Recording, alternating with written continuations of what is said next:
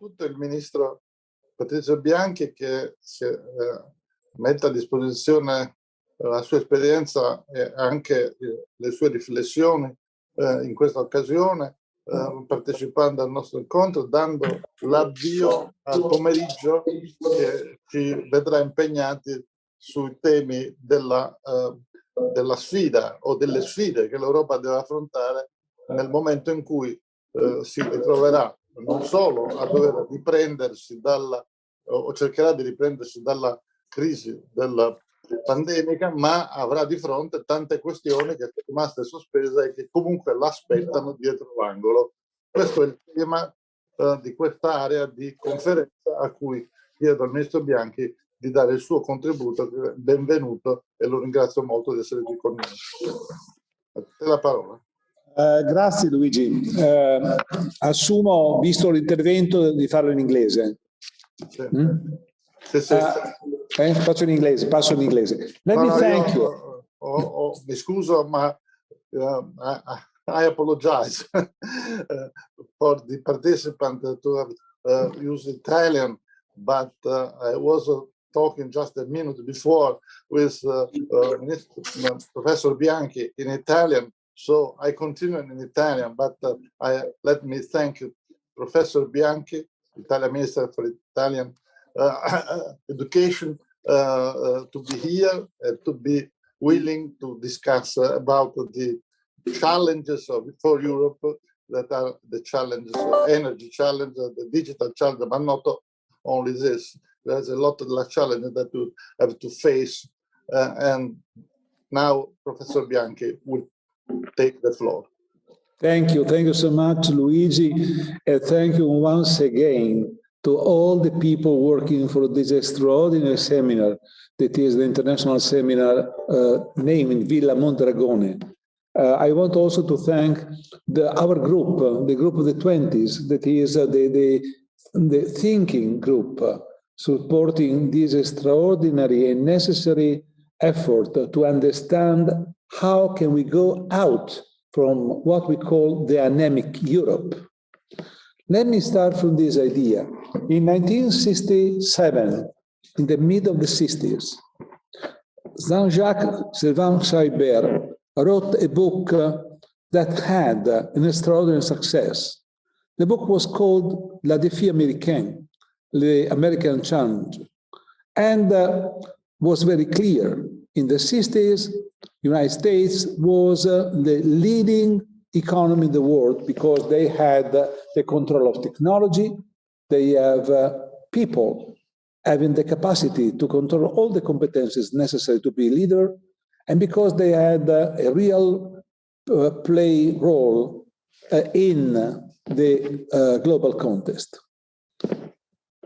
Unfortunately, the answer of Servan-Schreiber was wrong, because the answer of Servan-Schreiber to the reaction versus the défi américain was France must react and create an alternative to the United States. Why was so wrong this answer? Because it was clear, it is clear now more than in the past, that Italy, France, Germany are not enough to establish a real leadership at global level. In fact, I consider that the real European défi, the défi européen of our time is not just to be capable to take all the advantages of digitalization. And I don't believe also that is not the capacity to manage the ecological transition. The real défi européen, la European challenge, is to play a real role at global level, avoiding to be simply squeezed between United States and China. Because I am totally convinced that it's necessary that Europe can play a role in order to guarantee the peace and prosperity. It's time that Europeans start to think that it's not enough to have an internal capacity to manage the transitions, but we have to manage the transition to play a role at global level. So in some sense, we have to invert the paradigm. But let me come back to the present situation. What is clear now, at global level, that globalization is in act. Globalization, and this is clear not just because we have increased our economic efforts, but because the virus, the pandemic, made quite clear that all the people around the world are in the same situation. It's quite evident that national solutions, but also continental solutions, are not enough. One of the evidence derived from the pandemic is that we are really in a global context.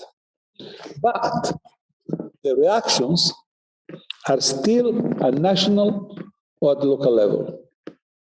We are in the same situation of Stéphane Sherbert. It's clear that we are facing a global challenge, but we are still thinking in terms of local context, the national context, the regional context. Now, I feel that the real European challenge of our time is the possibility for Europe to play entirely the global game, to be able to play first the climate game.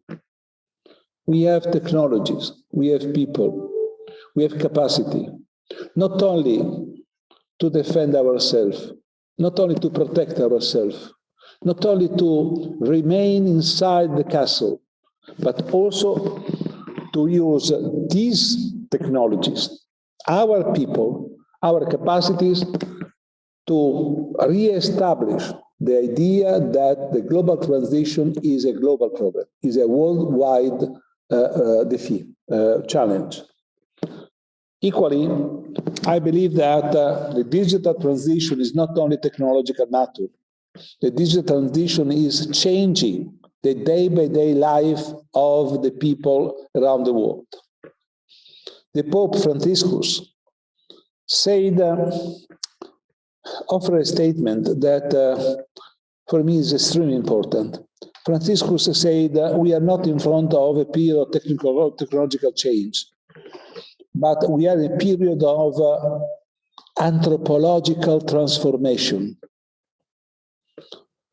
Digital revolution, climate revolution are not simply changing the economy, are not simply changing the environmental context. They are changing the people. They are changing the mind of the people. They are changing the critical capacity of the people. They are changing the content, the social context, the capacity to redesign a social context is extremely important. For this reason, it's necessary that Europe has a voice, one voice at global level. It's clear if we are looking to the Africa condition. Africa should be, by definition, an area where Europe must play a role, a central role. It's not true. It's not the reality. We have forgot Africa.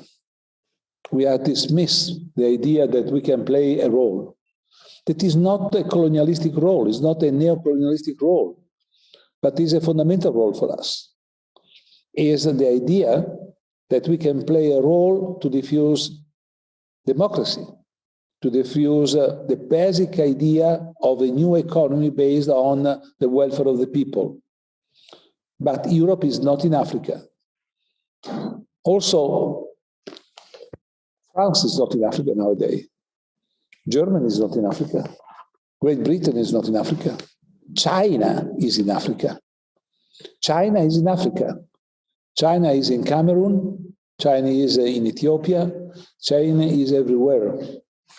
And China is taking not only the control of basic raw materials for the future, but also the food, and on the other side of the political relations with most of the countries in Africa. We cannot dismiss this point. I'm considering that it's necessary that Europe establish good relations with China, but it's clear that Europe must have the condition to play the same game than China. On the other side, it's clear that our relation with the United States is different. But let me say that we dismiss completely the relations between Europe and South America. South America is once again in a very dramatic moment. South America is facing another period of crisis. Argentina, my beloved Argentina, is in a period of crisis. Brazil is facing another period of crisis. We don't speak anymore about the Andean countries. In this sense, I feel that it's necessary that Europe can start again to speak with Latin America about Latin America. One of the persons that probably knows better than any other Latin America, Don Enrique Iglesias, that for many years was the president of the Inter-American Development Bank, in a recent dialogue that we had together with Romano Prodi, was exactly saying the same. We don't have the opportunity to speak together of the relation between Latin America and Europe. And let me say also that our relation with Russia, all the countries, the Arabic countries, and in particular the Southeast countries, probably now they are suffering of this lack of relation with Europe. But let me stress the point. It's not only a matter of foreign affairs. It's not simply a matter that the Union has to increase the diplomatic relation with this area. Is that in order to go out from what we can call the anemic Europe, we need altogether an extraordinary effort to re-establish relations between, for instance, our universities and the universities of these countries, between the schools, the education systems of Europe, in particular, let me say, Italy and these countries. We have to re-establish the idea that economic cooperation is a matter of people, is a matter of the capacity to work together. Also, coming back Europe in that great works that it was also necessary to re-establish the climate contest. For instance, let me remember the great capacities that the Europeans have, for instance, in water control. That is one of the main problems that now most of the countries have around the world. So we have some internal challenges. The internal challenges are very clear. The internal challenges are the challenges linked to the possibility to face the transitions in a positive way, to change the transitions in that element that is able to transform ideas, capacities in new production.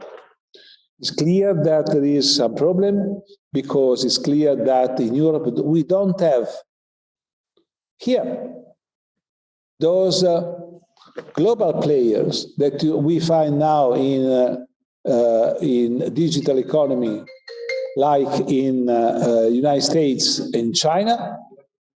Let me say that we have the possibility to work much more together between universities and the companies.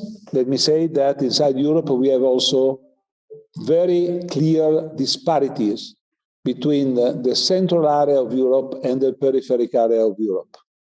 But we have to avoid that our perspective is only an internal perspective. is only an internal vision. We have to transform our internal tension to a new Europe in a capacity of this new Europe to play at global level. It's necessary because it's clear that there is a lack, and it's necessary that the role of Europe is to fill this gap with our history, our capacity, and also with our people. In this sense, let me say that I'm convinced that entire Europe must invest more in education. We have to invest more and more in education. We have to transform our curriculum. We have to invest not only in university, but in basic education. And we have to increase the capabilities of our people, because we have to maintain, to reinforce, to foster this role. And we can reinforce the role of Europe to go out from dynamic Europe, to reestablish the role of Europe only if we invest more in our people. Investing in education is crucial. Investing in education is fundamental to reduce also inequalities, but also to allow Europe to play entirely its own role at global level. For this reason, Luigi, I believe that it's extremely important, the meeting of this year. I think that this 32nd conference that we have in Villa Mondragone is once again the evidence of the great research capacity that we have around the world. But it's clear that the role of Europe is fundamental and is part of the solution of the different problems that now the global context has. For this reason, I feel that the discussion that now is following, the discussion on energy, the discussion on digitalization, the discussion on the different specific issues are clear and more clear if we have inside the framework of the general transformation of the world and the role that Europe has to play in this new context. Thank you so much, Luigi, and thank you to everybody.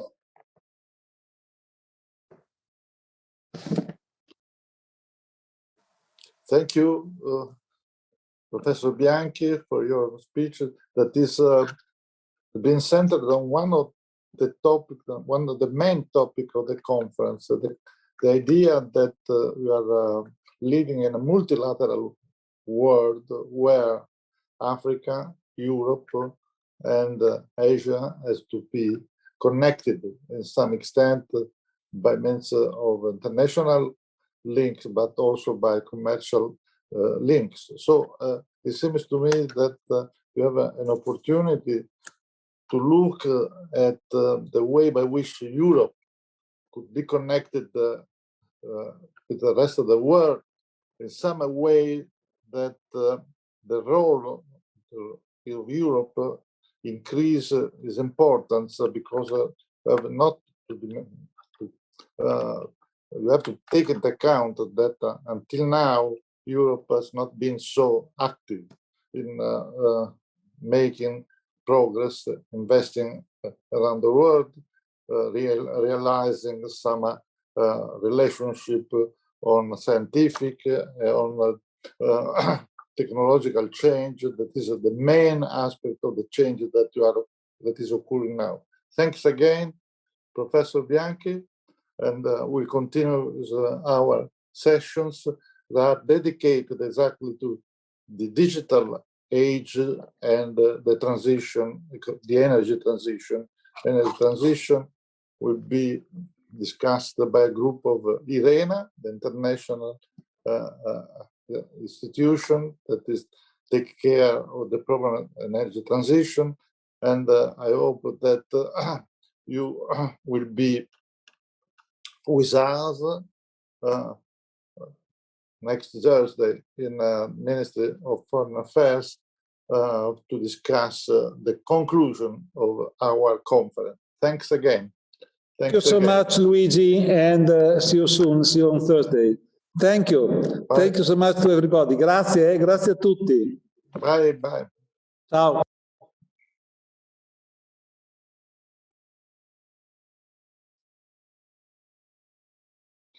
So I see Francesco la camera that is ready.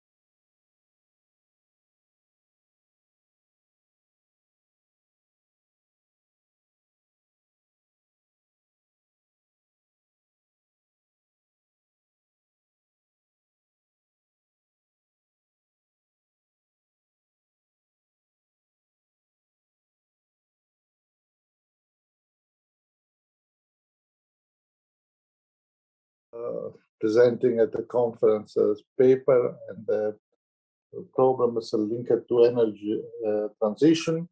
It's been a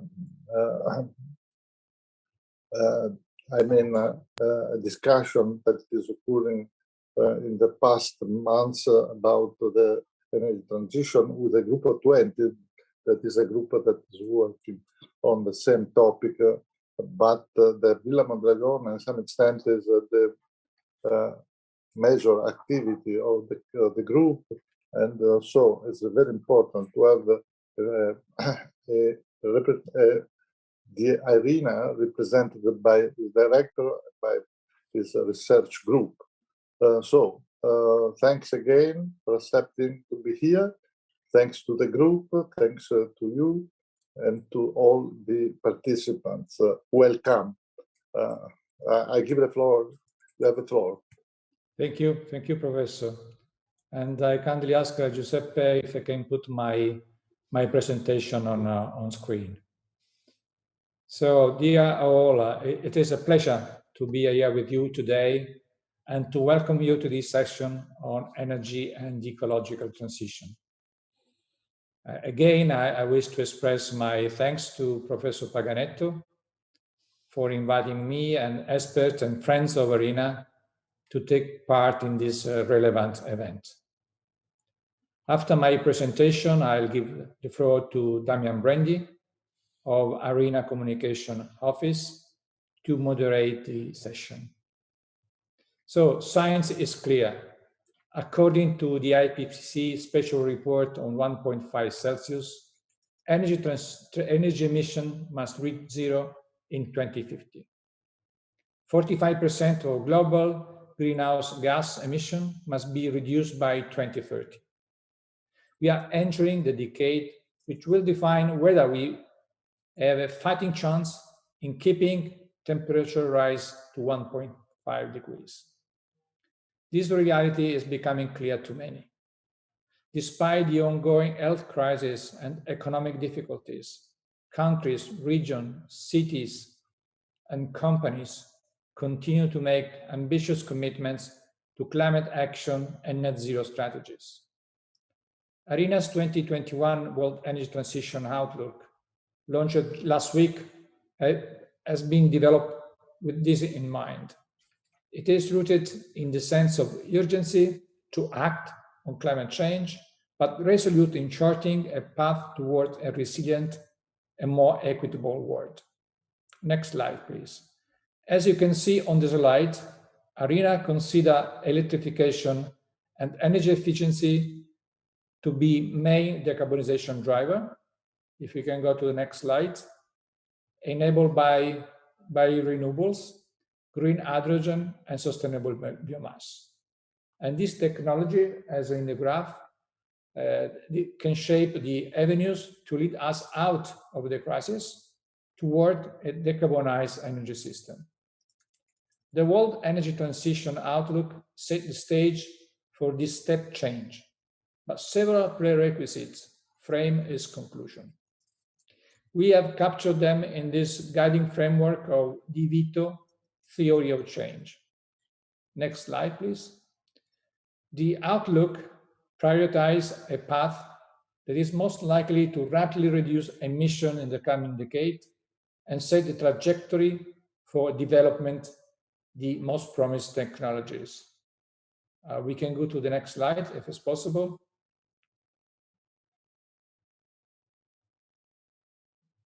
Perfect. So it provides a timeline and clarity on the steps to be taken to manage the transition from fossil fuels. And it shows that success will be only possible if the process is inclusive, from the engagement of citizens at local level to ensuring that all countries of the world have an opportunity to keep pace with and benefit from the transition. We can go to the next slide, please. The most important shift for the new energy future is the increasing use of low-cost renewable power to electrify end use, like transport and heat. electricity generation must expand threefold, with renewables providing 90% of the total supply by mid-century. Clearly, this is only achievable if supported by ambitious energy efficiency strategies. Let me also highlight that we consider hydrogen to be a key solution, at least in industry and transport. And ARENA Director Dolph Gillen will speak more to decarbonize these hard-to-abate sectors. ARENA envisages green hydrogen a major energy carrier and cost competitive with blue hydrogen by 2030. This is a large task, but we have already entered this new energy reality. Next slide, please. Financial markets are starting to shift towards sustainable energy assets. For example, the share of the fossil fuel EV energy sector in the US Standard Poor's Index dropped significantly from 30% a decade ago to below 3% today. In 2020, the Standard Poor's Clean Energy Index was up by 138% compared to the fossil fuel heavy Standard Poor's Energy Index, which was down by 37%. But the 1.5-degree agenda requires a different speed and scale. Therefore, the outlook contains a dedicated chapter on financing, and we are pleased that Kinges Mill Bond from the Carbon Tracker Initiative will be speaking more to the impact of the energy transition on financial market. This brings us to the next slide. Investment and policy choices in the coming decade will define whether we'll be able to do so. As you can see here, ARENA's outlook estimates that $131 trillion will be needed to realize the pathway we depict in the outlook. This is 33 trillion more than what current strategy and plan in place envisage. Government funds, including the short-term stimulus and recovery fund, can leverage private investment by a factor of 3 or 4. They must be used strategically, these government funds, to guide investment decision toward energy transition priority. This brings us to the next slide, please. But it's not an additional cost, as you can see. ARENA's analysis shows that when they reduce externalities from lower air pollution and avoid climate change are combined, the overall benefit of the energy transition is valued at between $2 to $5.5 saved for every additional $1 spent. Next slide, please. But let me be very clear. The task ahead is difficult, and we are entering in an uncharted territory. It is evident that energy decision can no longer be made in a vacuum of limited to technological choices. They need to be reconciled with economics and human development goals, environmental concerns, and financial avenues. So they need a comprehensive policy framework that consider people, prosperity, and planet, as illustrated in the slide. And it is in this context that ARENA brings its unique value. We have the privilege to work with countries from all corners of the world and gain insight across a gamut of transition issues. The outlook also seeks to deepen the understanding of the socioeconomic footprint of the proposed 1.5-degree path. Rabia Ferrucchi, ARENA's lead on socioeconomics, will share more details from our macroeconomic modeling later, but I wish to provide you with a few short insights. We see that benefits will be realized even in the short term. By 2030, the 1.5 Celsius pathway would boost the global GDP of 2.4% above the current plans. as shown here on this slide. This means at this moment when many countries are looking for the way out of an economic downturn, investment in the energy transition can bring much needed growth. The outlook also shows that following the 1.5 degrees pathway will more than double the employment in the energy sector from 58 million in 2019 to 122 million in 2050.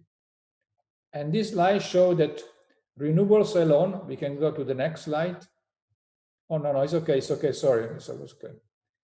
And this slide shows that renewable energy alone will grow fourfold from 11.5 million in 2019 to 43 million in 2050. Go to the next slide, sorry, this was still on GDP, perfect. And you can see this number growing from the slide. And this offering diverse opportunity for those who may need to transition to different occupation. Next slide, please. But we also know that these are not just numbers. They represent workers, families, and communities. So we caution not to oversimplify, but carefully and proactively manage possible misalignments, be it in timelines, skills, or geographies. And we show many opportunities that exist along the renewable value chain to provide insight that are practical and have real-life application. We now have a historical opportunity to bring about broader societal and economic change, as Griff Thompson from Georgetown University will discuss. In this regard, it is also important to remember that emerging system is not a full replacement. It is a new energy system based on decentralized technologies that take advantages of digital solutions and allows participation of many actors. This far-reaching geopolitical implication as ARENA Director Elizabeth Press will discuss in her remark. Ladies and gentlemen, to conclude, I'd like to note that we see a renewed commitment to energy transition and a growing recognition of its wider impact on economics and societies. The community of countries striving for a net zero energy future is growing, but progress remains uneven across countries and regions. And the energy transition trends indicate that large parts of the world are not moving at a necessary pace.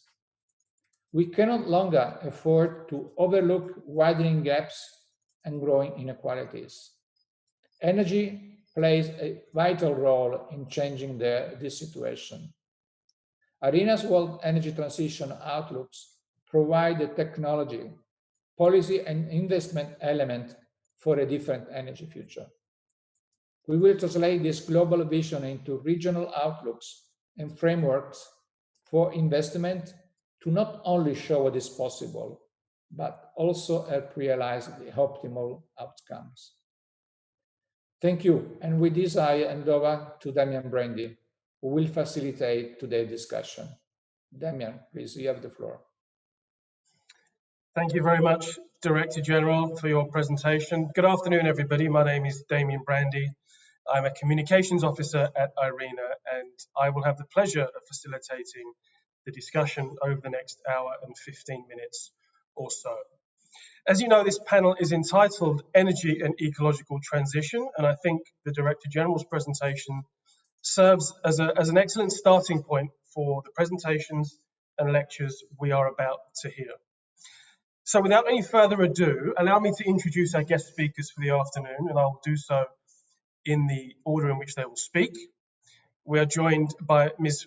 Rabia Faruqi, Director of IRENA's Knowledge, Policy and Finance Centre. Ms. Faruqi oversees the agency's work on renewable energy policies, including design and socioeconomic benefits. Mr. Griffin Thompson, a former US climate change negotiator and former director of the Office of Renewable Energy at the US State Department. He's also an adjunct professor at the Georgetown University and the University of Chicago. Mr. Kingsmill Bond, energy strategist at Carbon Tracker, with a background in financial market strategies. Ms. Elizabeth Press, the Director of Planning and Program Support at IRENA. Ms. Press leads IRENA's program strategy and reporting to governing bodies. She also leads several special projects within the agency, including on the geopolitics of energy transitions. And finally, Mr. Dolph Gielen is a director of IRENA's Innovation and Technology Center. Mr. Gielen's not with us just yet, but he will be joining us shortly. So to begin proceedings, I would like to invite Ms. Rabia Faruqi to deliver her presentation on energy transition policies from a socio-economic perspective. Ms. Faruqi, the floor is now yours. Thank you very much, Damian. Thank you, Professor Paganato, for this invitation.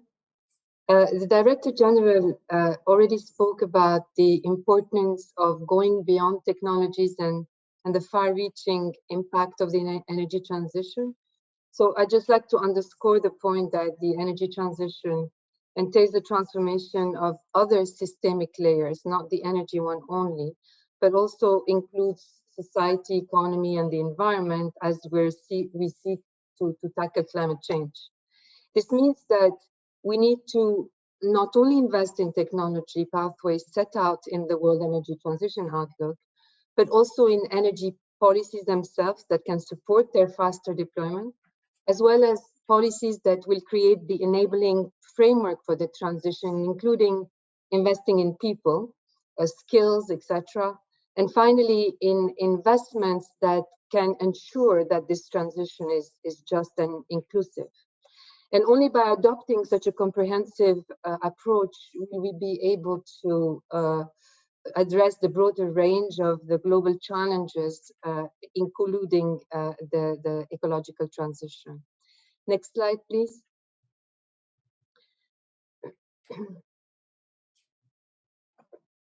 If I could have next slide, please. So, since its inception, IRENA has adopted such a comprehensive approach through a macroeconometric analysis integrating a holistic climate policy basket alongside other policies, which can also provide sensitivity analysis of the different measures that are introduced. So what this approach does is link the energy system and the world economy with one quantitative framework, and it's based on E3ME macroeconometric model, which basically represents the aggregate human behavior through a chosen set of econometric relationships that are regressed over the past few decades of data and are projected into the future. So as a result, the model includes a high geographical and sectoral granularity. Over 60 countries, regions, and country groupings are integrated. And the sectoral resolution of the economy includes about 70 economic sectors. And in this year's veto, we have included additional fiscal measures in the form of taxes, lump sum payments, etc., as part of this holistic climate policy basket to address potentially the regressive impacts of policies such as carbon pricing, for example. So any measure taken to support transition-related technologies must be evaluated also in terms of its incidence on people and on different economic activities, and not only in terms of its technical potential. This is one of the fundamental ways that we can influence and ensure support for the energy transition. So I will very briefly give you some of the global results of the 2021 veto. Next slide, please. As the DG showed, the 1.5 pathway will boost GDP by an additional 2.4% on average per year, compared to a plan, the current plan scenario. And this is very well aligned, obviously, with the needs of a post-COVID recovery. The value is, this is over the next decade, the value is 1.2% on average per year if we look at up all the way to 2050. Next slide, please. The model also looks at the impact of the transition on different economic sectors. So you'll see on the graph that the oil and gas and manufactured fuel sector experiences the most negative impacts. The agriculture, including forestry, benefits from a higher demand from biomass and biofuel inputs. And the largest benefit accrue to in three aggregate categories of services, with more demand for things like consulting, planning, financial, legal, administrative services, but also higher consumption pathways will lead to additional demand for leisure activities and respective services. Next slide, please. Obviously, the GDP results that we presented do not include the effect of climate damages for either the plant or the 1.5 scenario. But we know climate change is already affecting economic activity, and it will continue to do so to varying degrees depending on regions and emission pathways. The IRENA's estimates, which can already really be considered as conservative, integrate now the climate damages. And we find that the impact economic activity, both, of course, in 1.5 and planned scenarios, but at a much lower degree under the 1.5. So in 2050, the difference in GDP between the two scenarios is 3.9%, compared with 0.3 with climate damages, when climate damages are not factored in. Next slide, please. Regarding employment, the DG pointed out to the positive impact on employment in the energy sector, reaching 122 million by 2050. Looking at the segments of the value chain, we see qualifications, skills, and occupations increasingly concentrated in manufacturing, followed by fuel supply. At the energy sector level, I think one important point is to highlight is the fact that the transition-related jobs more than compensate for the job losses in fossil fuel and nuclear. The energy transition obviously offers significant employment opportunities across different economic sectors. Leveraging existing skills and qualifications helps to reap these benefits. Over the years, IRENA has published several reports estimating the job potential and occupational categories along the segments of the value chains of renewables. The employment implications obviously go far beyond the energy sector itself. For example, we have some nice results in the veto this year on labor implication in the road transport sector as it transitions towards electric vehicles, and also on green hydrogen supply chain as they develop. Next slide, please. So we also find that a lot of the jobs are local jobs. So for instance, for the PV value chain, jobs in installation and operation and maintenance account for 70% of total required human resources. Next slide, please. So beyond GDP and job, this year's veto also presents IRENA's Energy Transition Welfare Index. So in addition to economic, social, and environmental dimensions that we had in the past, we have refined the index to include distributional and energy access dimensions, which are very often overlooked. Overall, the 1.5 scenario, next slide, please, sees an 11% improvement. The economic dimension is similar for both scenarios, but that reflects that the energy sector is a relatively small share in the global economy and in the global labor force. But for the environmental dimension, we see a 30% improvement, and both social and distributional dimension improve substantially. So these realities basically deserve more policy attention, as was mentioned by our Director General. The right policy mix will be key to realize the pathway that we set out, IRENA sets out in the veto. And I will just very briefly go through a few of them in the next slide, please. So obviously we do need tailored and context-specific deployment policies to support each of the technology avenues, and they should continue to play an important role to support market creation, facilitate scale-up, reduce the cost of technology, and increase investment. Next slide, please. But in addition, we also need cross-cutting enabling policies, and these include, of course, ambitious targets that can issue clear signals to stakeholders, facilitate access to affordable finance, phase out fossil fuels, eliminate distortions, raise the awareness among citizens, etc. Next slide, please. We also need, I think, to be cognizant of the fact that the trajectory and implications of the energy transition will vary significantly from country to country.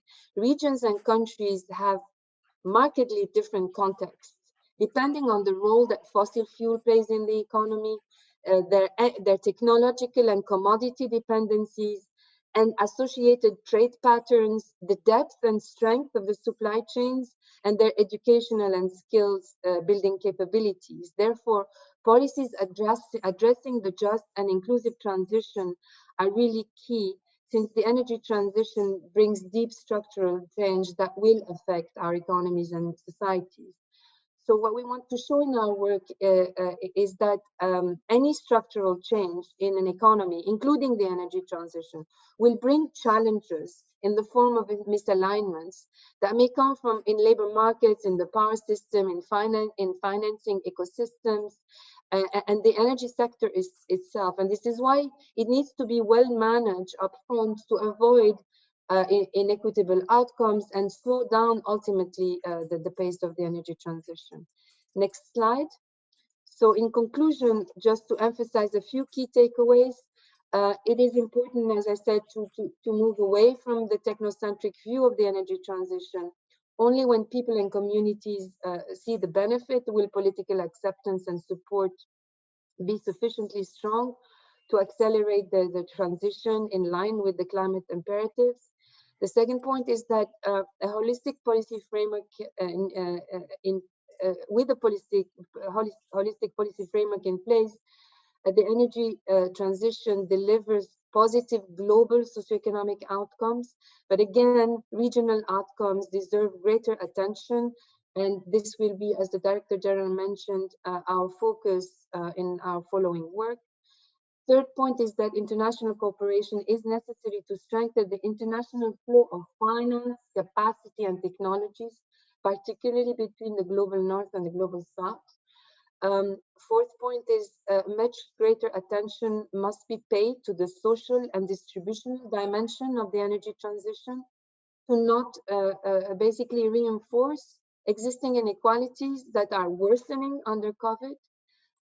Finally, the last point is that the energy transition must be at the center of the structural economic transformation agenda, because leveraging local capabilities and regional cooperation for green industry development can alleviate a range of structural dependencies that have hampered development in most of the developing world. This holds particularly true for emerging economies and regions looking to reconcile economic development, industrialization, and environmental objectives, but also, of course, more broadly. So as mentioned, the COVID pandemic has further unveiled many of the issues IRENA has been working on, and we really welcome the opportunity to discuss these dynamics in today's seminar. Thank you for your attention, and back to you, Damien. Thank you, Rabea. Fascinating insights. Continuing with the theme of socioeconomics, and specifically on a just people-centric transition, I'd now like to introduce Mr. Griffin Thompson to deliver his lecture. Mr. Thompson, the floor is now yours. Well, thank you very much, Damien, and I want to thank the organizers for the invitation to attend this noted conference. It is now common knowledge that we are in the midst of an historic global energy transition. Countries around the globe are quickly integrating renewable energy into their economies for reasons ranging from energy security, economic prosperity, to global climate change. Now, as noteworthy as this move towards a zero carbon energy future is, my point is that this transition can be and must be about something far grander and more socially significant than simply a change in the color of the electrons that electrify our homes, schools, factories, and automobiles. Because of the unique characteristics of renewable energy technologies and the expansive socio-political reach of the energy sector, this transition is an opportunity to transform the very structures that surround the energy sector and the very structure that is currently contributing to economic inequality, social injustice, and global climate change. And how appropriate it is that this conference is taking place in Rome, for this magnificent city has hosted over the years conversations and proclamations that have shaped our discussions on the health of this planet and our dreams for a kinder and more equitable society. In a few moments, I will identify two documents that I think are particularly relevant to the topic at hand. My argument, which isn't particularly novel, is that the energy transition requires us all to redefine the terms of discourse, not only of energy, but of our worldview more generally. That is, we need to think more systemically and in a more integrative way about how the centrality of energy service delivery and its effects on our socio-political institutions.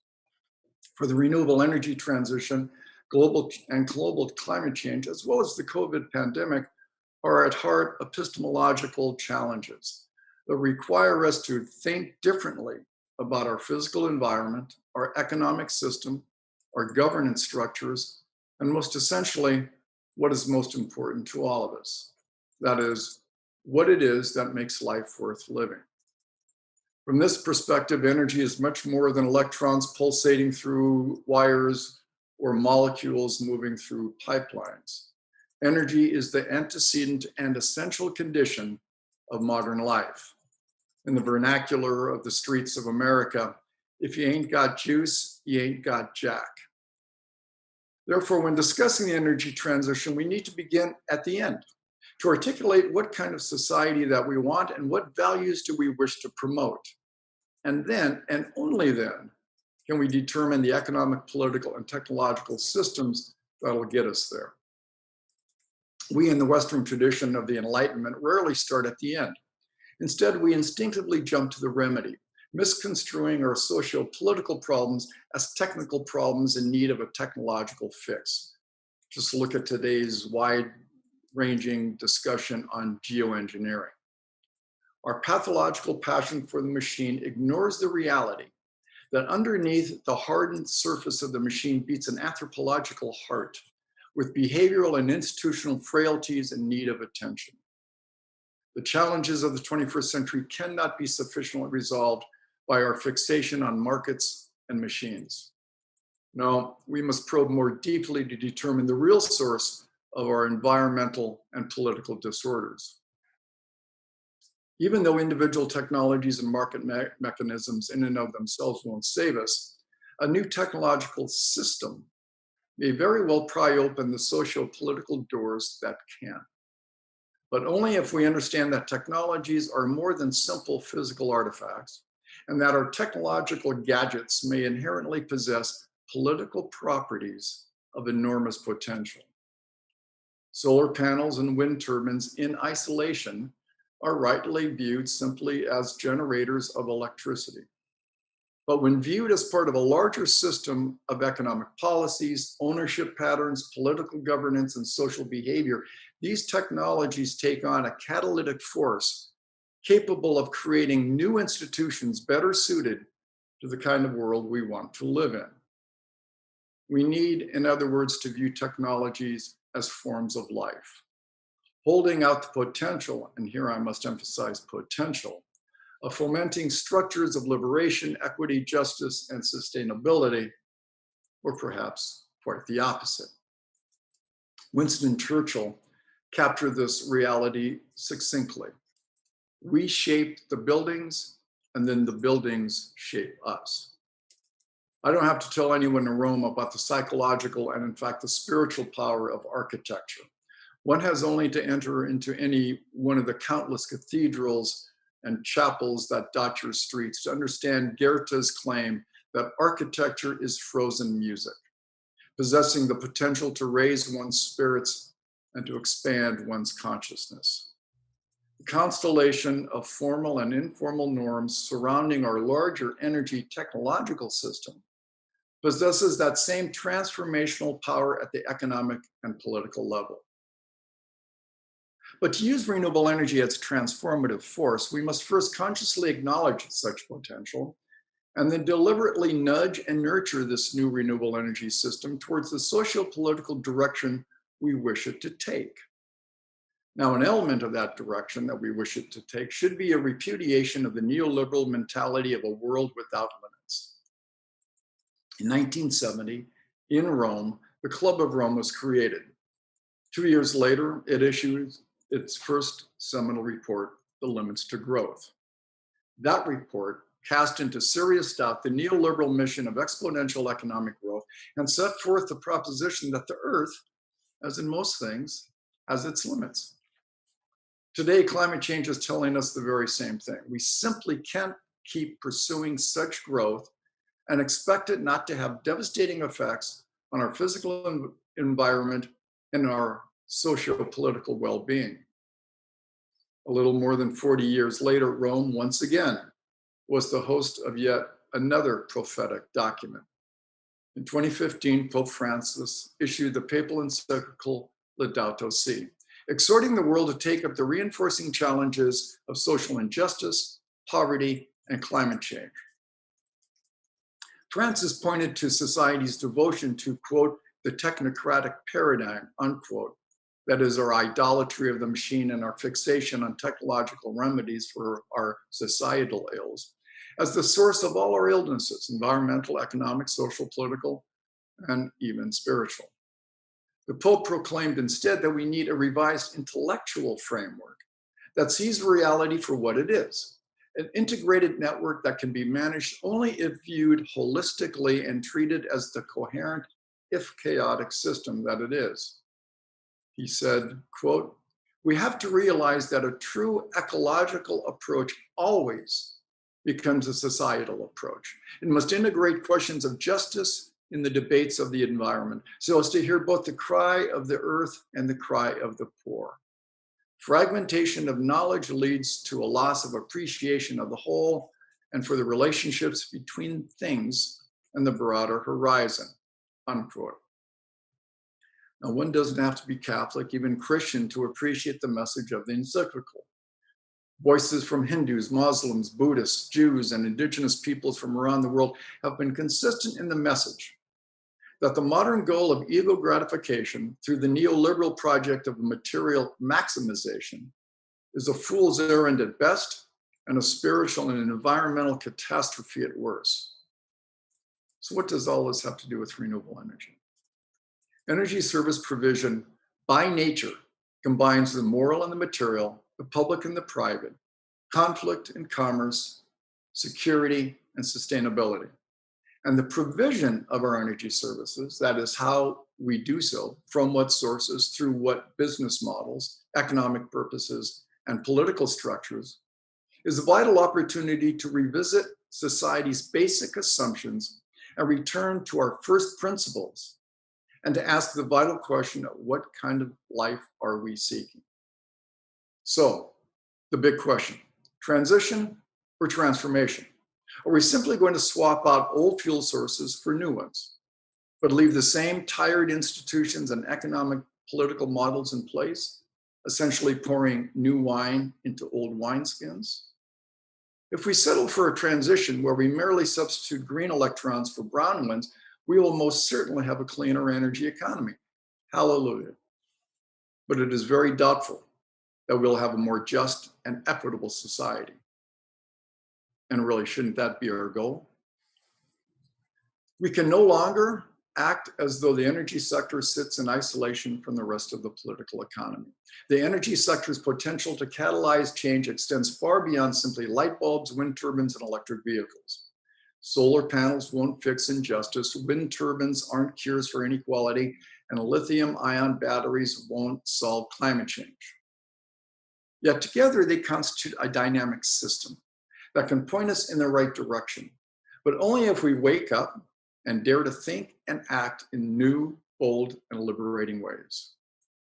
Years ago, US President Dwight Eisenhower, anticipating Pope Francis's systems thinking, said, quote, "Whenever I run into a problem I can't solve, I make it bigger. I can never solve a problem by making it smaller, but I can always find a solution by making it bigger." And make it bigger is exactly what we need to do when confronting the energy transition, climate change, injustice, and inequality. Business as usual, that is the very business that drove us to this fearful place, will no longer suffice. As we stand on the threshold of monumental global change, only a new vision and a new manner of action will do. Let's face it, orthodoxy is killing us. Let's give heresy a try. A heresy born of reflection, imagination, and courage. Again, Pope Francis, quote, "A strategy for real change called for rethinking processes in their entirety. For it is not enough to include a few superficial ecological considerations, today's market mechanisms, while failing to question the very logic which underlies present-day culture," unquote. As much as we need to continue our commitment to research and development and technological innovation, what we really need today, what the renewable energy revolution provides the occasion for, is innovation in our thoughts, in our institutions, and in our hearts. The theme of this conference is lessons from COVID-19. Well, what the past year should have taught us all, and what climate change is revealing in an accelerating rate, is that behavior is important, responsive institutions are essential, and that improved means to unexamined ends are of little value. The pandemic has also shown that we can change our habits and devise new ways of doing old things. Let us not squander this rare opportunity to examine our collective ends and to respond to the angst and anger we see on the streets of our cities day after day. Let us use the renewable energy revolution as the occasion to build the socio-political structures that recall the virtues of the common good while recognizing the values of individualism. A future where multiple identities and interests fuse more peacefully with the spirit of the common good. Let me conclude by invoking a noted Italian and acknowledging that this transformation will not come easily. Niccolo Machiavelli in 1532 wrote, quote, "Nothing is more difficult to handle or more doubtful of success than the introduction of a new order of things. Because the innovator has for enemies all those who have done well under the old conditions, and only lukewarm support for the new, for the people do not believe in new things until they have experienced them," as Rabia just mentioned, unquote. Well, let us build a truly new order of things more responsive to the needs of our families and our communities, those things that actually make life worth living, so that all people can experience them and support them. Thank you very much.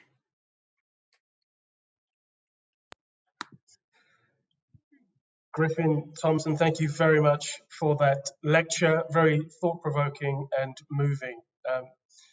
We must go beyond markets and technology to consider the profound potential this transition offers for positive social and political change.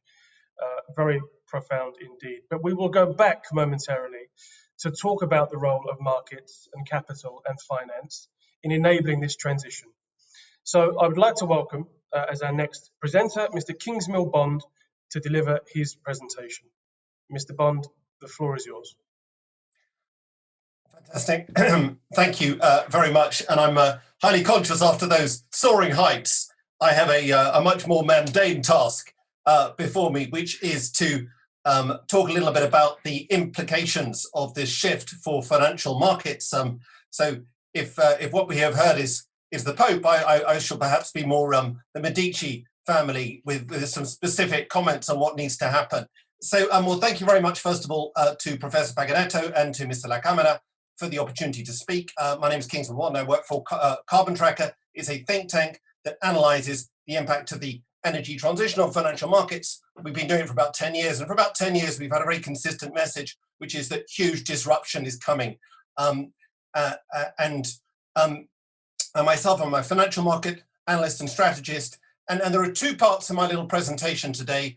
First of all, I want to talk about what has happened already and seek to interpret some of the quite surprising shifts that we have already seen. And then I want to look a little bit forward and think about what the disruption yet to come is. So I'm going to take it as a given, as the previous excellent speakers have laid out, that there is a technology and policy-driven energy transition going on. The question, as I say, is what does that mean for financial markets? And there are three key conclusions before I move on to my first slide. The first observation is that financial markets act at the start of transitions, which means right now. Secondly, things will get much more dramatic this decade.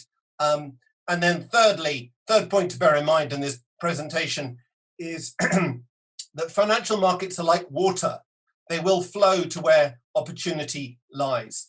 So to lay out the framework and the theory, once you get to peak demand, as this little chart is trying to show, once you get to peak demand, you immediately get stranded assets for incumbent players. So for example, you are E.ON or RWE or even NL back in 2007, you've built coal and gas capacity for demand you expect to come. And when it doesn't come, you have to close those coal and gas-fired power generation stations. That's immediate stranded assets. And what happened, for example, to the electricity sector in Europe in 2007 was that when the peak came for fossil fuel demand in Europe, as it did in 2007, they then saw over the next decade $150 billion of stranded assets and write-downs. They saw a restructuring of the companies, and companies indeed like NL, which were clever and sharper than some of their competitors, were able to take advantage of this and to move more quickly into the new world, which was materializing. And once you get to excess capacity economics 101, forgive me, you also get lower prices. So that meant, for example, lower electricity prices in Europe and has meant lower coal prices and so on. Next slide, please. So financial markets, this is axiomatic, but financial markets react at the peak or actually shortly before the peak, because investors know what happens when you get to peak demand. You get all kinds of problems, so they sell in advance. And it's worthwhile pointing out this very obvious point, because people often say, well, the fossil fuel system is huge today. Sales are 90 million barrels of oil or 95 million barrels of oil, and they still will be at least 80 million barrels of oil in 10 or 15 years' time. Therefore, there's no problem. Actually, there is an immediate problem because financial markets see the decline, they don't like it, and they sell immediately. And I give you three good examples of this process happening here. First of all, the European electricity sector, which peaked, as I said, in 2007, then fell by about 50% over the following decade and didn't recover. Secondly, the global coal sector. Global coal stocks peaked in 2011, shortly before global coal demand peaked 2 years later. And within 3% of the peak, half the US coal sector had gone bust. And then the oil services sector, with the oil services stocks peaking in 2012, shortly before oil services capital expenditure peaks. So the point simply is that financial markets see peaks, they anticipate the future, and they sell as soon as they have a different vision of the future. Next slide, please. So what then happens is that financial markets themselves drive change. And this is a process very well known and explained by George Soros. It's called reflexivity. I'll give you a couple of examples of what happens when you go over the tipping point of change. You get virtuous cycles and you get vicious cycles. So the virtuous cycle in the new system is the share price, for example, of Tesla rises, they're able to raise new capital, they build more cars. When they build more cars, the price goes down. As the price goes down, more people buy them and they build more. That's a virtuous cycle. And then at the same time, you get a vicious cycle for the incumbents in the old system. So they sell less cars, there's a less revenue over which to allocate fixed costs, and therefore they make more losses, and therefore they have to start selling and winding down their operations, and then you get into a vicious cycle of decline. And that's really what has already started to happen in various different parts of the energy system. And it's worth noting that it's not just in financial markets that you see virtuous and vicious cycles. I'm sure Elizabeth will talk about this, but you also see it in politics, you see it in society, you see it in terms of expectations in geopolitics. As change starts to happen, so it is sped up by these virtuous and vicious cycles. Next slide, please. I wanted to give a very concrete example of a virtuous cycle. This is electric vehicle capital raising in billions of dollars. And what you'll see is that for years and years, these companies struggle to raise any money. And then suddenly in 2020, they raised 10 times as much money. So money is flooding into the electric vehicle sector in China, in the United States, in particular, new companies, new ideas, new capital. And what's happening in the electric vehicle sector is being repeated in many areas of the energy transition. So we're all very aware at the moment that money's flooding into hydrogen opportunities, flooding into the battery markets, tenfold increases in the number of battery factories in a very, very short space of time, for example. So it's very concrete and change is happening right now. Next slide, please. And what that change does is that what this capital does, it helps to drive relentless technology change. This is a very well appreciated slide. I'm surprised that's been used already, but I think people are aware that you get this collapse in the costs of solar and wind, and that you get this exponential growth in the deployment of all of these new energy technologies. Next slide, please. So that's the past. We sought to interpret the past. I'm now going to look a little bit into the future. And what I've just described, I would suggest, is the warning signals, the four shocks before the main earthquake. Because if you look at this chart, which is taken directly from Rystad, you don't have to be able to read the detail to understand the chart. It's pretty clean, pretty clear. The stuff in brown is all the fossil fuel demand. The stuff in green is all the renewable supply that's coming on stream. And we're bang at the top. And what's interesting about this forecast, and forgive me, Francesco, for not taking the IRENA forecast.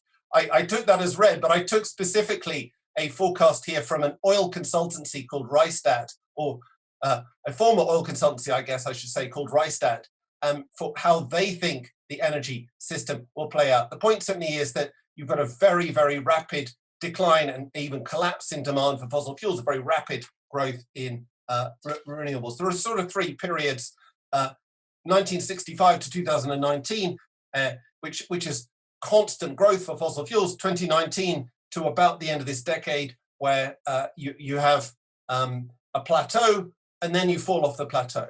And that's the kind of framing I think we need to be thinking about. Next slide, please. So we would suggest, therefore, that there is much more disruption to come. I'm very sorry that this slide has not come out very well. All that this slide is trying to show is that we have seen lots of peaks, as I mentioned.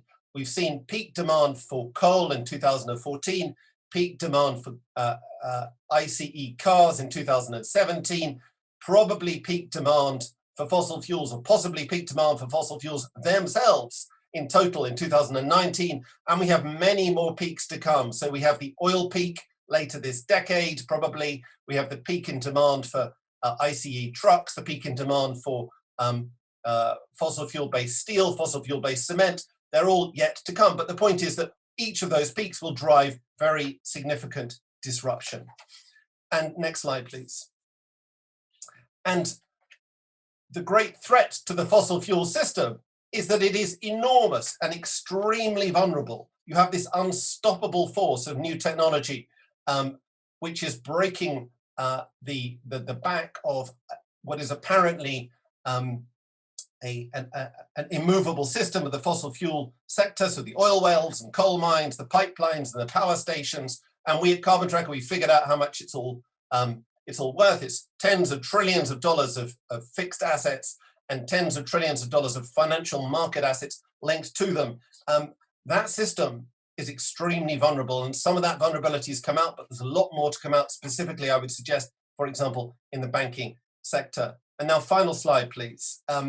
So what this then leads to is on the other side, because I don't want to end on a negative aspect of disruption for the incumbents, you also get spectacular new growth for the new system. So huge amounts of solar and wind and batteries and passenger cars yet to be built.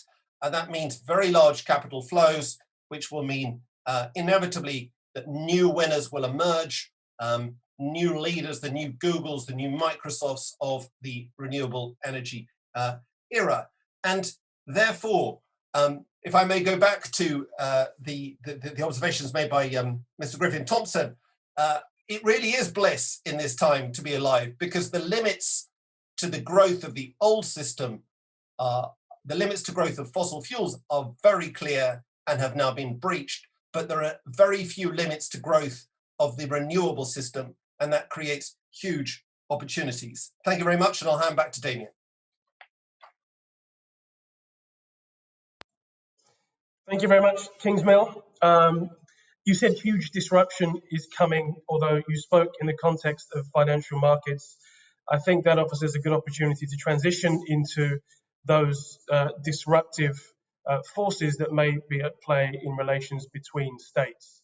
So to offer us a perspective on the geopolitics of the energy transition, I'd like to welcome Ms. Elizabeth Press. Elizabeth, the floor is now yours. Thank you, Damien, and thank you, the organizers, for giving us an opportunity to share our perspectives in this meeting. And I will be picking up a little bit on everybody's presentations until now.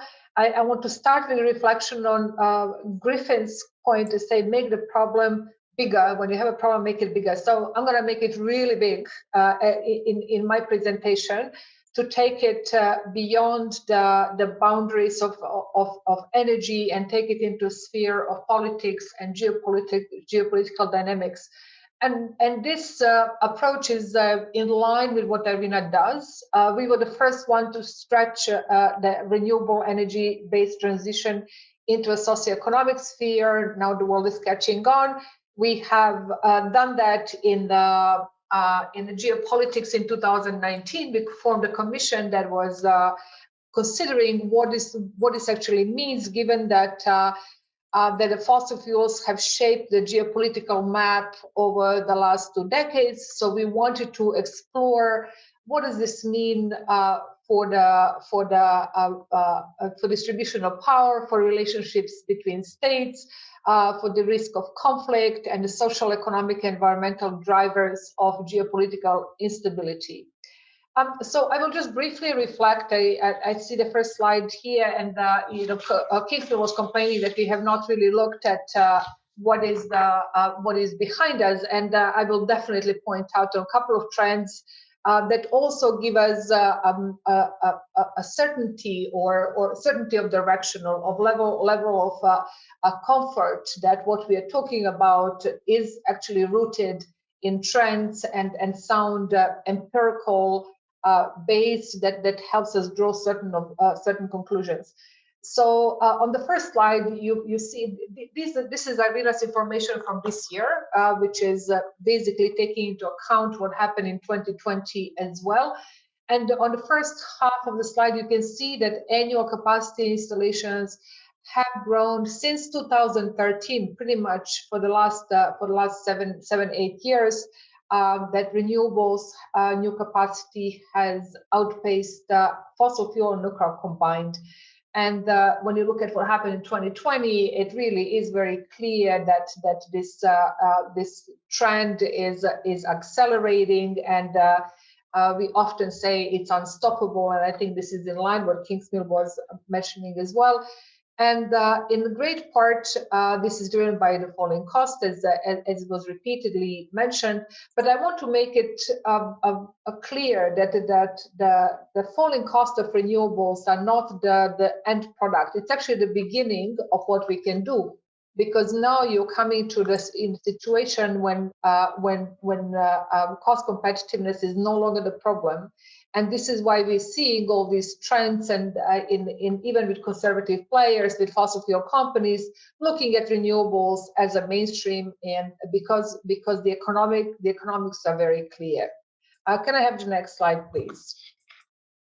When you stretch the surface of what is happening, and this is where the geopolitical angles come into play, is you see that even though this transformation is dramatic and it's happening very rapidly, but it is not equally happening around the world. And we're watching it for quite a few years now, and what we see is that Asia accounts for majority of new capacity in 2020. For instance, it was 64%. Obviously majority of it in China, and you see Europe and North America also growing. But the regions that have the greatest potential to reinvent themselves and become players in the global energy system, and achieve the potential that both Rabia and Griff talked about, that to really promote this equality, equity angle of the transformation is still pending. It is not happening at a scale that is possible and what can be expected. Can I have the next slide, please? And when you look at these maps, they show you the global solar and wind potential. Our Director General mentioned in the beginning that this is not a fuel replacement, and it's absolutely not a fuel replacement. And we have no less than 80% of the people in the world living in countries, they are fossil fuels net importers. But every single country has the potential, some sort of potential, renewable potential to explore. So on this map, we see that it is a map that we used in our geopolitics report in 2019, and it shows only global solar and wind potential. But when we are talking about new system, we also have to consider other potentials that exist, including hydro, biomass, geothermal, and increasingly important ocean marine energy. That is also one of the focus areas for the G20 presidency held by Italy right now. What this means is not just this is not just a map of a potential of renewable energy. It actually is a tool for new development opportunities. And if we think about what are the current trends in conversations, what is the focus on for policymakers, when we talk about the hydrogen, there's a lot of discussion about the green hydrogen, how green hydrogen can contribute to decarbonization. This also means that some of the countries, they have a very high renewable energy potential, can also consider what are the parts of the value chain that they can occupy in this new energy system. And this is something that my colleague Dolph will speak about in more depth in his segment.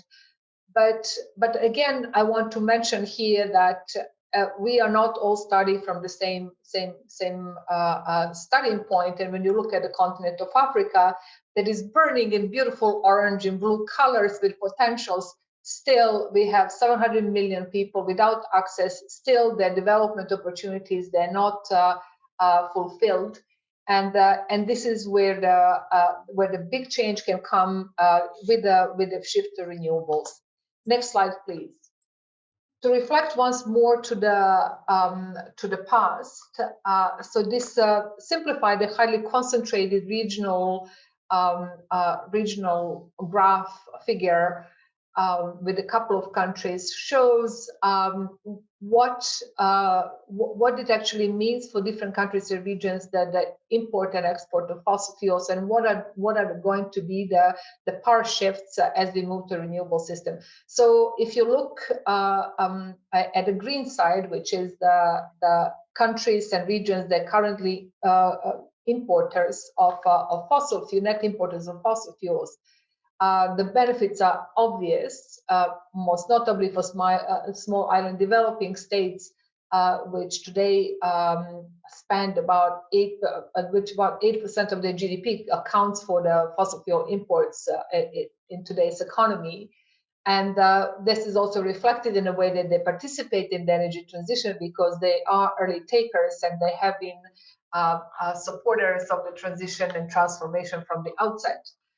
But this also shows that some of the regions and countries, they are currently the exporters will have a monumental task ahead of themselves to reinvent the economy and wean themselves off the reliance of the fossil fuel exports.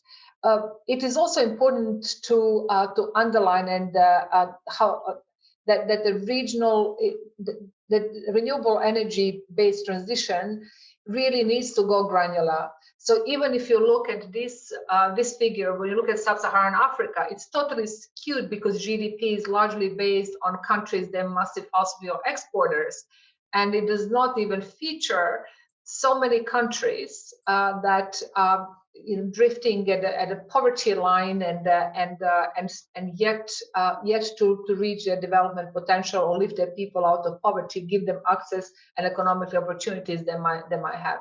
Again, this is where the renewables-based transition gives them a massive opportunity to reinvent themselves in the future. Next slide, please. So there is like a small table here that I wanted to just highlight a couple of changing trends and highlight key features of what we can actually consider when we talk about the geopolitics of energy transition at this point in time. The main issue, obviously, is as a global energy trade and renewables. That the lack of dependence on fossil fuels will obviously reduce the importance of critical trade points. Just to illustrate, for instance, the Strait of Hormuz is today accounting for about 30% of all seaborne trade crude that passes through that passage. If you do not have crude oil, if you do not have that sort of trade going on, the geographical relevance and risk it becomes less important. That the upside to it is that the countries who are actually developing renewable energy technologies and positioning themselves at a clean energy race will become more influential and will benefit upfront. And we're already seeing some of this happening with the developments in recent years. But at the same time, there has to be a careful consideration as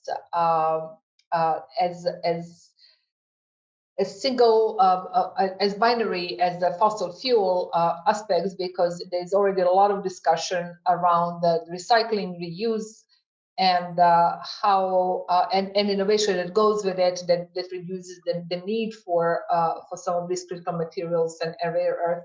Just to mention, cobalt is not necessarily a critical material, but it is one of the materials elements that is being used a lot in for renewable energy technologies, especially in batteries. And there is already a few companies they're coming up with the new different batteries that do not require cobalt. So we will see how these critical materials evolve. But in any case, it is something to watch in the changing trends and global energy trade. Then the second point is on energy security. I already mentioned that the independence that comes from the fact that each country has some sort of renewable energy to harness, which definitely strengthens energy security and energy independence of most countries. Obviously, that the transitional period will have an impact on how we move out of fossil fuels and transition to renewables. And I think we have seen some of the instability or vulnerabilities last year during the COVID crisis, when the reduced demand really had a profound impact on the fossil fuel markets, and renewable energy displayed resilience in any case, it is in nobody's interest to have a rapid and unstable financial shocks or economic shocks that come with a change very, very suddenly. Very important angle to it is what is going to happen with workers and potentials, workers and communities who are right now dependent on fossil fuels, and the just transition angle and the risks that come from unwise or not properly managed transition are very evident, and my colleagues, both the Director General and Rabia, spoke about the potentials in that space. I want to highlight here the energy security part, that the geopolitical relevance of regional cooperation, how much the global trends will be regionalized because technology and market solutions for renewables-based systems will very much harness the cross-border regional potentials rather than global ones. Again, here I think that the new links and new codependencies evolving from the shift need to be carefully managed and understood, but the potential of stability and better regional relationships is big, because countries are less likely to enter into conflict if they have economic interest to stay in the peaceful in the economically linked relationship. And so the final point to raise is one on energy access and democracy. Deployment at any scale aids decentralized energy production and consumption, which obviously enhances sustainability and equity. And electricity, biofuels, and other materials critical for renewable technologies that gain in significance are reflected on the risks associated with critical materials, but it also opens geopolitical possibilities for positioning some of the states that are rich in these materials, and some of them are actually quite underdeveloped at this point in time, meaning they do have a potential to stabilize economically and increase their political relevance with proper harnessing of these potentials. I also want to highlight as the last point in this particular slide that the diffusion of power is not only going from global to regional to state level, it also goes beyond the state level. It is very important to understand how the local levels will be playing a role in all of this, because it has an impact of both at the state level and the regional level, and creates a new dynamics in empowerment, but also in the reshaping of the economy, and how the future can look for some of the countries if you go deeper to the local level and study from citizens to cities to municipal and regional state levels.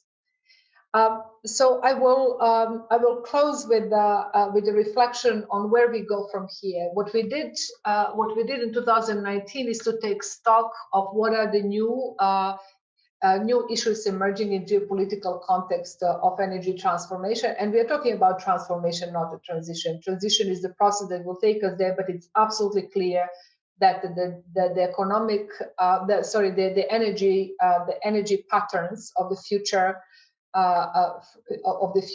will look very, very different, and will have a profound impact on the political dynamics. Countries, and I'm actually, so now I don't remember because I missed the very first part of the presentation for technology reasons. So you see, technology is never the key player here. So we have now 165 countries, and all of them, without exception, are interested in different angles of energy transition, including geopolitics. And this is why we also created a collaborative framework on the geopolitics of energy transformation, which is meant to facilitate these discussions, in-depth discussions, to enable policymakers to really preempt of what are the trends that will impact them, how to preempt them, and how to promote international collaboration to minimize adverse impacts and maximize benefits. And it was very interesting to see what our countries asked us to look at. So one of the top subjects was the hydrogen, geopolitics of hydrogen. We are at present actually working on the analysis of geopolitics of hydrogen, green hydrogen, clean hydrogen in particular, which is in some ways it's an interesting discussion because it's in some ways unfinished business. There is not enough. There are not enough trends that we can see that we can with certainty preempt which way this will go. And I think Dolph will speak about some of this in his presentation. But they were equally interested, our countries were equally interested in how the energy transition transformation can impact the climate and security, how the jobs and the new value chains will reshape the political dynamics, where the new trade issues will emerge as we go forward, and the whole host of other issues that we will be looking into some details as we go forward. And we are very pleased that in this collaborative framework, we have not only our countries, but also many academic institutions and think tanks, and we welcome all of you listening today to work with us on these, to explore this important stream of work so that we can help policymakers preempt the future and instill policy actions that are necessary for a better shared future for all of us. Thank you very much. Thank you very much, Elizabeth.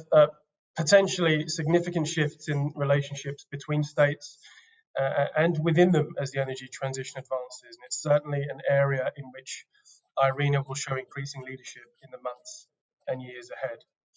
So far this afternoon, we've spoken at length about the social, financial, and geopolitical opportunities of the transition. But to achieve a 1.5 degree compliant energy transition, we will need to pay special attention to the need to decarbonize end-use sectors. And so for our final presentation of the afternoon, and to talk us through how we do or how we make that end-use decarbonisation by 2050, I'd like to welcome Mr. Dolph Gielen for his presentation. Mr. Gielen, the floor is now yours. Yeah, thank you. Thank you very much, Damien. It's a great pleasure to participate in this panel today. Indeed, I wanted to give a little bit of detail on our thinking on decarbonizing end-use sectors. So if we talk end-use sectors, we mean buildings, industry, and transport. So that is a relatively new topic. The attention from a renewables perspective, last decade was primarily focused on renewable power, and that is progressing very well. But renewable power alone will not get us to net zero. So we need to think of what to do in these three sectors I just mentioned.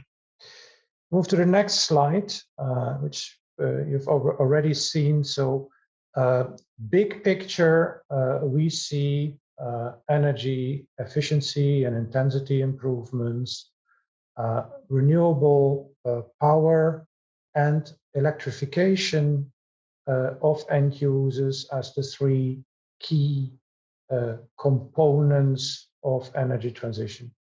It's about 3/4 of the emissions reduction. What this graph shows is even a higher share of the investment needs, if you look at the bar at the right. So that is a significant investment opportunity. But of course, this vision needs to be translated into practical investments, into actual ramp up of the technologies to make this happen. Move to the next slide. So as I said, for renewable power, we know that that is the way to go. All scenarios out there say the same thing, that renewables will dominate power supply by 2050. In our scenario, we have around 90% renewable power, 63% is from solar and wind. And also power demand will increase significantly. So it's roughly more than 3 times today's electricity demand. And the share of electricity in final energy use increases from around 20% today to more than 50% or even more than 57% if you also include green hydrogen. So the coupling of that renewable power opportunity with the energy use in buildings, industry, and transport is a key component of a successful energy transition. Next one, please. And so if you look at the breakdown of how emission reduction can be achieved in these 3 sectors, industry, transport, buildings, you see the absolute emission reduction in these sectors in 2050 compared to the reference scenario. And industry is by far the largest contributor with nearly 12 gigatons of emissions reduction, followed by transport and followed by buildings. That's why I will focus a little bit deeper on industry going forward. What you also see is that the mix of options that is deployed is a little bit different by sector. So if you look at the transport sector, the central bar, it's very much dominated by electrification and by efficiency measures.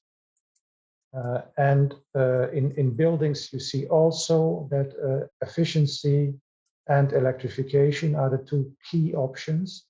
For the industry sector, you see it's a little bit more diversified. See also a significant role there for CCS and notably also for biomass CCS packs. So you almost have to look at the individual subsectors. It's again different for iron and steel, for cement, for chemical and petrochemical, what needs to be done. And in a moment, I'll show you one example of that. Next one, please. So we have issued a very detailed analysis how to decarbonize what is called the hard to decarbonize sectors, which are 7 sectors shown here, which overall have a very significant share, nearly 40% share of reference case emissions 2050. And the breakdown of the emissions reductions is shown here. So you can see that the role of renewable solutions, for example, in the industry sector, is very significant. So there is direct use of renewable electricity. There is the indirect use, they use renewable electricity as green hydrogen. And there is a direct use of renewable, notably biomass. And in total, these 3 categories account for nearly half of the emissions reduction. So that is a new insight. The role of renewables is much more significant than it would have been for a similar analysis a couple of years ago. The reason being the rapid cost reduction we have seen, notably for renewable electricity in recent years, that makes this the most economic mix to achieve that decarbonization. And on the right side, you see an even more pronounced role for renewables in transport sector decarbonization, where we think that electrification is really key. Next one, please. So there is direct electrification, there is indirect electrification. And what for industry sector is very important is this use of clean hydrogen, notably green hydrogen. So in our scenarios, we have about a third blue hydrogen from natural gas with CCS, around 2/3 is produced from water electrolysis using renewable electricity. And the majority of that hydrogen is going to the industry sector, where it is used to, say, for the production of ammonia, for the production of iron and steel, for the production of methanol, and other commodities. And you can see on the right-hand side its implications for renewable electricity supply. So it's the light green area at the bottom, and you see that by 2050, a very significant share of global energy use will be needed for production of green hydrogen. It's of a similar order of magnitude as total of today's electricity demand. So that's a very fundamental shift, and that's why there is such huge interest in green hydrogen at the moment. So that is really seen as a key opportunity and as a key building block of energy transition. Next one, please. Now, the question is, where will that hydrogen come from? Elizabeth already mentioned that point. We see various efforts that there is a bit of a trade-off between hydrogen production cost and hydrogen transportation cost. So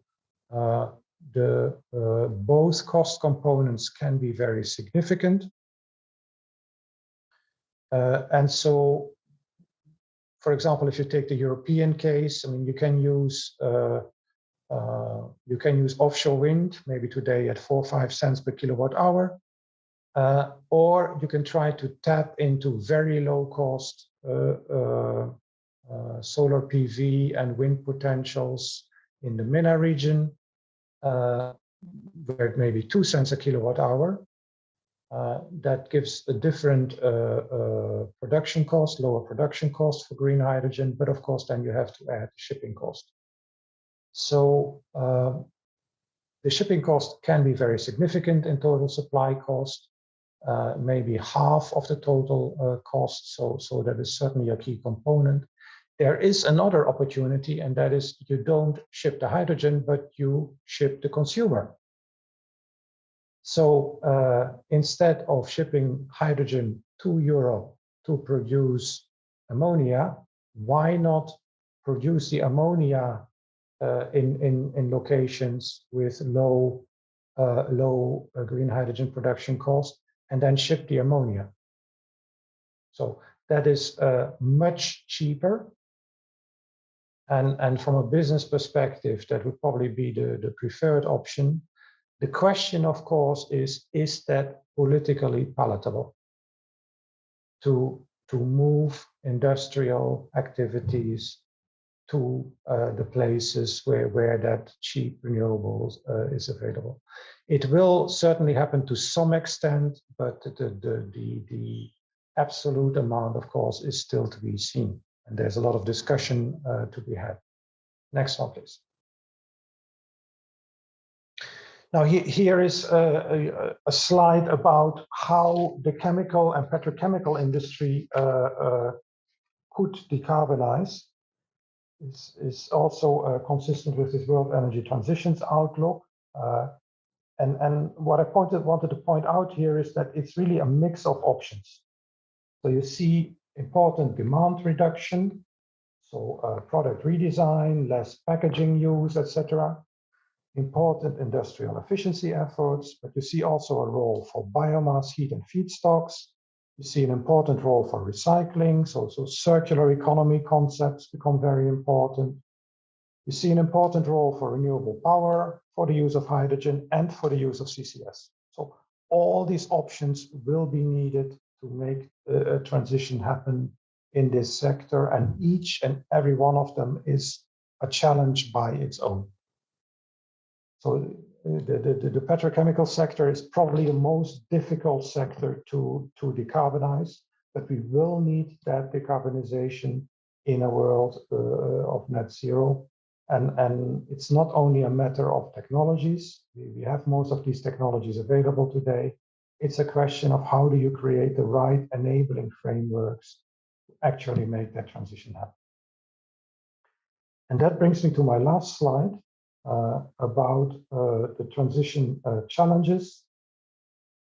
From an investor perspective, it's very encouraging that all these governments now have 2050 targets, but if that is not implemented by 2030 and you invest today in that green solution, you may be bankrupt by the time it happens. So what is really needed is certainty what's going to happen in 2030. That will be the basis to mobilize the investments and the financing flows that are needed for this transition, notably in long life sectors, such as long life capital stock sectors, such as industry. Second point is we need the enabling infrastructure. So we talked about the hydrogen trade, but also renewable electricity needs to be transported to the sites where it's consumed. Also biomass needs to be transported to the sites where it's consumed. And there are significant logistical issues to be dealt with. Then the question is, how do we come to a level playing field? The issue of competitiveness and carbon leakage has been on the agenda for a long time. The European Union is trying a new effort around carbon border adjustment mechanisms. The international reception of this so far has been a bit mixed. We have to see how that develops, but that will be a critical component in creating the right enabling frameworks. And then, of course, there are a number of other issues around social acceptance was already mentioned. We need to have standards and certification systems in place for green commodities. And we need to create that initial demand as prices are still a bit higher than for, let's say, conventional production routes. Irina, we are working with a lot of partners on these issues, and we're happy to broaden that discussion further. And I'll stop there. Thank you very much. Thank you very much, Dolf. I know we're over time, but that does conclude this session hosted by Irina. I think we've covered an awful lot of ground in the last 90 minutes, all of which I think demonstrates that this transition is about much more than just energy. It's a truly multidimensional undertaking. So with that, I'd like to close the session. A big thank you to all our speakers this afternoon. And on behalf of all of us, to thank you for your attention and for the opportunity today. Thank you and goodbye. Ciao a tutti, grazie.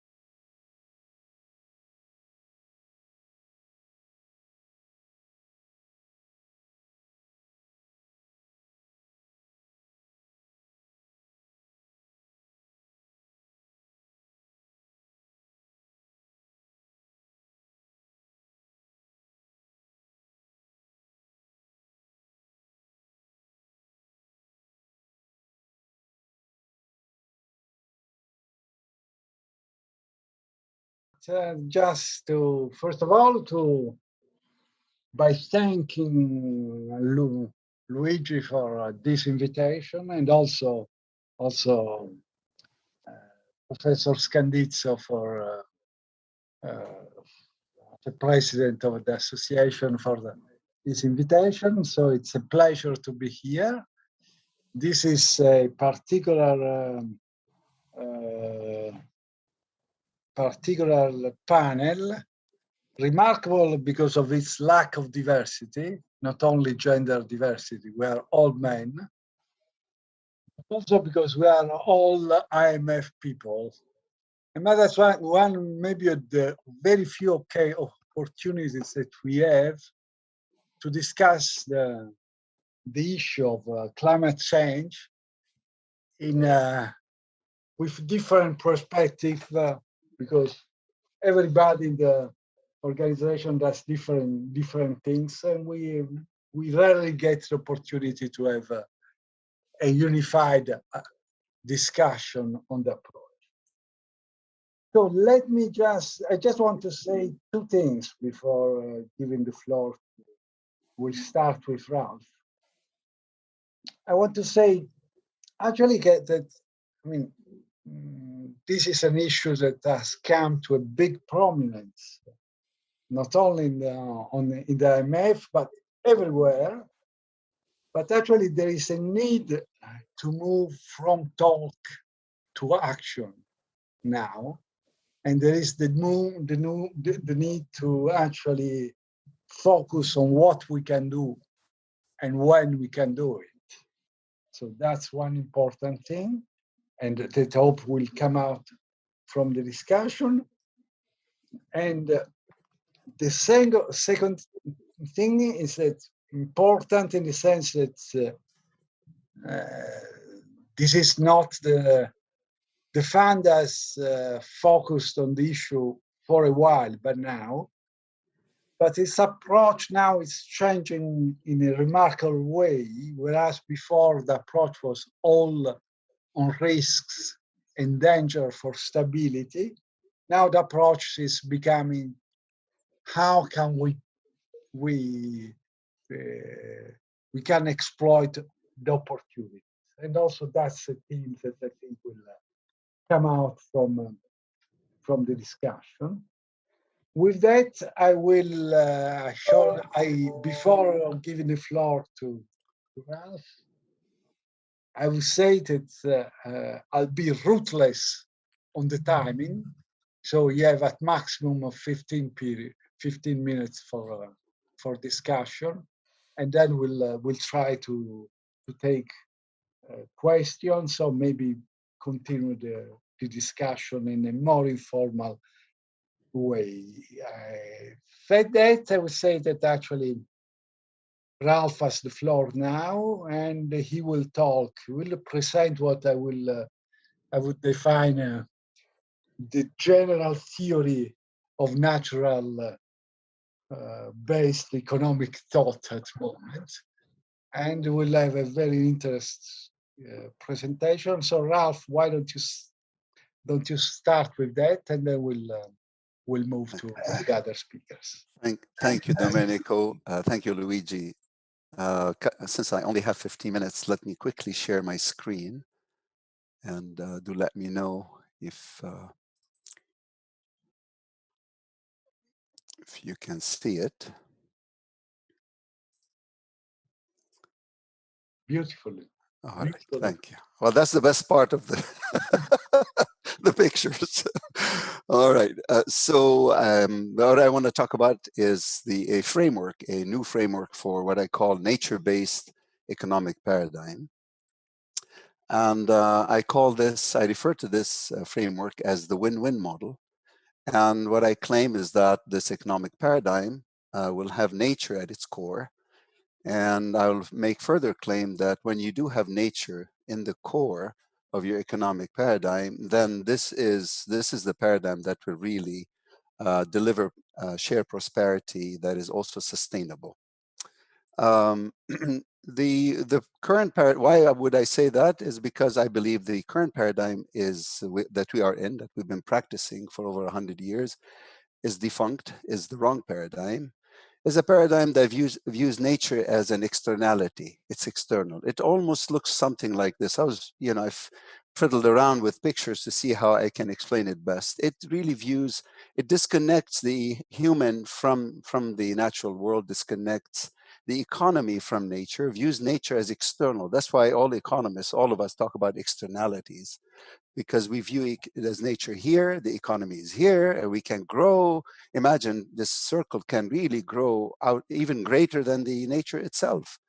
And we extract from nature. We cut down trees, we chop off anything that breathes on this planet, and we causing what we call right now the natural capital risk, all the species that are at risk. And of course, nature kicks back. Nature kicks back through natural disasters, through pandemics. The last of them is the COVID. There'll be also others, and of course, all of this comes under what I call the climate change risk. So this is the so when you look at COVID, COVID to me is an example of this win-lose proposition. We all know now unfortunately we have over almost 4 million people dead and rising, losses to the economy in 2020 between 4.5 and 6% in terms of global growth, and many more millions driven into poverty. All the gains we've done in terms of the last decade are lost. So one lesson out of this is perhaps nature is macrocritical. But what does it really mean that nature is macrocritical? It means this, to me at least, that the economy is not really separate from nature. Nature is the home where you live. This is the right view. Once you view it this way, you realize you can only grow if nature grows. And if nature shrinks, we're certainly going to shrink. We are not really immune from nature, nor can technology deliver us from nature. For the economists, I would say this is a Leontief type production process, okay? So now, if nature is that important, where do we start? Well, we start with the science. The science tells us the seas are carbon sinks. If you like to be more granular, there's something called phytoplankton, and they capture over 30% of all carbon dioxide on net. And they give you over 50% of all the oxygen that you breathe. Okay, that's what comes from the science. What does science also tell us? This is work of Antti Pershing, 2010, Joe Roman, and many others after that. Basically says, look, even species in the ocean, such as the great whales, those too capture carbon on their body, about 33 tons of carbon dioxide or 9 tons of carbon.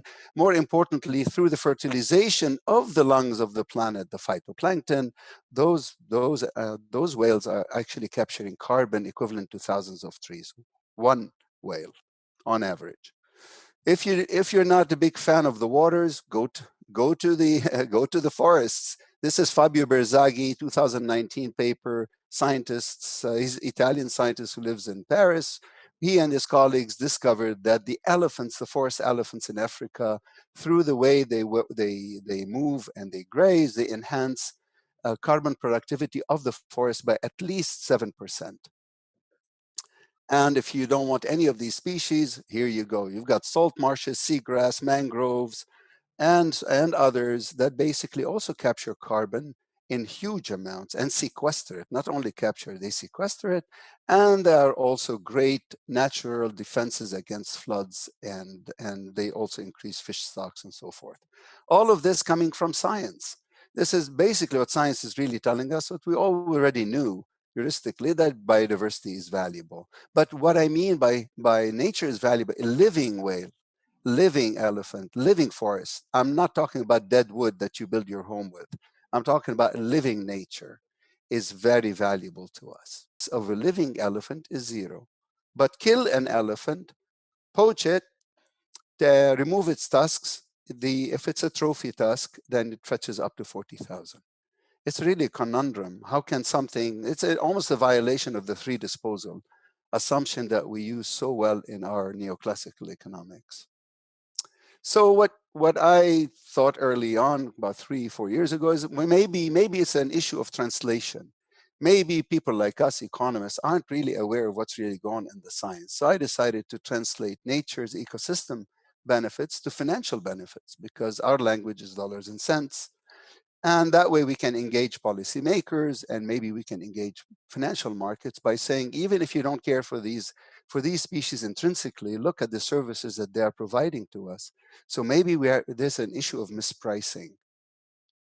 So really, when you do that, what you're really pushing for is a paradigm shift, because you're saying they are perhaps worth more to us if they're alive and well than when you kill them, chop them to pieces, and you eat them, or you sell them for their tusks, or so forth. So really, you're moving from what I call an extractive view to a regenerative view.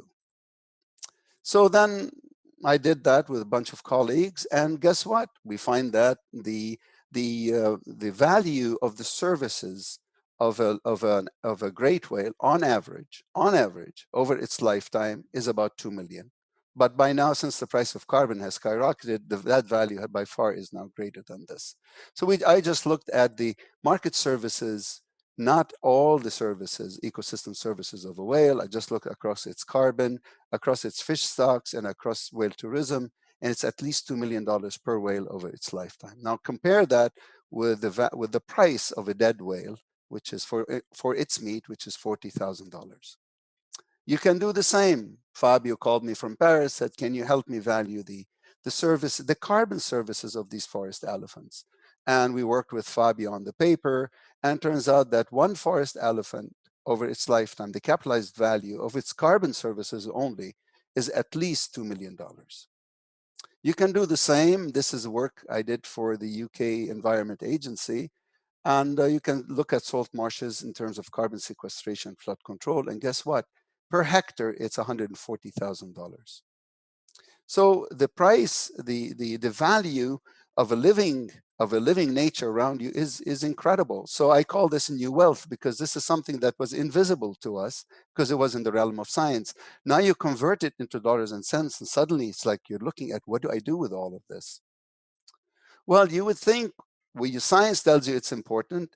The valuation tells you it's very valuable to us. You think everything is hunky-dory. The answer is no. Nature is still under threat. All species are under threat.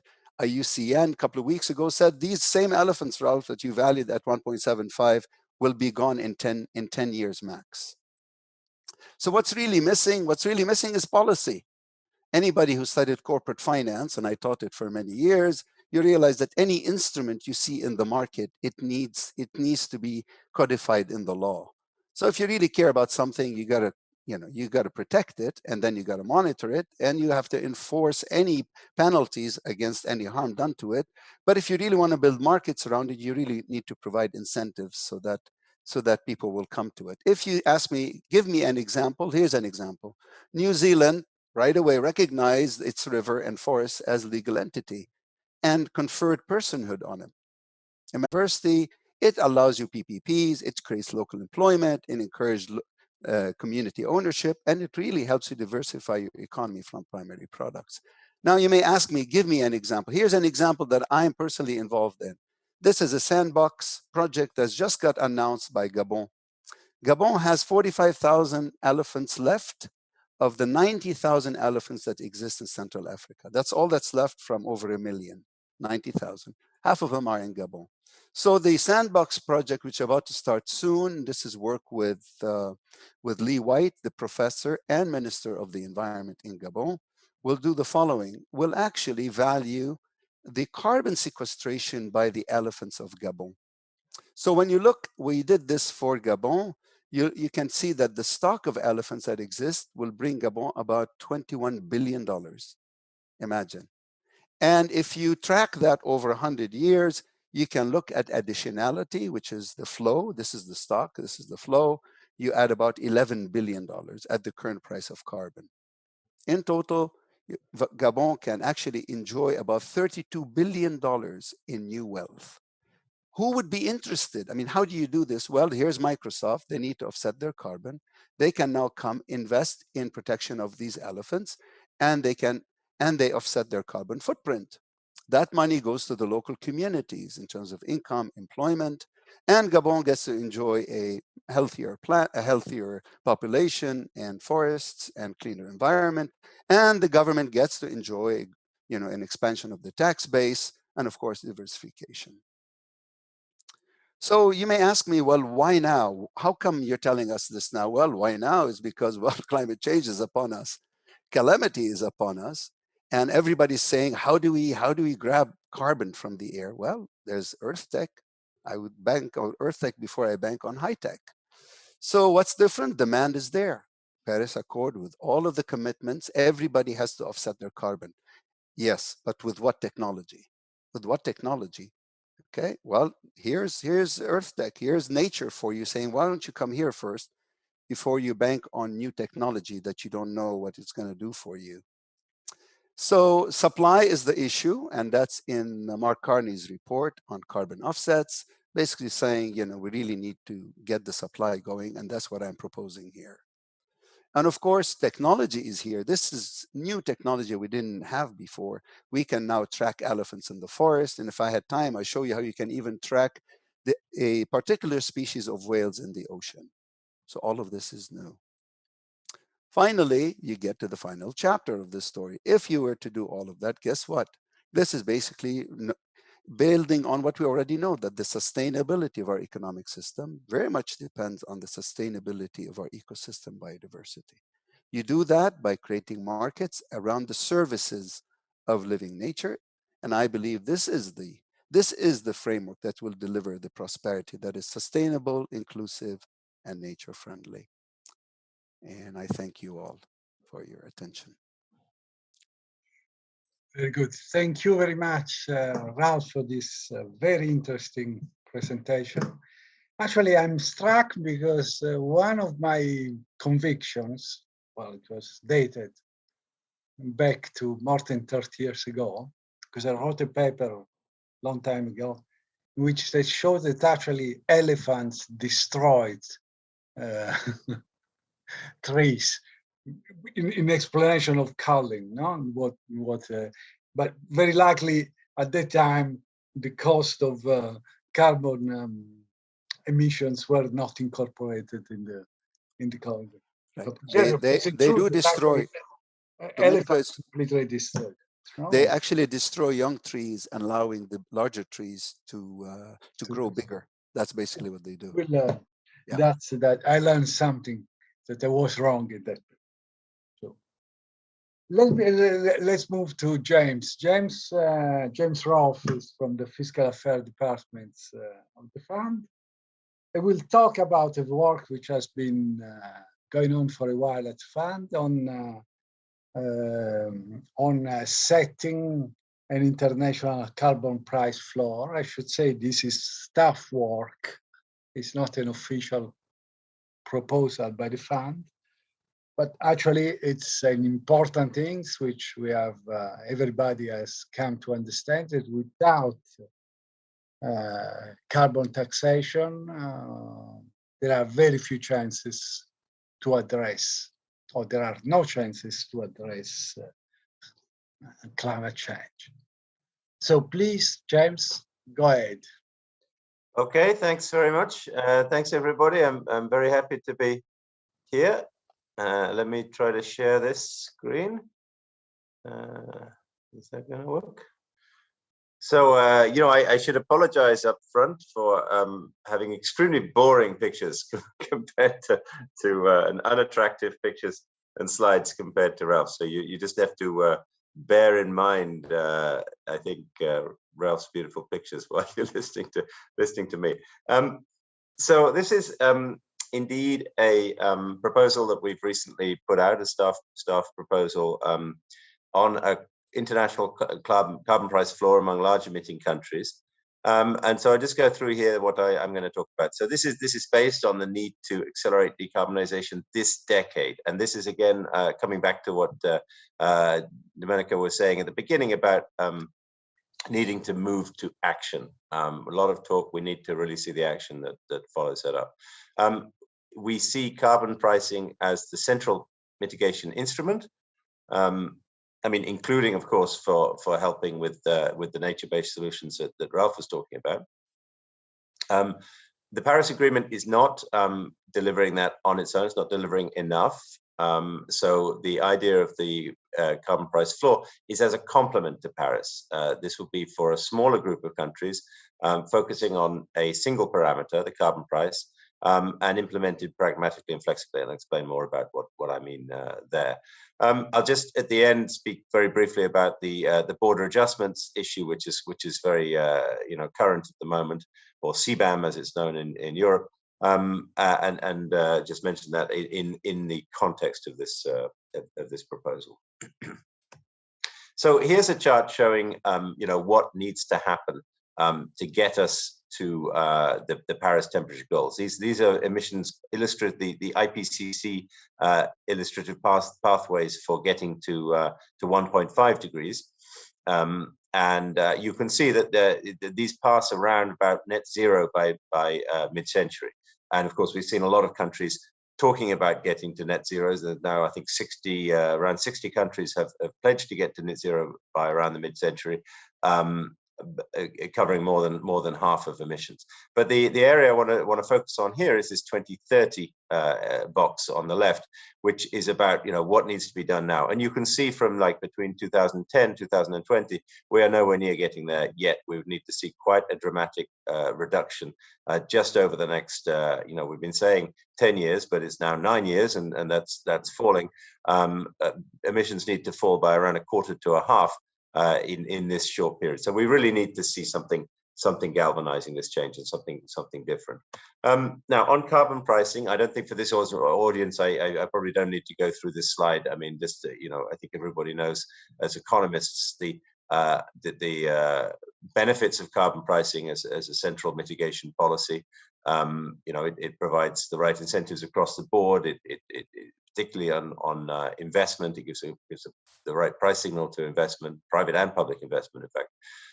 It raises revenue, which is very important at the moment for lots of countries. It can be used for all sorts of purposes, including tax reductions in other areas, so that avoids the GDP costs of new taxes. There are very important local environmental co-benefits from reducing particularly the fossil fuel pollutants in the atmosphere. Many times pays over for itself in terms of reducing air pollution deaths, as well as things like traffic congestion and accidents. It's straightforward to administer. You can just put existing fuel taxes you can add to.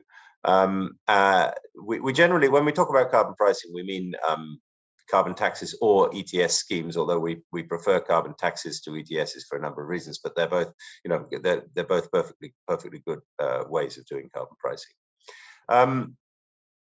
Now, in terms of how we think it should be done, it should be predictable, gradually rising price, so there's not a shock of prices rising very quickly. Compensation to vulnerable elements. Coverage is an issue. Which sectors to cover, but there's a lot of broader emissions like methane from agriculture, which also need to be considered as emissions pricing.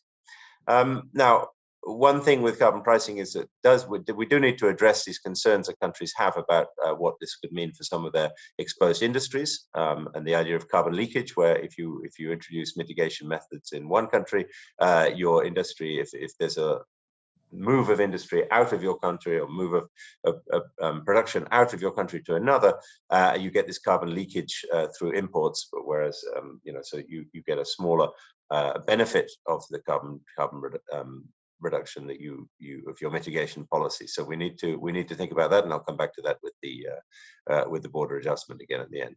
But then there's a big question at the beginning here. Carbon prices need, we estimate, or many models estimate to be around $75 per ton by 2030, but we're only at about $3 a ton on average now. So something, as I say, something needs to change. That $3 a ton, taking account, of course, to all the countries that have zero carbon pricing. Now, Why isn't the Paris Agreement working? Well, it is working in some ways. I mean, it's working. It's extremely successful in catalyzing global emissions. As I said, we've seen these global ambition. We've seen these net zero pledges. But what it's not doing is, in the short term, getting the pledges enough. Even if all the pledges were met, we would fall at least a third short of the emissions reductions that are needed, even to get to 2 degrees centigrade, let alone the 1.5 that we are advised by the scientists we need to be aiming at. And there's really no mechanism to ensure that pledges will add up to the total that's needed. They're all voluntary with many countries, and there's no direct link to the actual policies to ensure implementation of these pledges. So this points to the obstacles to scaling up mitigation under Paris. Too many parties, 195. And it's very important that everybody is involved in this, but it's too many parties for a really meaningful negotiation. And the parameters are very unclear. Anybody can pledge on any basis they want, whether it's you know, a reduction compared to historic levels, a reduction compared to business as usual, a reduction compared to GDP. You see all these different kinds of pledges. It's also subject to a concern about free riding. People don't really know whether others will come through with this. So we are you know, many people, of course, have pointed to these shortcomings, and I think it's quite widely recognized that a reinforcing mechanism would be very helpful. That would facilitate the negotiations, so you have a smaller number of countries, transparent parameters or a single parameter, and is effective, that is linked to the actual plans for how to deliver the emissions reductions. So this brings us to the actual proposal we're making, which is, one, to focus on key emitters. Now, this could be any group of key emitters. I think it's very hard to imagine something that would work without having these big emitters: China, the US, India, and the EU. As you can see from the diagram, we've already picked up 2/3 of emissions just with those 4 groups. You add in others who are already committed to carbon pricing, like Canada, the UK, and you get to more. If you had the whole G20, you're at about 5/6 of global emissions. So you don't need very many participants to really have an effective agreement that would really cover the bulk of emissions. Then second is a focus on the minimum carbon price. This is an efficient and easily understood parameter. And critically, this joint action, if countries are acting together, that is going to ease the competitiveness concerns and the policy uncertainty that I talk about. We talk about a carbon price floor, so countries can set higher prices if needed. But design needs to be pragmatic. We think that from equity point of view, given that Paris recognizes that developing countries, lower income countries would need to do less mitigation than the advanced countries. This could be reflected in differentiated price floors. It could also be reflected in transfer mechanisms. I think that may be less likely to happen, but if there was to be enough agreement on transfers of money or technology, this could be another way to meet the equity concern. Flexibility is important because we have seen that some countries really, at this stage at least, are having a lot of trouble putting carbon pricing in place. The US is a famous example. And so I think, you know, for this scheme to work, it would need to recognize that some countries would need to use alternative policies that had equivalent outcomes to a carbon price. But the carbon price could still be used as the parameter for the discussion. So we're still discussing the same parameter. There's other issues, of course. There's design issues to think about, which sources of emissions to cover, how to monitor, and so on, are all subject to a discussion. But again, with a smaller group of countries, one would hope that it would be possible to reach an agreement that's in everybody's interest. And I stress here again, you know, it is in all of these countries' interest to solve global warming. If we look at countries like China and India, actually, they're probably very, very heavily exposed to global warming, and so this is something that a small group of countries really has a major incentive to agree amongst themselves. Here, just a few numbers on, you know, what this this could mean. These are illustrative numbers, but basically what the chart on the left is showing is that if you had this differentiated floor where we're using illustrative prices of $75 for advanced countries, $50 for the richer emerging markets like China, $25 for poorer emerging markets like India, along with existing NDCs that have already, the pledges that have already been made, you'd actually just with those countries already be in the zone of what's needed to keep carbon pricing to 2 degrees, even if others were not to do any more than they've already pledged. But you know, if you have the G20 in there, it's more, and of course, if other countries around the world followed this lead, you would get further. So that would be enough just by itself. The chart on the right gives you an idea of what these emissions reductions would look like. So these are the different reductions under the differentiated floor. These are reductions compared to business as usual, which in some cases have quite strong, you know, the baseline that you start from has quite strong increases. So for example, India in this case would actually still see emissions rising, as you know, is a very important objective for for India in development, for example, is more energy access and the very strong GDP growth. So this proposal would allow India to continue to raise its emissions as it grows, while other countries, particularly the advanced countries, are seeing much faster reductions. This chart simply shows again the same sort of information, showing how this will bring us into the right zones here, where we need to be. So I won't dwell on that. Finally, just on this border adjustment, the CBAM, ECA, CBAMs, all the same thing that people are talking about a lot.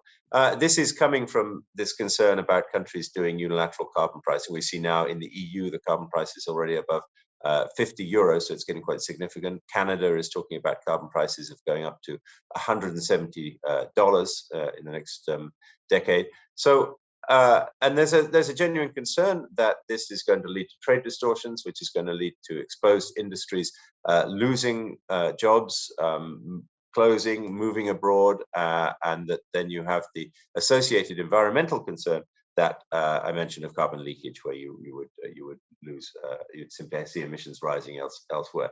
Now, border carbon adjustment, this is charging for the carbon content of imports and probably rebating the same for exports. You know, provides a method of dealing with this by sort of balancing back the competitiveness effects of the carbon pricing. But it's you know, it's a much inferior solution. It's like an uncooperative solution as opposed to a cooperative solution, if you like. The coordinated carbon pricing would be much more effective. Border carbon adjustments, for example, would only cover about 10% of total emissions, because that's all that's traded, right? Trade is only a very small share of total carbon emissions. So this is another reason why we argue for the carbon price and cooperation on carbon pricing as much more effective than unilateral border adjustment. So these conclusions are simply to go through exactly what I've been through. So I'll leave them up there, and I'll stop now. Thank you. Thank you very much, James. Very, very interesting presentation. I will take only the opportunity to talk here to say something that I always wanted to say at the board, and I could never say. I mean, this idea of the key emitters assumes that European Union is one country. It is not. So it's a bit overplayed. I mean, this idea that it's easy to do it because there are a few countries. They are not. No, and that could be difficult. You understand? I could not talk in this way at the board, but that's. I understand why you don't say the board, but actually, I think there's an easy answer to that, which is that I'm afraid the EU doesn't really matter too much in this, because the EU is doing it anyway. Oh, okay. So, so the EU is there as, you know, as a group because it's important, but actually the EU is doing much more than $75 anyway. I'm glad to hear that. Let's move to Fabio.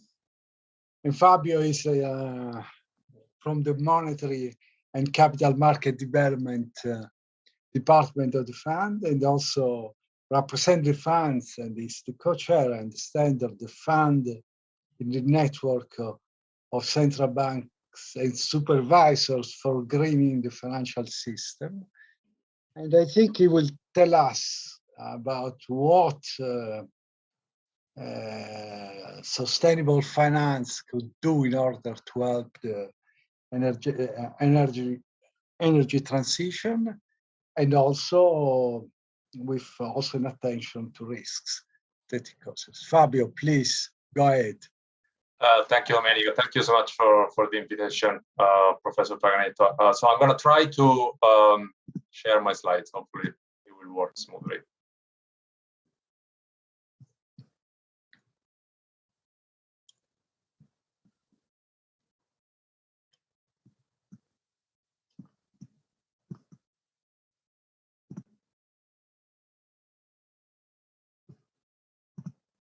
I don't know if you can see them. Well, you have shared your IMF inbox, I think. That's not what I want to do. Hold on a second. Complete to the work day that I'm confess I've never seen it before, but well, maybe I'll close that. Why? But before you had shared it, eh? Hold on a second. So I couldn't see them though. There it is. Let me try again. Yeah, the problem, I have two screens. I had Bloomberg on. That was the problem.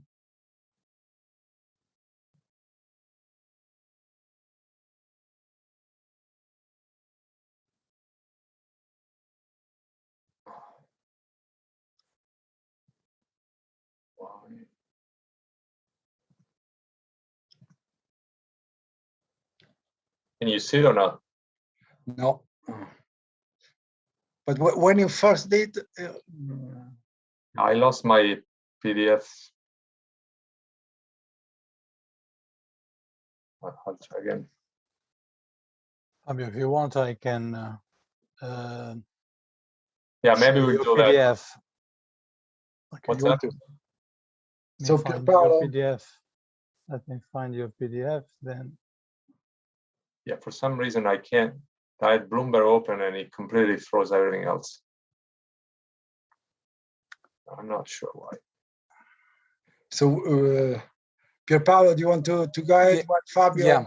No? Okay. I think you should be able to see it now. Okay, thank you. Oh, I see it. I see it. Okay, so I'll tell you when to move ahead. Thank you so much. All right, so next slide. Okay.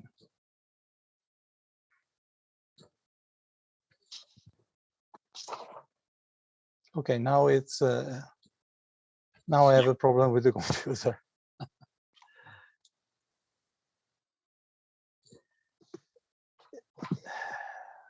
Now it froze. So it's the presentation which it must be. I saw something. Do we want to switch, Pierpaolo? You want to go first, and I try to resolve this in the meantime? Yeah. Why but the problem is that now my computer is frozen as well.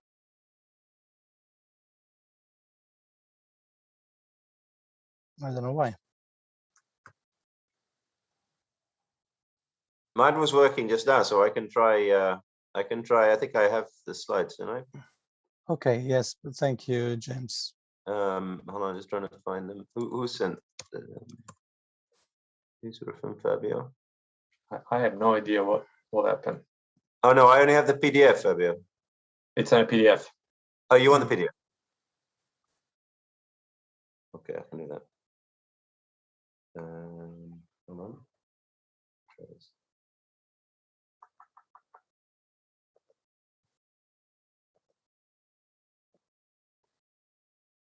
How is that? Can you see that? Yes. Second. Yeah, it works. All right, thank you. and sorry for the technical issue. Okay, so as we when you want me to go. Yeah, you can go to the next slide. Thanks. So we heard from the previous presenter, right? So the transition to a green economy is essential at this point to avoid catastrophic climate outcomes. There is momentum, obviously, toward net zero emission objectives gathering pace, but more needs to be done. And the 1.5 warming objective of the Paris Agreement will not be met under current policy, as shown on the chart to the right. In fact, even under the more optimistic climate target scenario, assuming that US, China, other large countries will implement the net zero target, we'll only still be missing by half a degree with potential substantive adverse consequences. Now, COP26, it's a hopeful moment to galvanize the international community into action. And so what I'm going to do here is discuss the role that the financial sector can play, as well as some of the work that we have done at the NGFS in terms of data. Data are an important pillar in terms of pricing climate risk and allocating capital. So next slide, please.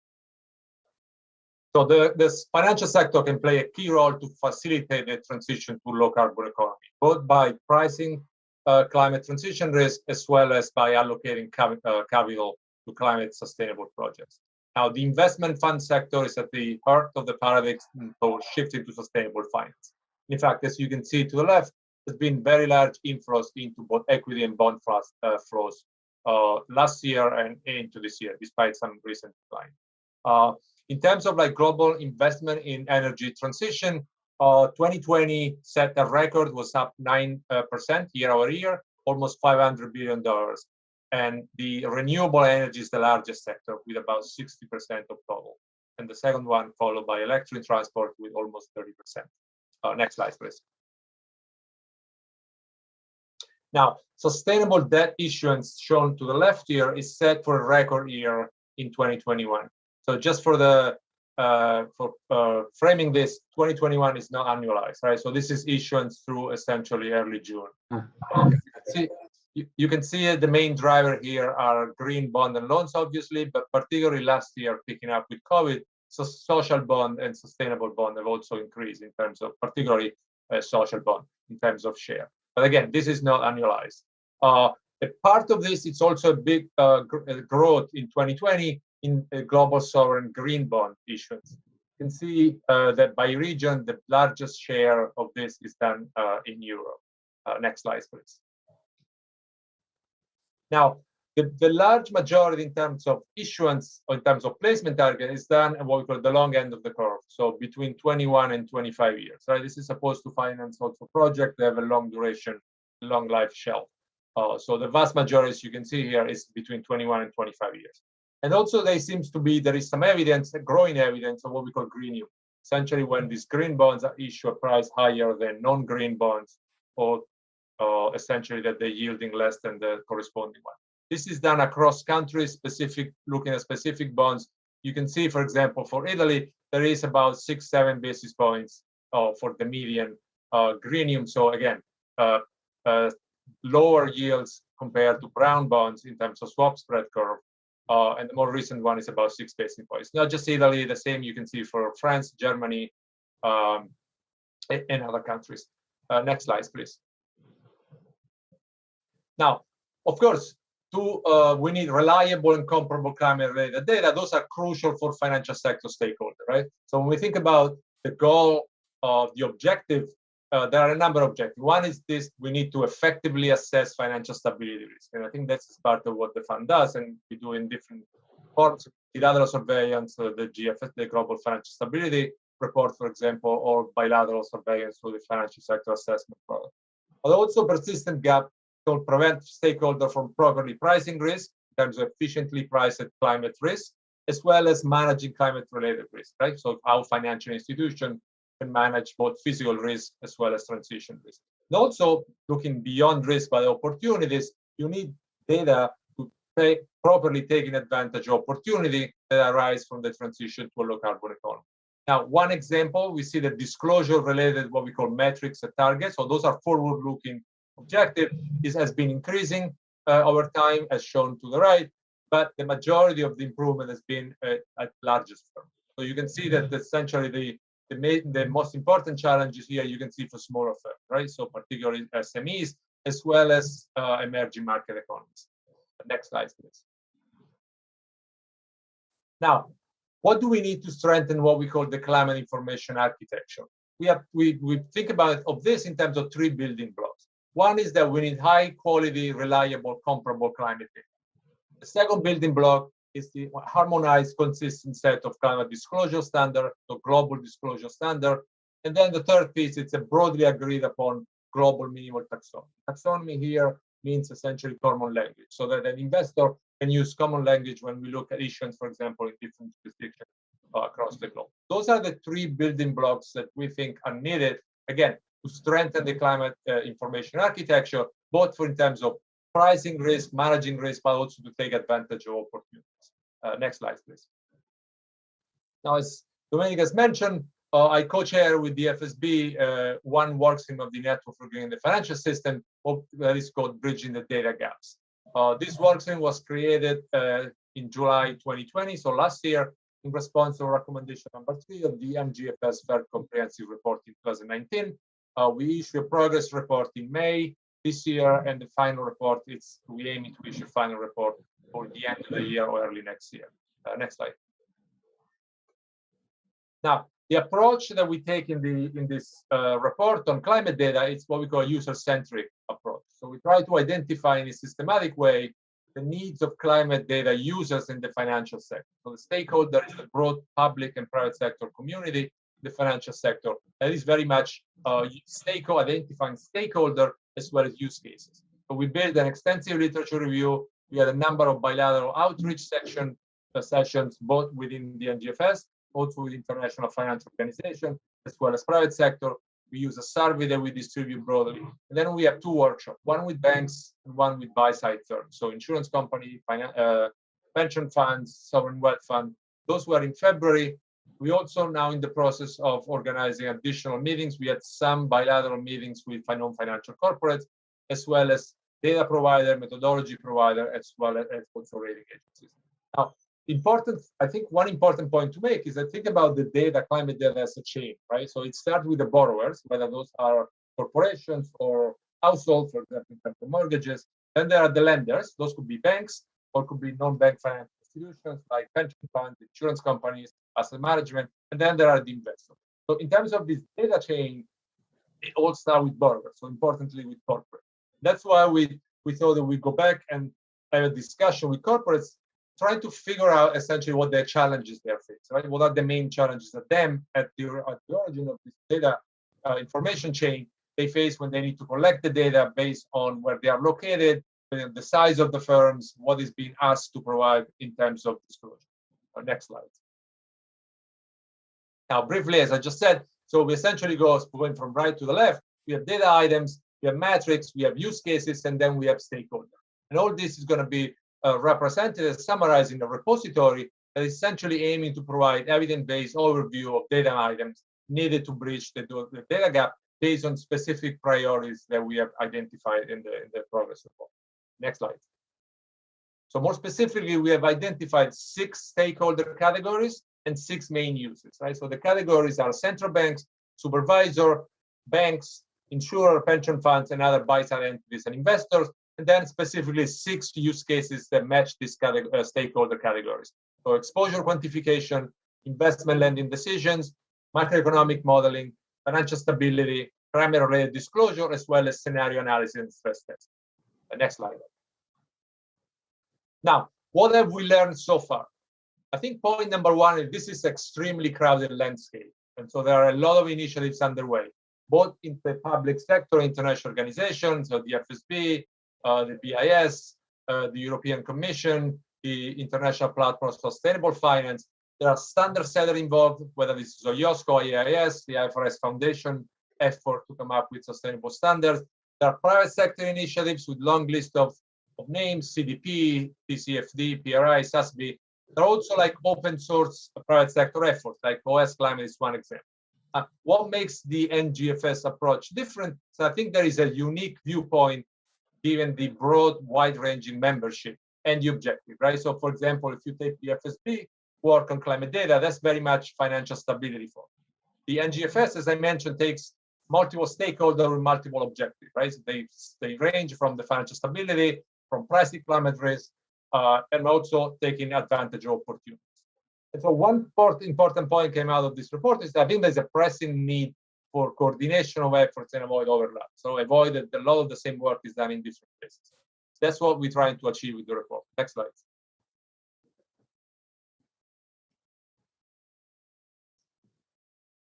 So other important things that we have learned so far, one is that the largest data gap exists for forward-looking data. So for example, emission pathways or targets and metrics.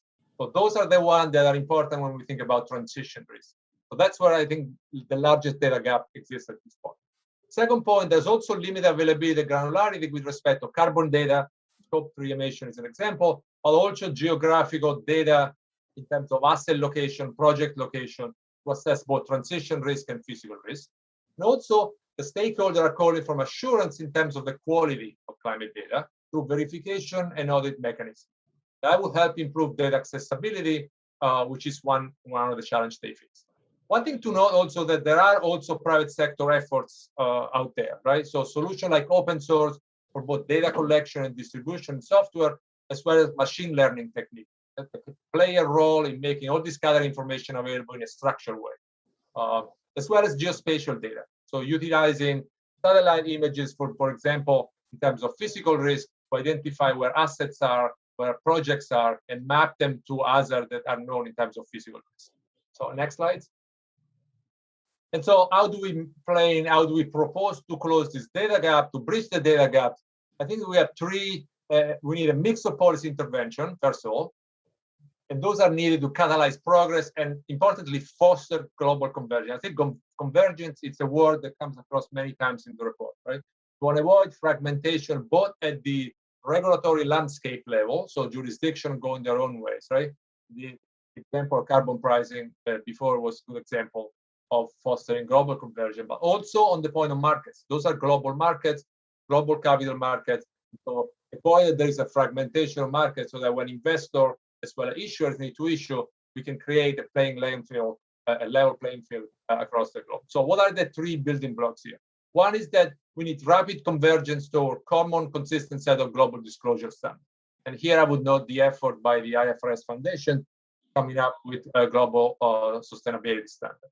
Then in terms of taxonomies, efforts toward a minimally accepted global taxonomy. Again, we need a common language to speak across market and across jurisdiction. And then the development of transparent use of labels, methodological standard, as well as work toward common set of well-defined decision useful metrics. This is how we think that we can close the climate data gaps. And this is the recommendation that we're including in the progress report. Then final last slides, what is left to do in terms of the NGFS workstream? I think, again, as I mentioned, we'll continue to talk to various stakeholders to identify data needs and data gaps, non-financial corporates, data provider rating agencies.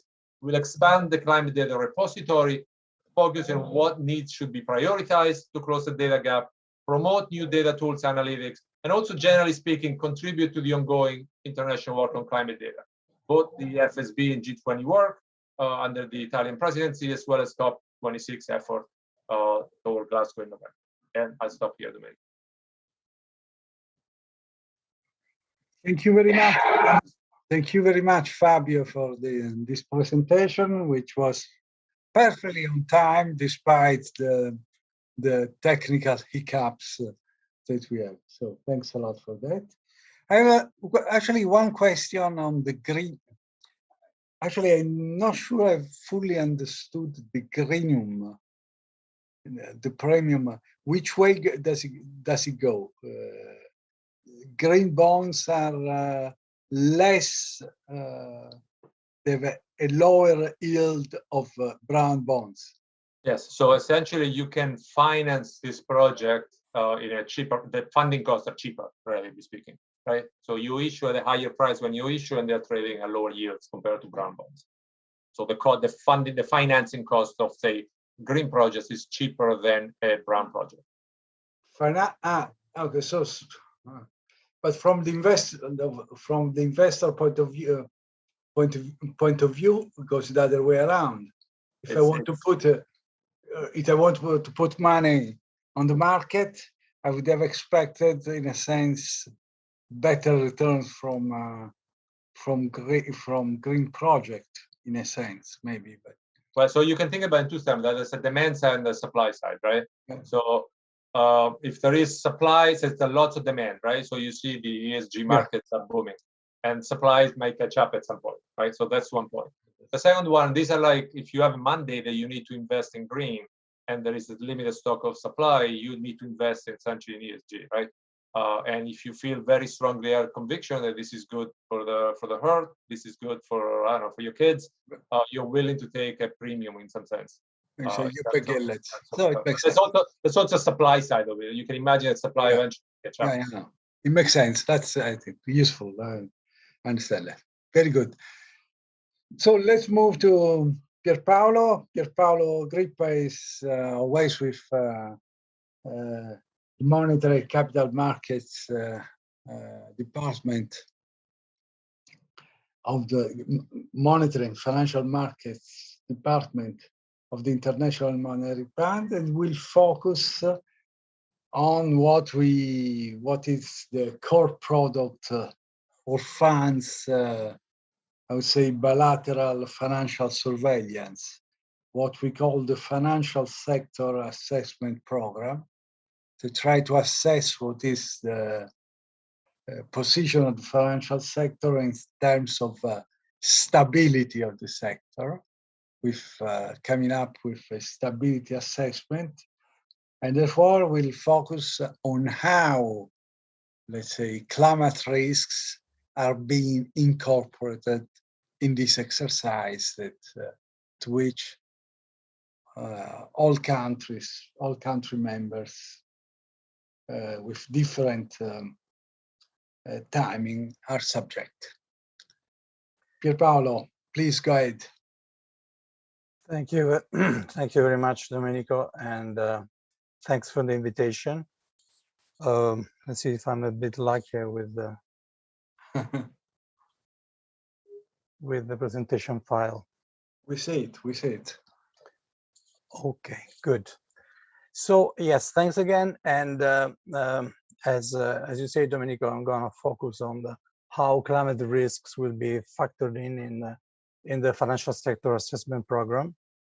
And let me start with a general statement about what the IMF is doing in this field. And as said by the managing director of the fund, Madame Georgieva, in a series of occasions, including this one I mentioned here from January of this year, there are 4 key areas where the fund will is working and will bring its contribution.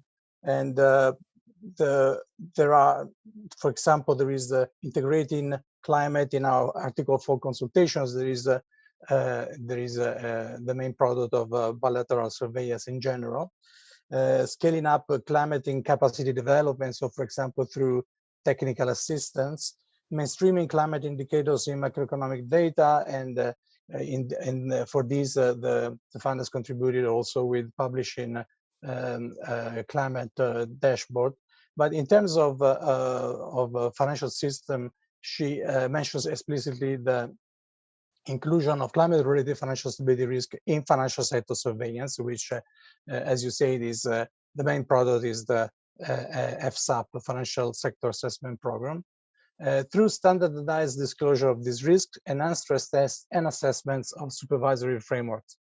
Now, I will not touch on the first because Fabio already covered it, the standardized disclosure of this risk, and we'll focus instead on the enhanced stress test and assessment of supervisory frameworks. So first, a few words about what the FSAP is. As you mentioned, it is a recurrent, regular assessment of the financial system, which is regular at least for a core of countries that are considered jurisdiction that are considered systemically important, and it is based on 3 pillars. The first pillar is the risk analysis, where there is an assessment of what are the vulnerabilities and the current and future risks that the financial system is assessing, and generally entails some form of a quantitative analysis, including stress testing. There is the second pillar, which is about oversight. So it's about the way that central banks and financial regulators oversee the stability of the financial system in terms of financial institutions and financial market infrastructures. And finally, there is the third pillar about crisis management that is focused, as the word says, on the actual framework to address periods of crisis, specific crisis in the of financial institutions and other market participants, and the way to resolve and ensure that the fundamental functions of the financial system are preserved.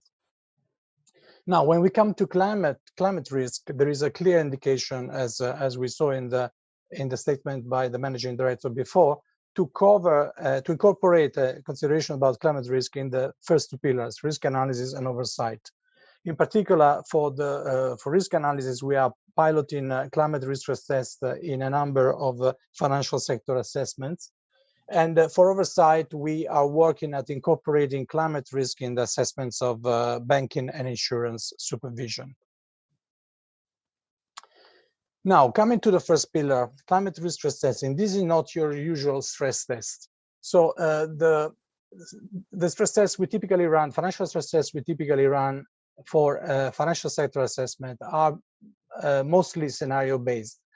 And the climate risk stress testing is also, as it is emerging in the works of central banks and other and financial regulators, and also the private sector, is based on scenarios, but it's really a different kind of animal, if you want. There are a number of reasons. One is the horizon that is typically short to medium run in financial stress testing, but when you look at the climate risks, the medium and long run becomes very important, especially for what we call physical risk, which are basically the impact of climate change on assets, on the value of assets, on productivity, through both long-term effects like reduction in productivity or in agriculture crop yields, and more impact shocks like from natural disasters. So these, of course, are things that are going to the climate science tell us they are going to increase in the medium and long run. It's not immediately evident whether there will be effects more in the short run. Then the scenario drivers are typically different. For standard financial stress test scenarios, we think of economic and financial shocks. In the case of climate, you have different potential shocks. So for physical risks, this depends on the environmental dynamics. So what is basically how the temperature is going to increase, how the precipitation is going to change, how sea levels are going to increase, and what is triggered by these changes in terms of change in global circulation, the creation of the formation of hurricanes or the flooding. In terms of transition risk, which is more the risk coming from the transition to a lower carbon economy. So if you want, are more related to to what happens in terms of policy and technological change. Of course, these also here as well, you have shocks that are very specific and not your typical shocks you look when you design scenarios for traditional, ordinary stress testing of the financial system, where you look maybe at shocks to financial variables such as interest rates or stock prices, or you look at the situation of the real sector with potential strong GDP drops. The values of the shock also are it is difficult in case of climate change scenarios to draw them from historical data, unlike for standard stress testing. There is little to no guidance from history. There is some guidance, of course. For example, we know what is the typical impact of a hurricane in the Caribbean, but we cannot just extrapolate, because we have not observed climate change in the past, or at least not the future climate change. And so we cannot just extrapolate from history in order to get a sense of what will be the impact. The aggregation also is different. We now standard scenarios for SAP, we generally work at national level, and instead, in case of a climate change scenario, we need to work as a minimum at sectoral level, sometimes go even deeper and try to look at single companies, at least the larger ones. But in case of physical risk, even at geographical level, because of course the impacts of the physical risk can be very heterogeneous from a geographical perspective. And here there is also need of very granular data, as Fabio was mentioning before, even in terms of location of assets, for example, for large companies. Finally, the feedback loops. Feedback loops are a part of the ordinary toolkit of stress testers that is less developed than the rest, in the sense that it's a very complicated part of the modeling, for which work is in progress in the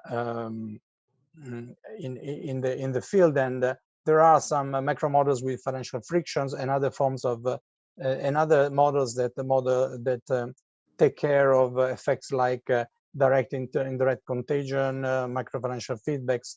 In the case of transition risk, there is a need to look at the also interaction between policy and economy. But in the case of physical risks, it's also a matter of looking at the interaction between the climate and the economy. So, for example, the economy is, given the state of the economy, of the technology used in the economy, there is a certain emission of greenhouse gases in the atmosphere, which in turn impact the climate, which in return will impact, as shown by Ralph in his first presentation, will impact the economy. So this is a bit a sketch of the main differences between ordinary stress and the climate change scenario-based stress test, as I draw it from a presentation of the Banque de France. So what are we doing in practice in the financial stability assessment program? We are designing a three-stage approach for pillar one, which is the one on risk analysis, where we have first a climate financial risk diagnostic to decide on the scope of the assessment and the materiality of the risk, both physical and transition risks. So the first thing you need to understand what is, and this is something you would do anyway in any kind of stress testing. You want to understand what are the vulnerabilities, what are the impending risks. But of course, in the case of climate risk, the diagnostic must be very specific about the kind of vulnerabilities that a country or jurisdiction may face in terms of physical and transition risk. Then there is the climate scenario design, which is a very delicate part of the overall modeling, because here it is where we decide what are the main, for example, for physical risk, what are the main hazards that we want to model, how to model them, and how to translate then this into something that has an economic value that we can base our analysis on. So it's, for example, if you think of modeling a hurricane, you want to understand what is the probability of impact of this hurricane, what is the severity, which areas it could impact, what are the assets present there, what is the damage in terms of economic loss, what are the longer term consequences on the economy. Finally, we move to the macro-financial scenario design. So based on this climate scenario, we want to understand how the macroeconomic sector and the financial system will react in terms of at least the main variables, to then move to model the impact at single financial institution level and for the time being, we're focusing specifically on banks. So there are several challenges in climate risk assessing, as you might infer from my previous slide.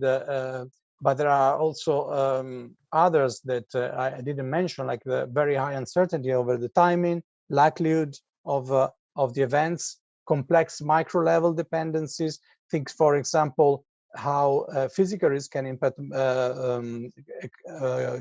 economic value chains.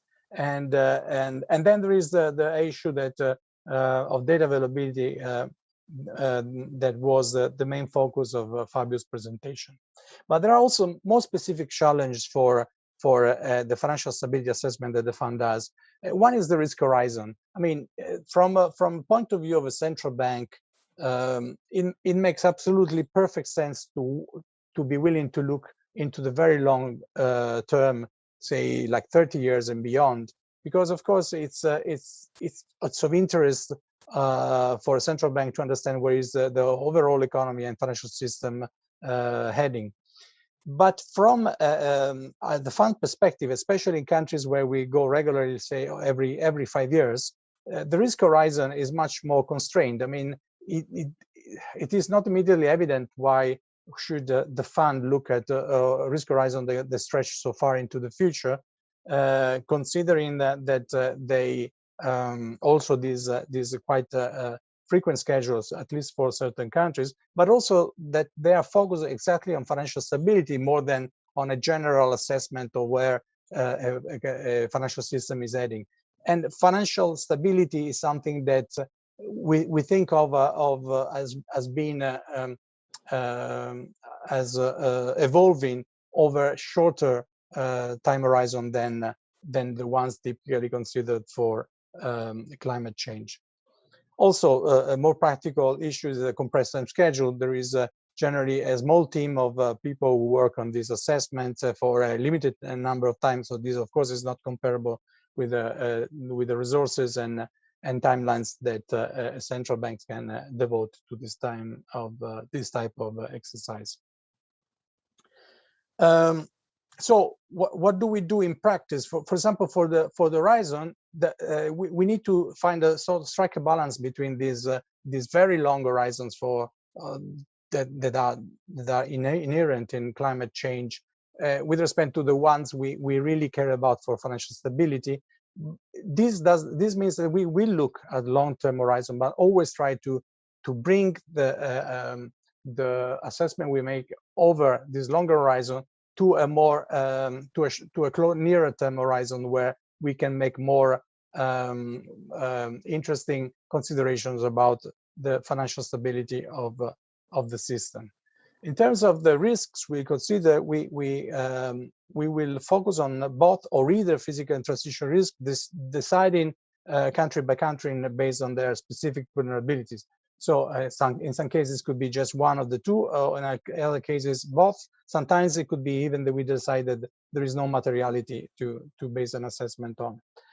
The scenarios for physical risk will, as I tried to mention before, sometimes are really microsector and just and need just special sources of data in order to focus on what will be the transmission of the risk. These of course pose formidable data modeling challenges and points to the need to draw on external expertise on physical risk and to obtain very granular data. For transition risk, the main uncertainty is the one surrounding the carbon price path. As in the presentation by James, it is clear that that there is no clarity about what exactly the carbon price path would be. In an orderly scenario, one could assume that it will increase steadily and gradually, but it cannot be excluded that that there will be coordination failures, at least from the perspective of financial stability. This is a perspective is a possibility we need to consider. And in that case, of course, the transition might be more harmful for the economy because there are certain sectors that will be impacted more drastically. We already did a couple of pilots, one on transition risk in the case of Norway, where we looked at the direct field level impact of a substantial increase in domestic carbon prices, and then the impact of a drastic increase in global carbon prices on the domestic economy and the banking system via the oil sector. And the 2021 Philippines FSAP, where we focus on physical risk, and there was a very fruitful collaboration with the World Bank and also with the local authorities, local agency, meteorological agency, which provided information about the evolution of typhoons and their intensity and frequency. What is interesting here to say is that once we got some estimates of the loss of physical capital that could be expected in the future with an increase in the intensity and severity of typhoons, we were able to attach to these losses a DSG model that calculated the impact of this loss of physical capital on the economy, reducing production capacity by damaging capital stock and productivity. So basically, we managed to reconduce this assessment into a more traditional environment of macroeconomic shocks. There are other ongoing assessments in the United Kingdom, Colombia, Chile, and Russia.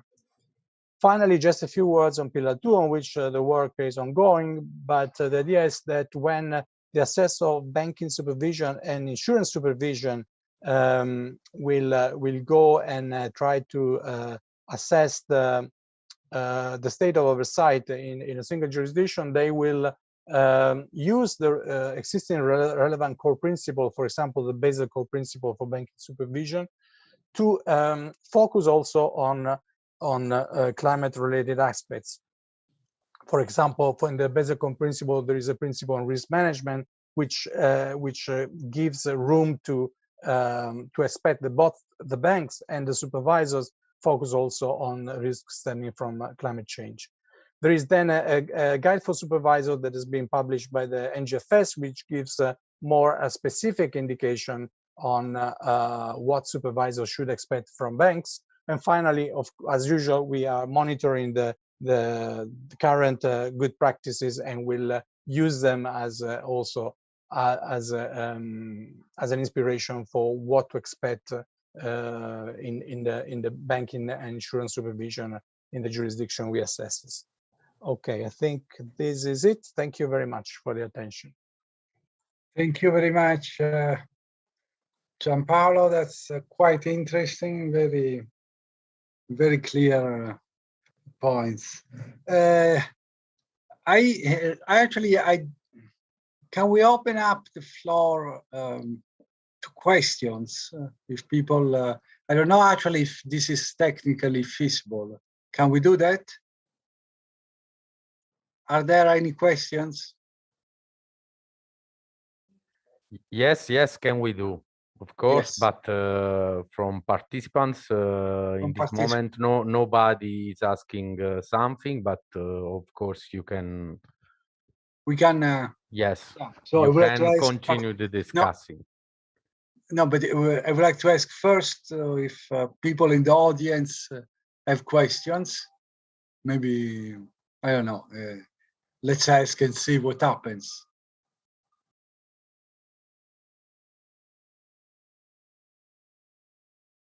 Well, it doesn't seem there are questions. It does not seem there are questions.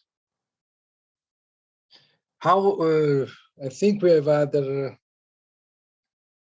5 minutes. Is there anybody among the speakers have questions, additional comments, or things they want to say? If not, I would say something. But just one observation about the exchange you had before with Fabio about the greenium. Of course, it raises lots of questions. I was thinking whether one possibility, as Fabio says, is that an investor might be willing to accept a lower yield because he thinks it's good for the planet, for the next generations. Another possibility could be, as I was mentioning, there are risks. So if and this is not proven yet in what we are observing in the markets, but a potential justification could be that an investor prefers to accept a lower yield from a green bond because it frees him or her from the risks of, for example, transition risks that can affect non-green assets. So if you think of course, all the sectors that might be more affected by transition, especially by an abrupt transition, like the energy sector or the mining sector, those, of course, could command at this point a premium because, so in the other direction, because they also entail higher risks than the green. Although, as I say, this is something that is still debated because it's not exactly evident that this is the reason behind this. Yeah, that's in fact, that's clear. Very good. This is in. Actually, I wanted to throw you through the speakers a question which is a fast one. I mean, I should have alerted you of that. But I mean, yesterday we had a very interesting discussion in the opening session of the conference, where actually somebody reported that actually it was almost unthinkable a few months ago that somebody like the governor of the Central Bank of Japan would claim that actually climate issues should figure prominently in monetary policy, which does not mean on the financial sector policies, in a plain, straight monetary policy. I wanted to ask you, what do you think about that? I know that it's an issue that's been discussed, on which as a fund we have not been exactly vocal. What do you think? Who wants to take it? Fabio is still with us? All right, so I think there's a number of issues, right, involved. And you can think of like different function. When we say monetary policy, I think of central bank in different role, right? So one has to do with the extent to which climate issues may affect, for example, I don't know, the potential of an economy, right? So if you take that view, that would fit straight into the traditional business of central banking, right? If you think affect our star, may affect inflation, whatever it does, that's part of the traditional one. Another aspect that it's often cited is whether climate objectives should be included, for example, in asset purchases, right? So whether central banks should give priorities to, say, green bond versus brown bonds, and what the objective of that would be, right? The sustainable finance market and so on. Another angle is the lender of last resort policies, right? So whether at the discount window, when the central bank receives as collateral, should give different preferences, different prices, different haircuts, and we can debate any of this in there in terms of what they take as collateral, both for climate objective, but also to protect themselves in terms of kind of risk that they take on their balance sheet. There are questions about what they do with their own portfolio management. So there's a different angle in terms of how central bank can incorporate this. The NGFS has done quite a bit of work on this. There is a subgroup into Workstream 3 that looked at this and came up, if I remember correctly, about 8 possible tools to do this. People that seem to be less excited by this point to having the same number of tools for growing number of mandates, for example, right? So you still have interest rate and asset purchases, you adding additional mandates, whether those are independent mandates or not. And whether the lender of last resort policy, which is meant to be at times of stress, how would those kind of risk feature at times of stress? So I think the jury's out there, there's different views on this issue. So I'm just trying to bring in all the possible views without necessarily having to express my own personal views on this. I see. No, that's exactly what I thought. I mean, that was, but there is, I think, one fundamental issue. I mean, should we trust central banks for that? I mean, this is a very difficult thing. How, I mean, I'll put it kidding. I mean, it's not like central banks have a fantastic score, particularly in the last 15 years on inflation, which is their job. And do we want now them to take over a job which is completely different? This is the view that people argue that they are less enthusiastic, right? No, That's the fixed number of tools you have, and if you multiply the objective, it gets more difficult to hit this objective, right? So the Timberger number of tools, number of objectives. I mean, you trust. I don't know if trust is the right word, like, because you still trust them when they do stress testing, right? So there's a number of central banks out there trying to do stress testing. Yes, right. And the other angle is people take is like, this is more in the fiscal policy camp than in the monetary policy camp. I'm not saying that they favor one camp or another, but it's also interesting that you put it in terms of the what they call assignation principle, that you should have one tool for another, because actually the way in which they talking about inflation at the European Central Bank recently in a meeting, they were putting it, they say, well, look, there is not any longer this idea that we need to have one instrument to get to one objective. We are trying to use everything possible to push inflation up. And after all, it's not working, no, in a sense. No. I mean, you've seen the Fed in the US, right? They adopted a flexible average inflation. Yeah. No, so that's. But I mean, I think it's an important issue on which we'll have to talk and come up with a position. So, anybody else wants to comment? I just want to say that you, along with the monetary, you got to worry about the risk aspect of this, because monetary policy and regulation, although we'd like to think that they're separate, but they're not really.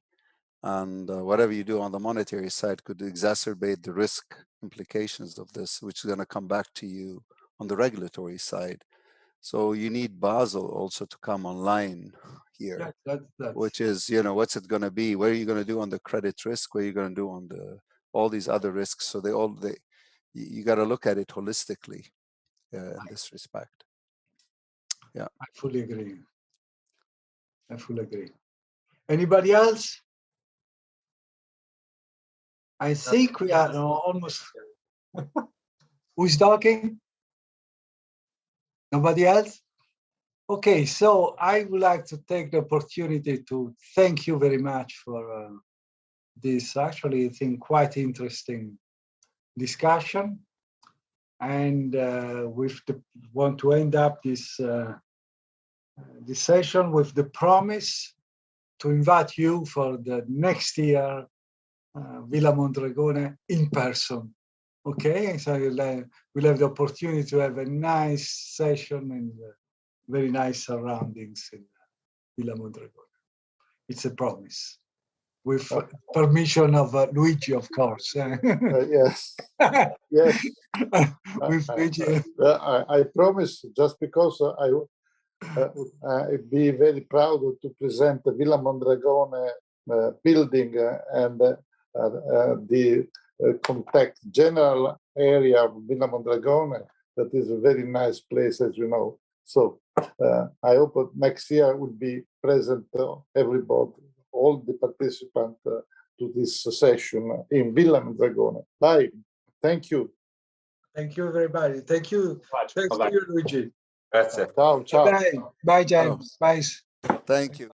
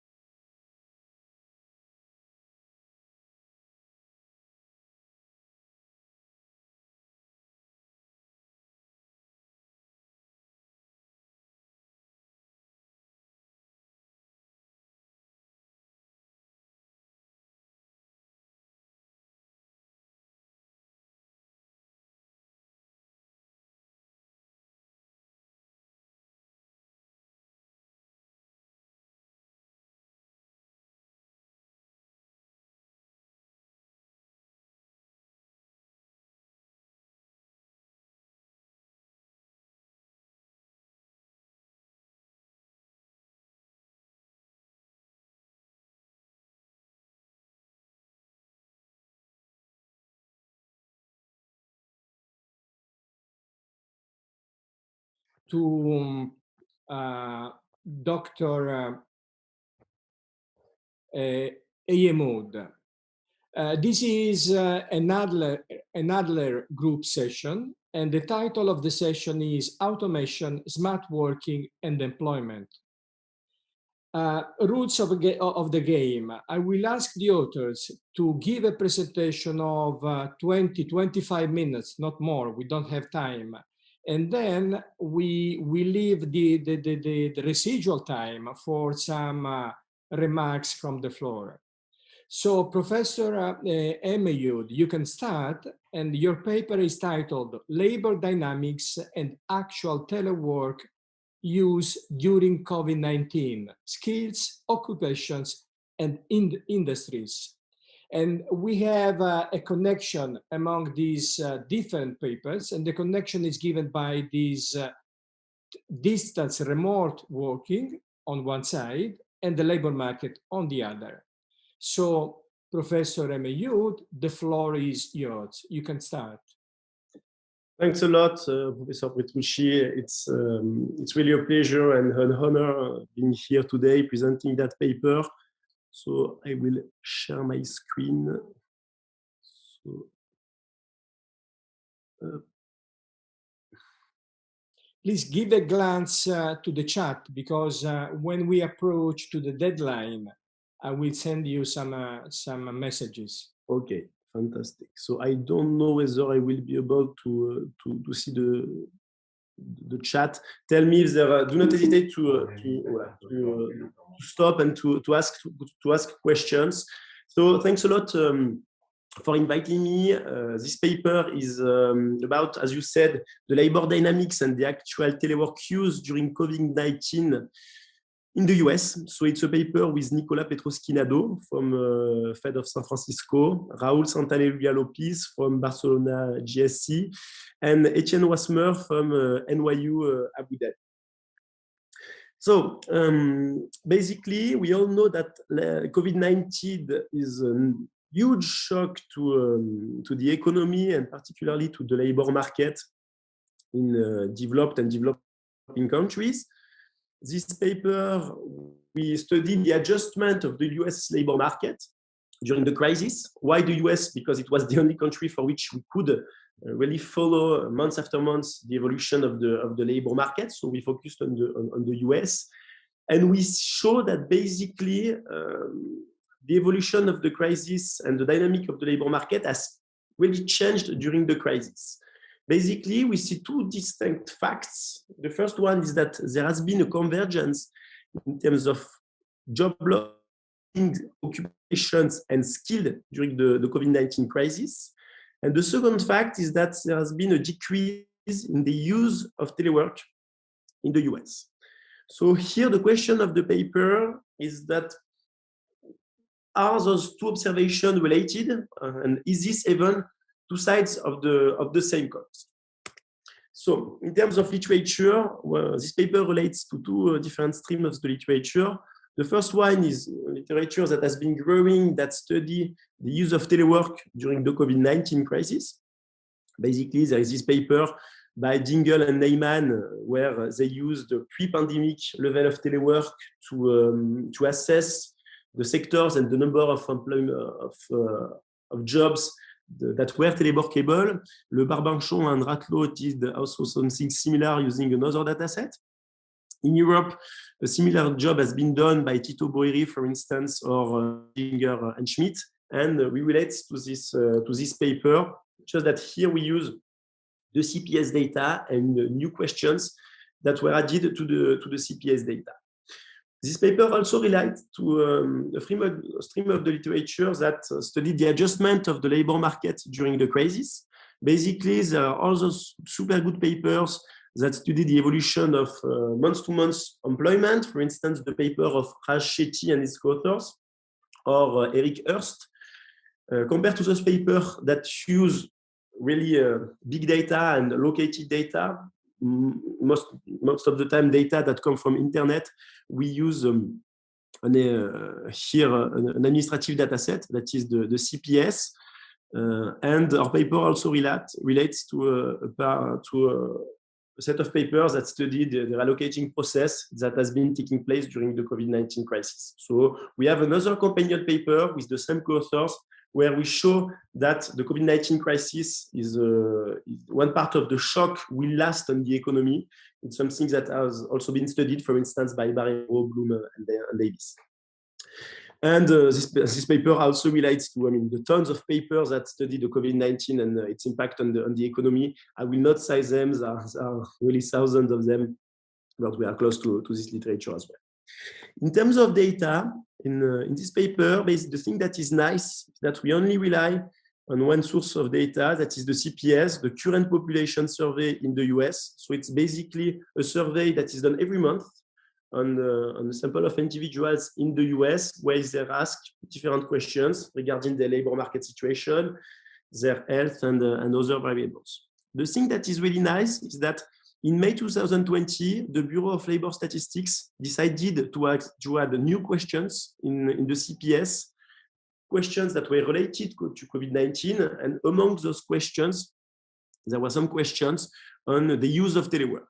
And here it's something that is going to be important.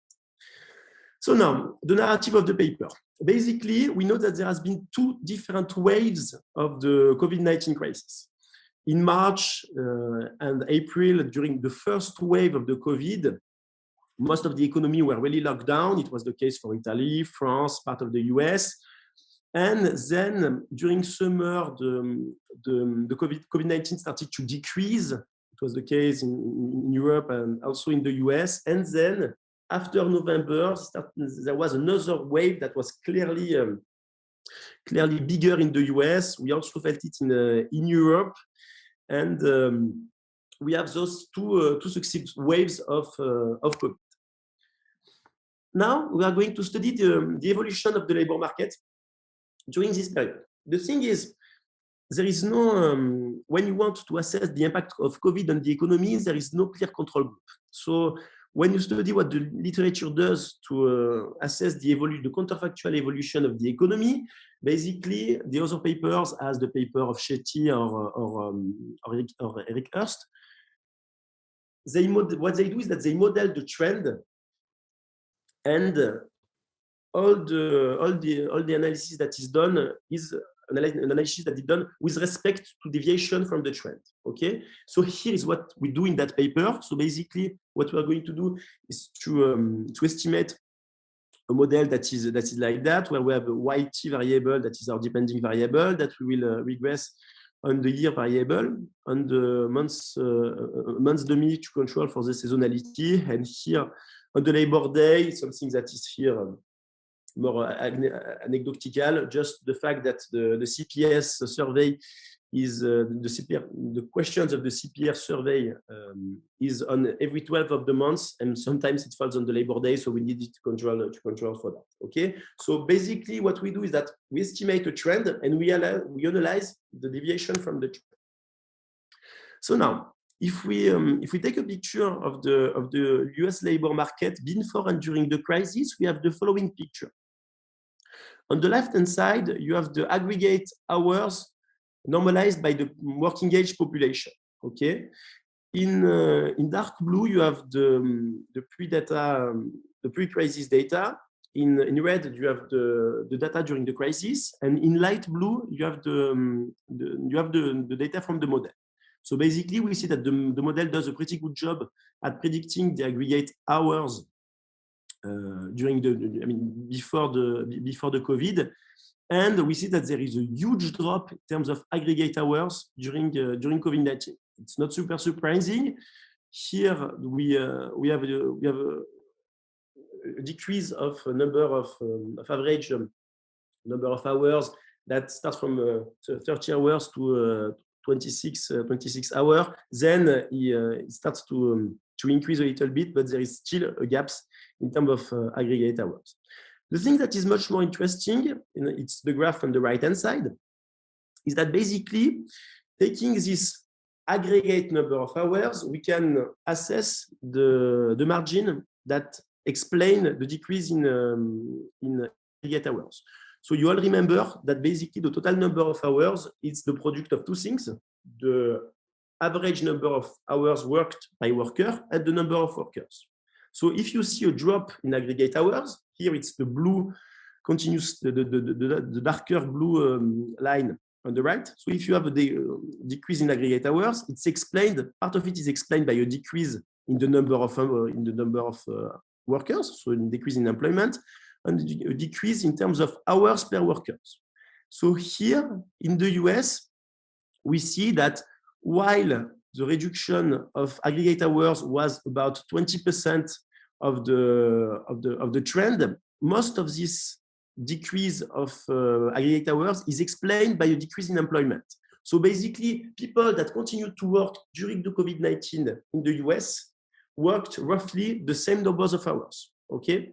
In Europe, this picture is completely different. It's absolutely the opposite mechanism that has taken place. The number of workers has stayed roughly the same, but the number of hours per workers has decreased for all European countries. Okay, but in the US, it's the picture of this. It's the message of this slide. There has been important job losses. So now, if we start to look at the employment losses by skills, there is something super interesting. It's the graph here on the left-hand side. You see that during the first wave of the COVID, there is a high heterogeneity in terms of employment loss. Basically, people that were skilled, so people with a degree higher than college, suffered a 20% decrease in employment loss, while unskilled workers with less than an high school degree suffered for more than 35% decrease in employment. Okay, so during the first wave of COVID, we have this heterogeneity in terms of employment loss, but then there is a convergence. And during the first wave of COVID, the effect is roughly similar between the different skills. Here on the right-hand side, on this graph, we only focus on two different periods, May and November.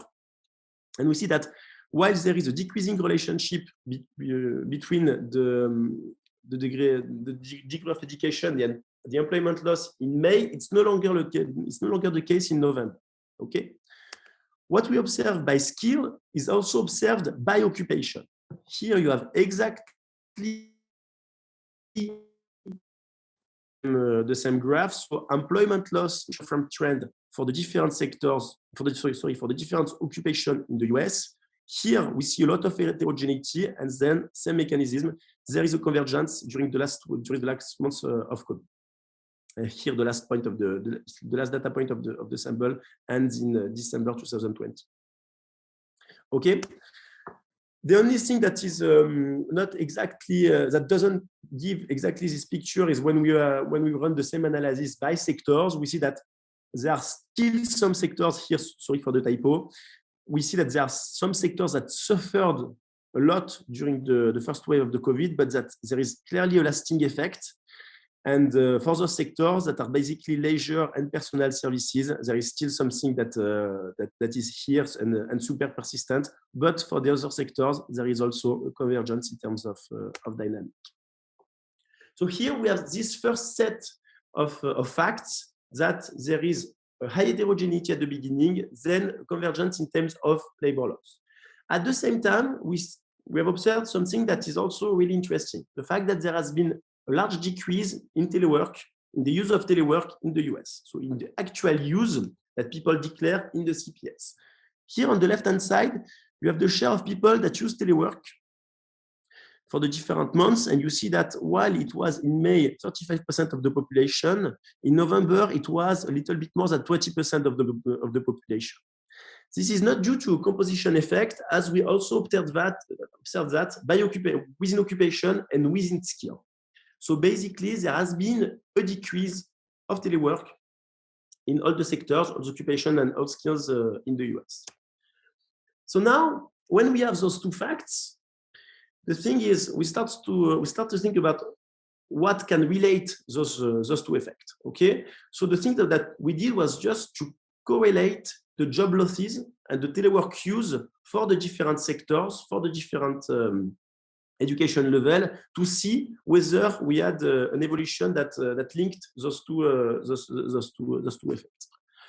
So here, on this graph, on the left-hand side, I plot the employment loss on the y-axis. So the employment loss versus, on the x-axis, the actual use of telework for two different periods, for May 2020 and November 2020. So you see that in May 2020, there was a striking decreasing relationship between the actual use of telework and the employment loss. So basically, people that could use telework didn't suffer from large employment loss. While in November, it's no longer the case. The relationship is absolutely flat. When you look at this coefficient and whether it's significant, so the slope of this curve, you have the following evolution. So basically, in March, April, we have still this negative relationship between actual use of telework and employment loss. And then for the last months, it's no longer significant. So basically, there was a kind of shielding effect. The fact that people that could use telework used telework in the first wave of the COVID, but then this shield wasn't longer protective during the second phase of the COVID, and there is no link between telework use and employment loss.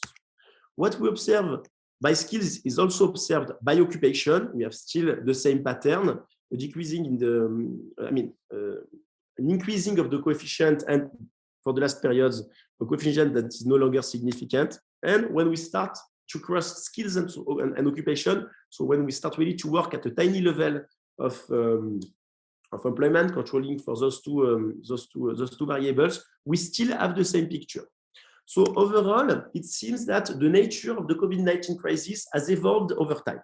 In the first wave of the crisis, telework was used as a protective shield. Okay, during the second phase of the crisis, job losses are completely orthogonal to this level of telework.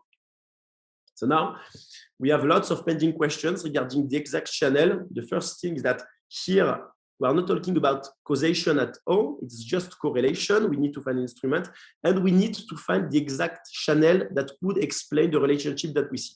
So basically, it could be explained, for instance, by a revealed productivity mechanism that maybe most firms put their workers on telework during the first wave of COVID, and then realized that those guys weren't super productive, and then decided not to use them as teleworkers during the second wave of COVID. Okay, maybe it was just a question of supply of demand. For instance, it was possible that during the first wave of COVID, there was still a high demand in those different in those different sectors, while in the second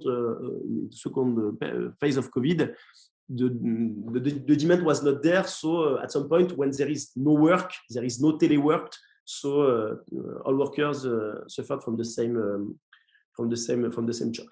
And finally, there is also the role of public policy that we need to investigate.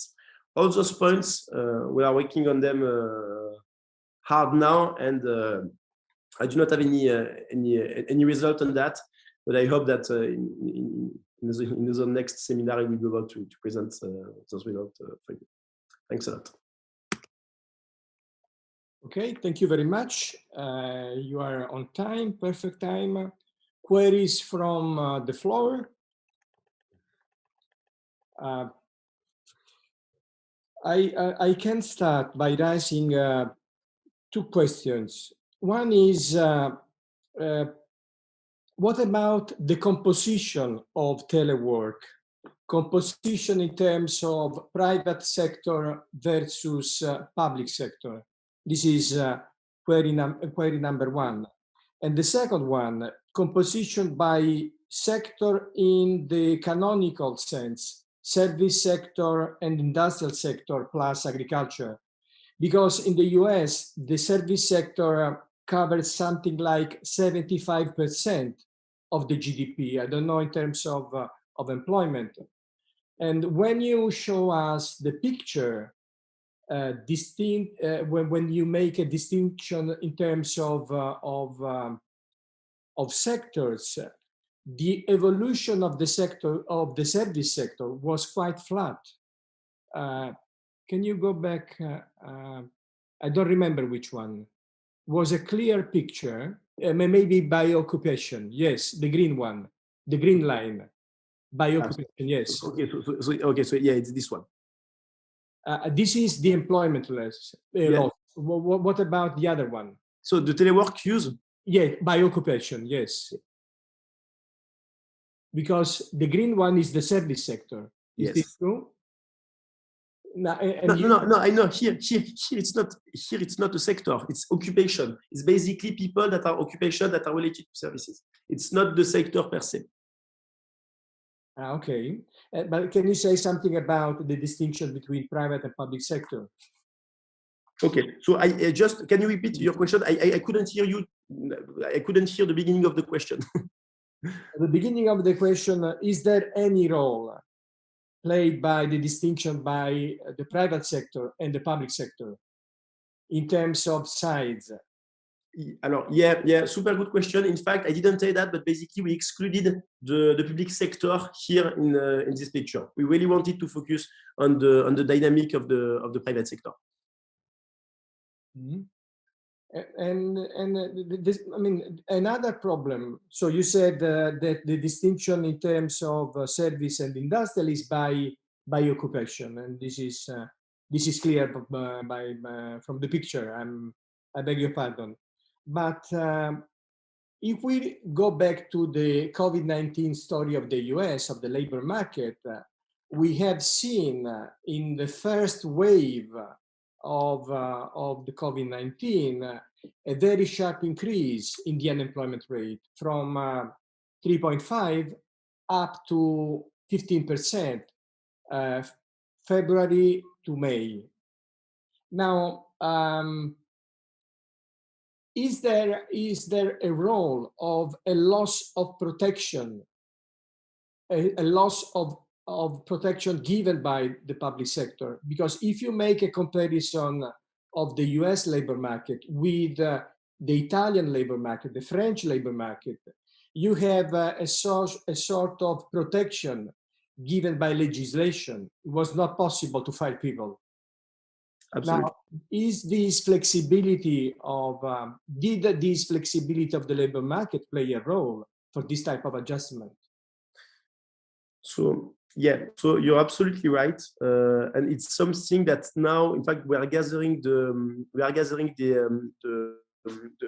data on the European side because we really want to make the comparison between the two. The thing that's interesting here is that basically in Europe, in Italy and in France, the unemployment rate hasn't really changed. So there wasn't a huge job loss effect. So basically, we do not expect to see a lot of things here in terms of relationship between telework and job loss in Europe. But the thing that could be interesting there is that we could see an effect of the use of telework and partial employment policy that has been done in Europe. So it's something that clearly we investigate here. Okay, thank you very much. There is a question from Dr. Rizzica. Hi. Thanks for the presentation. So actually I have two questions, but the first one is very short. So the first thing is exactly about this graph that you're showing now. Do you have any information about the use of telework before the pandemic? Because I would like to see if there is a spike, how big the spike was in May 2020. And the second question is more about the overall interpretation of the evidence you showed. So my feeling is that actually the first one was, so when you talk about the second wave, the second shock, actually the second one was not, maybe was not that much of a shock to the extent that the economy had not returned to the equilibrium yet.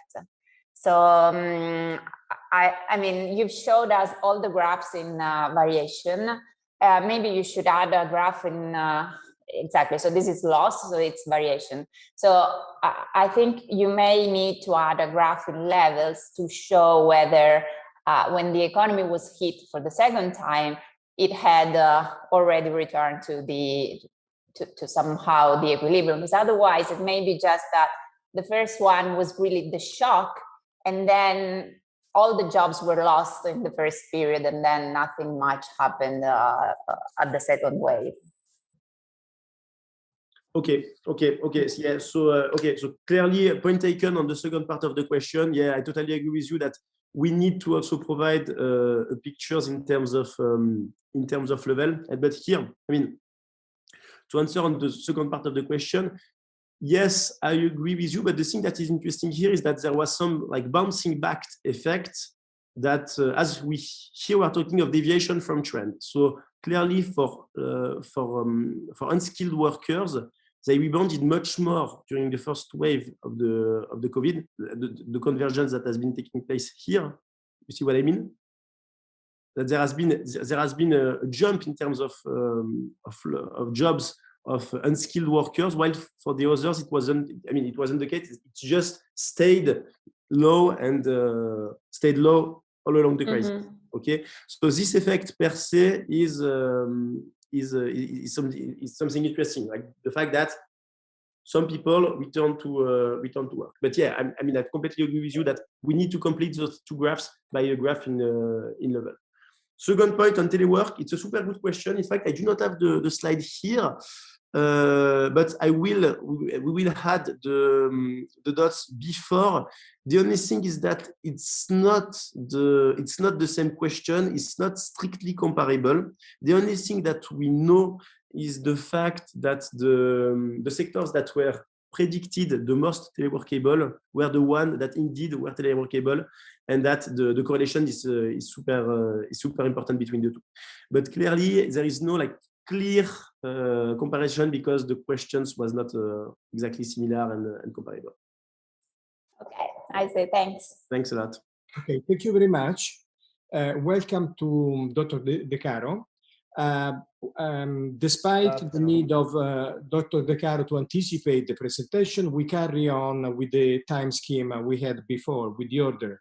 So, Dr. Rizzica, the floor is yours. Okay, thanks. I'll share my screen.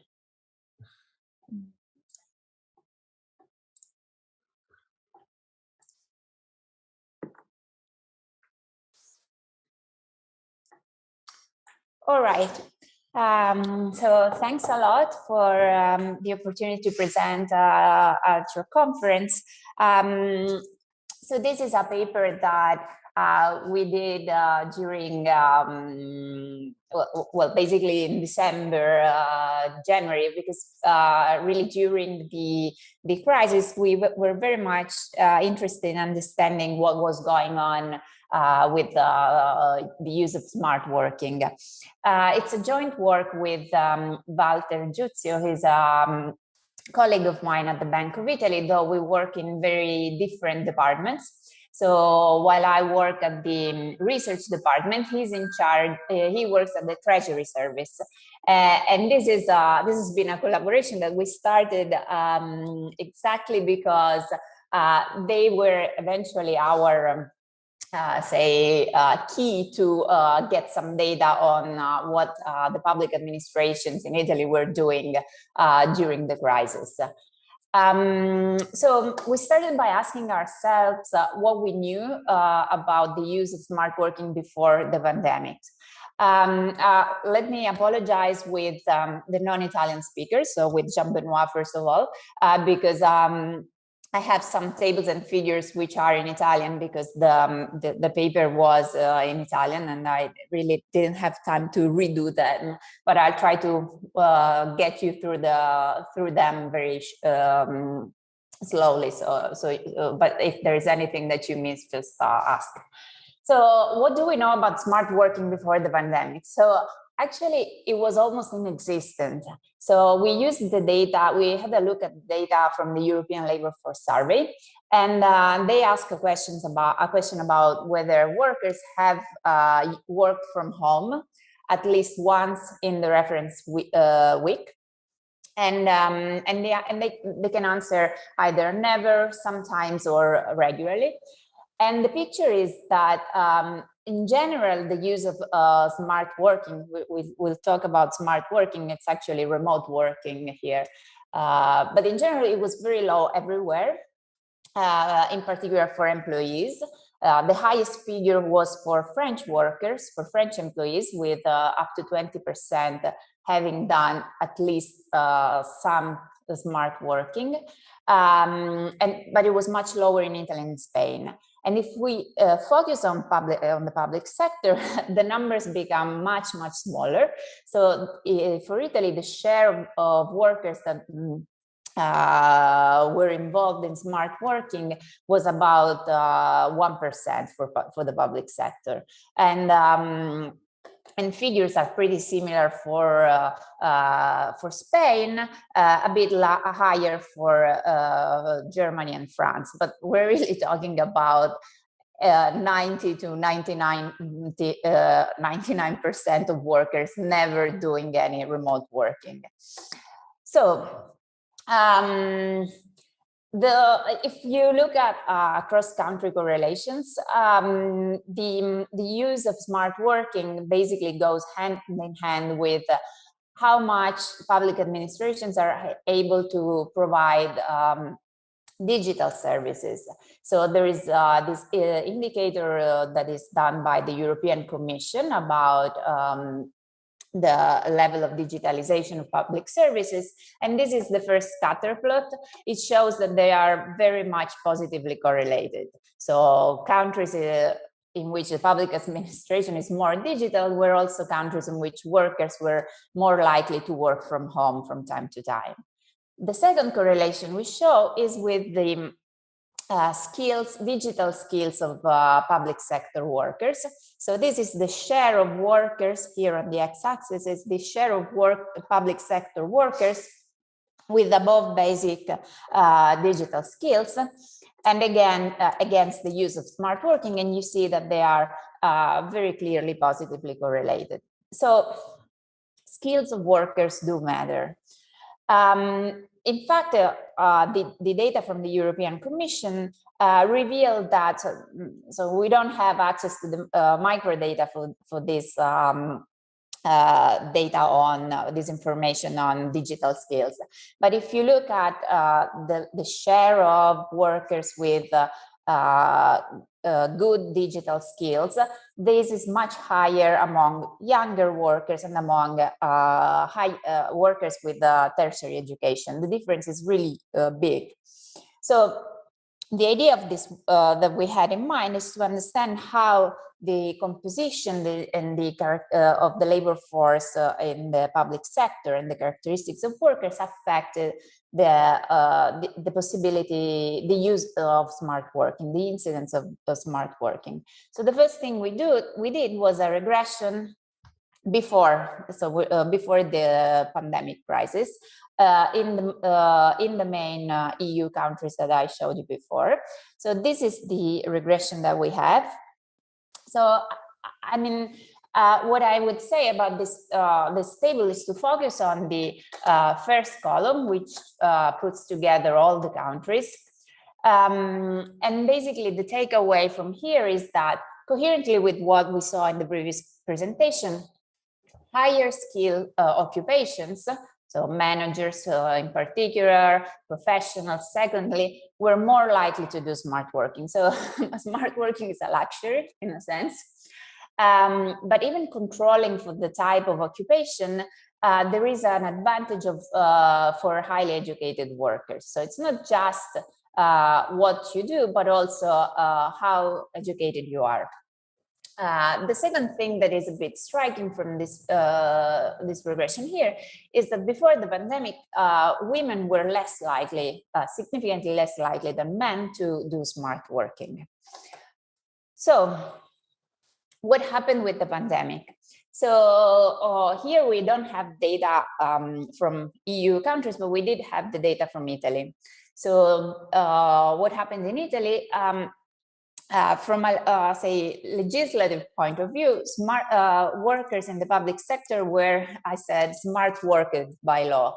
So it was decided that smart working had to be the main way of work, the main working arrangement. And this was at the very beginning of the pandemic. And in fact, if we look at the share of workers who did some remote working during the pandemic, basically in the public sector, this went from 2% here to 33%. It changed among sectors of the public administration. So bureaucrats in the bureaucracy, in a strict sense, it increased a lot. In education, it increased a lot as well. Of course, in the health sector, much less, and in the residential social services, less as well. And here we compare them to this indicator of teleworkability, which comes from the paper by Boeri and co-authors. I think it's the same one that was cited in the previous presentation. And you see that there were sectors in which the actual use of smart working was below the potential and sectors in which it was above. So in the education sector in particular, there was much more smart working than theoretically possible. Whereas among bureaucrats overall, there was less. There was variation in Italy across geographical areas. But mostly, if we look at the strict definition of public sector, which is the one that excludes education and health. The reason why we make this distinction is that in the labor force surveys, we don't know whether, so we know the sector, but we don't know whether for education and health, they are private or public facilities. So it's always tricky to include them in the analysis. So what happened in the public sector in the strict sense is that, however, the use of smart working was much lower in southern regions compared to the center and to the north. Now, again, did the picture change in terms of workers involved? Something changed. So what didn't change was the fact that, again, higher skilled workers, occupations were more likely to do smart working. Even controlling for these, more highly educated workers were more likely to do it.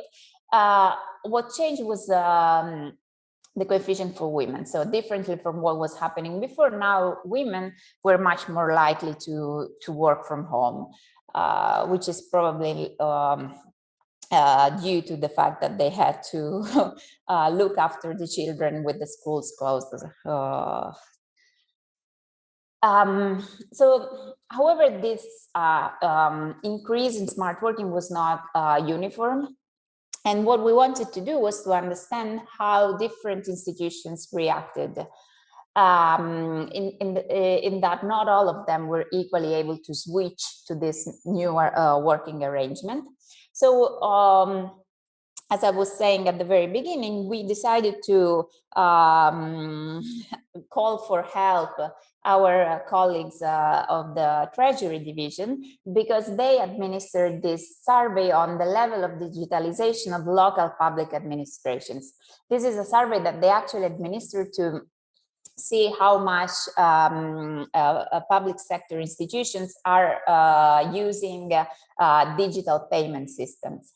But in the 2020 wave, we included some questions about the use of smart working. The questionnaire was administered between June and October 2020. It targeted all regions and provinces and a large sample of municipalities and even local health authorities. So what do we see? So essentially everyone adopted at least some smart working.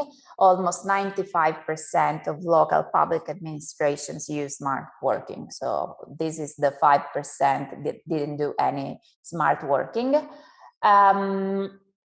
But there were differences on the intensive margin. So here you see that the share of staff that did smart working varied significantly. And at the same time, also the share of activities that were smart work varied. And they didn't vary on a one-to-one scale. Now, differences were largely explained by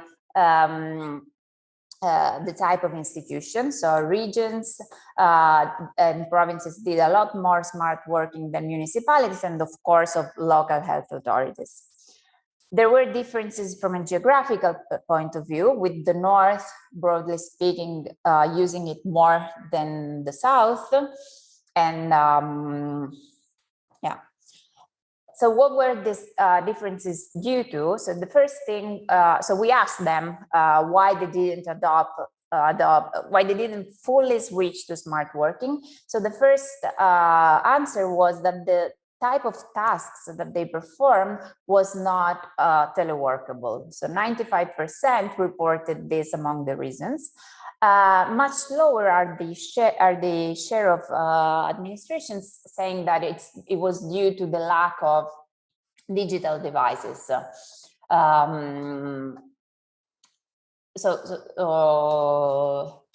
in fact, if we look at the activities involved in smart working, we see that there are large differences. So accounting, for instance, was the one where smart working was most used, whereas things like certificates or the real estate management, which are things that require you to have contact with the public or to go on site, had much lower shares. However, this is not everything is clear. For instance, why procurement was not done digitally, it's not easy to understand.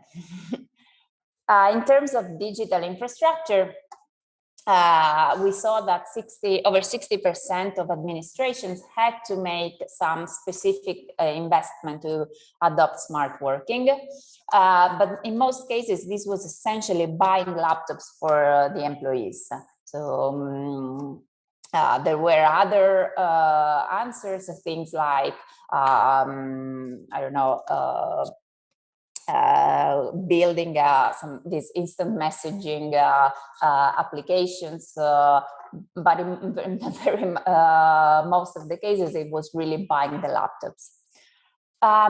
We wanted to understand, so what we did eventually was to try and understand whether the heterogeneity that we see can be explained, and to what extent, by the composition of the workforce. So we matched the data from the Bank of Italy survey with the administrative data from the Ministry of Finance, essentially, which report for every single institution some aggregate characteristics of the labor force. So we matched them by name, actually. And we focused on 3 dimensions, basic dimensions, if you like, which were gender, age, and education of the workforce. And then we ran some regression to see how much these features mattered in the adoption, in the ability to adopt smart working.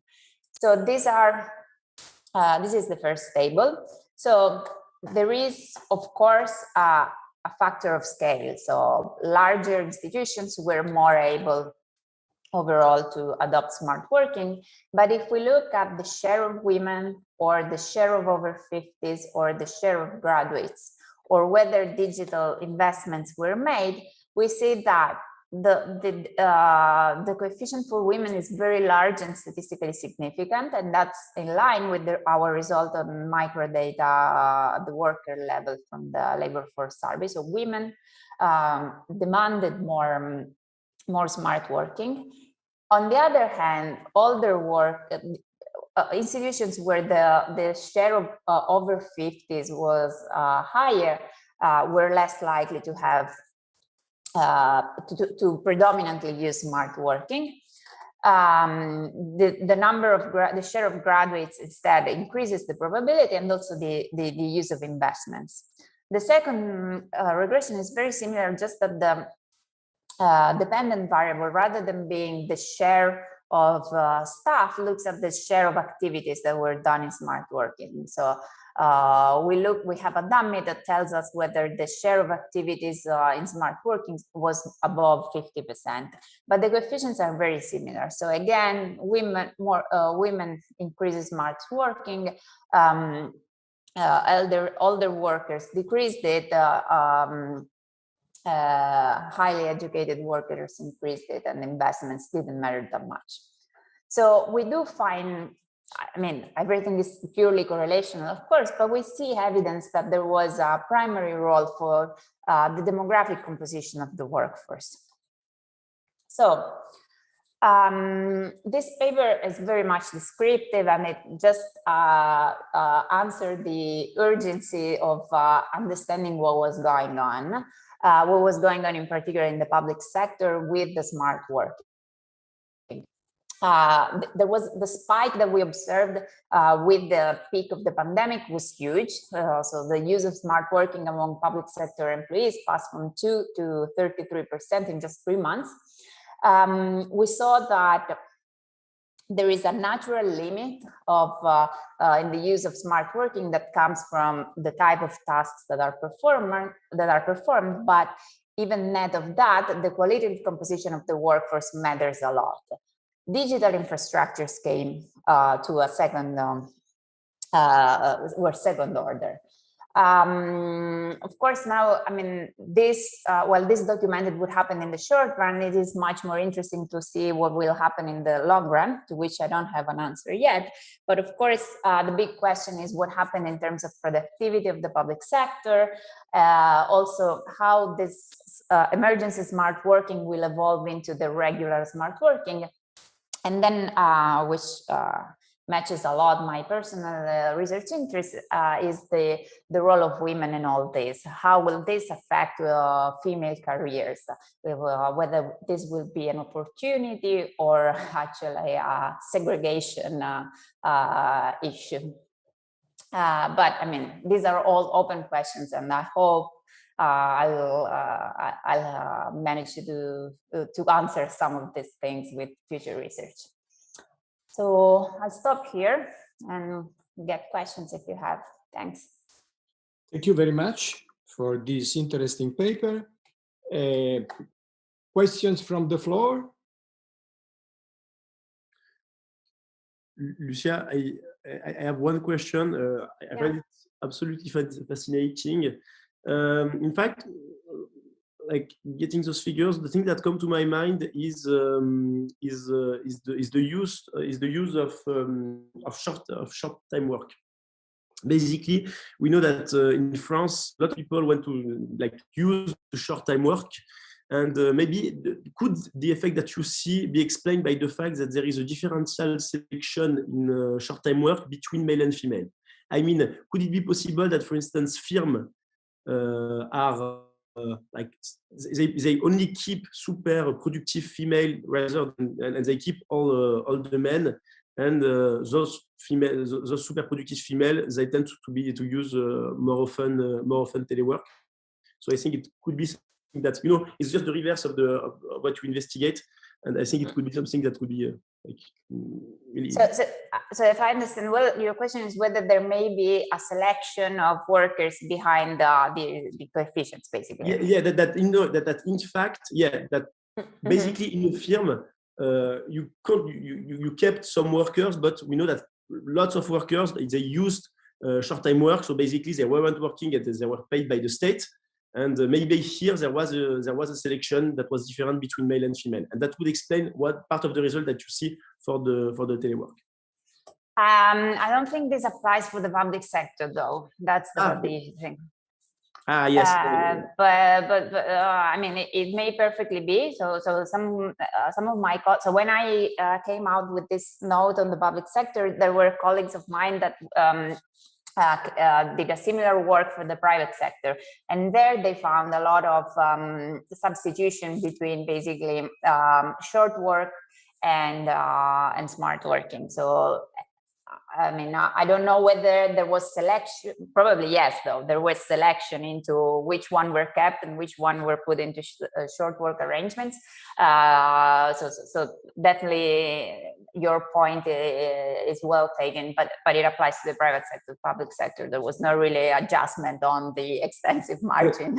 and one last thing that is really a comment, but I really found it super interesting. If you go back on the slides, I think you have you crossed bambino and you have a negative coefficient for Italy. That is super interesting, meaning that female, when they have young babies, are more discriminated when they want to use telework, right? Yeah.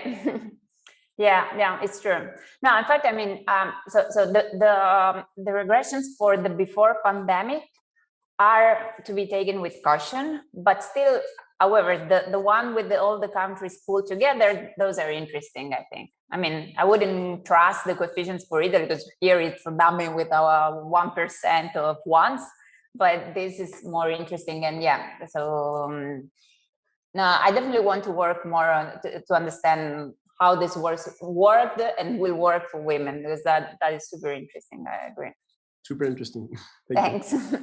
Thank you very much. Dr. De Caro, do you want to say something? Do you want to ask something?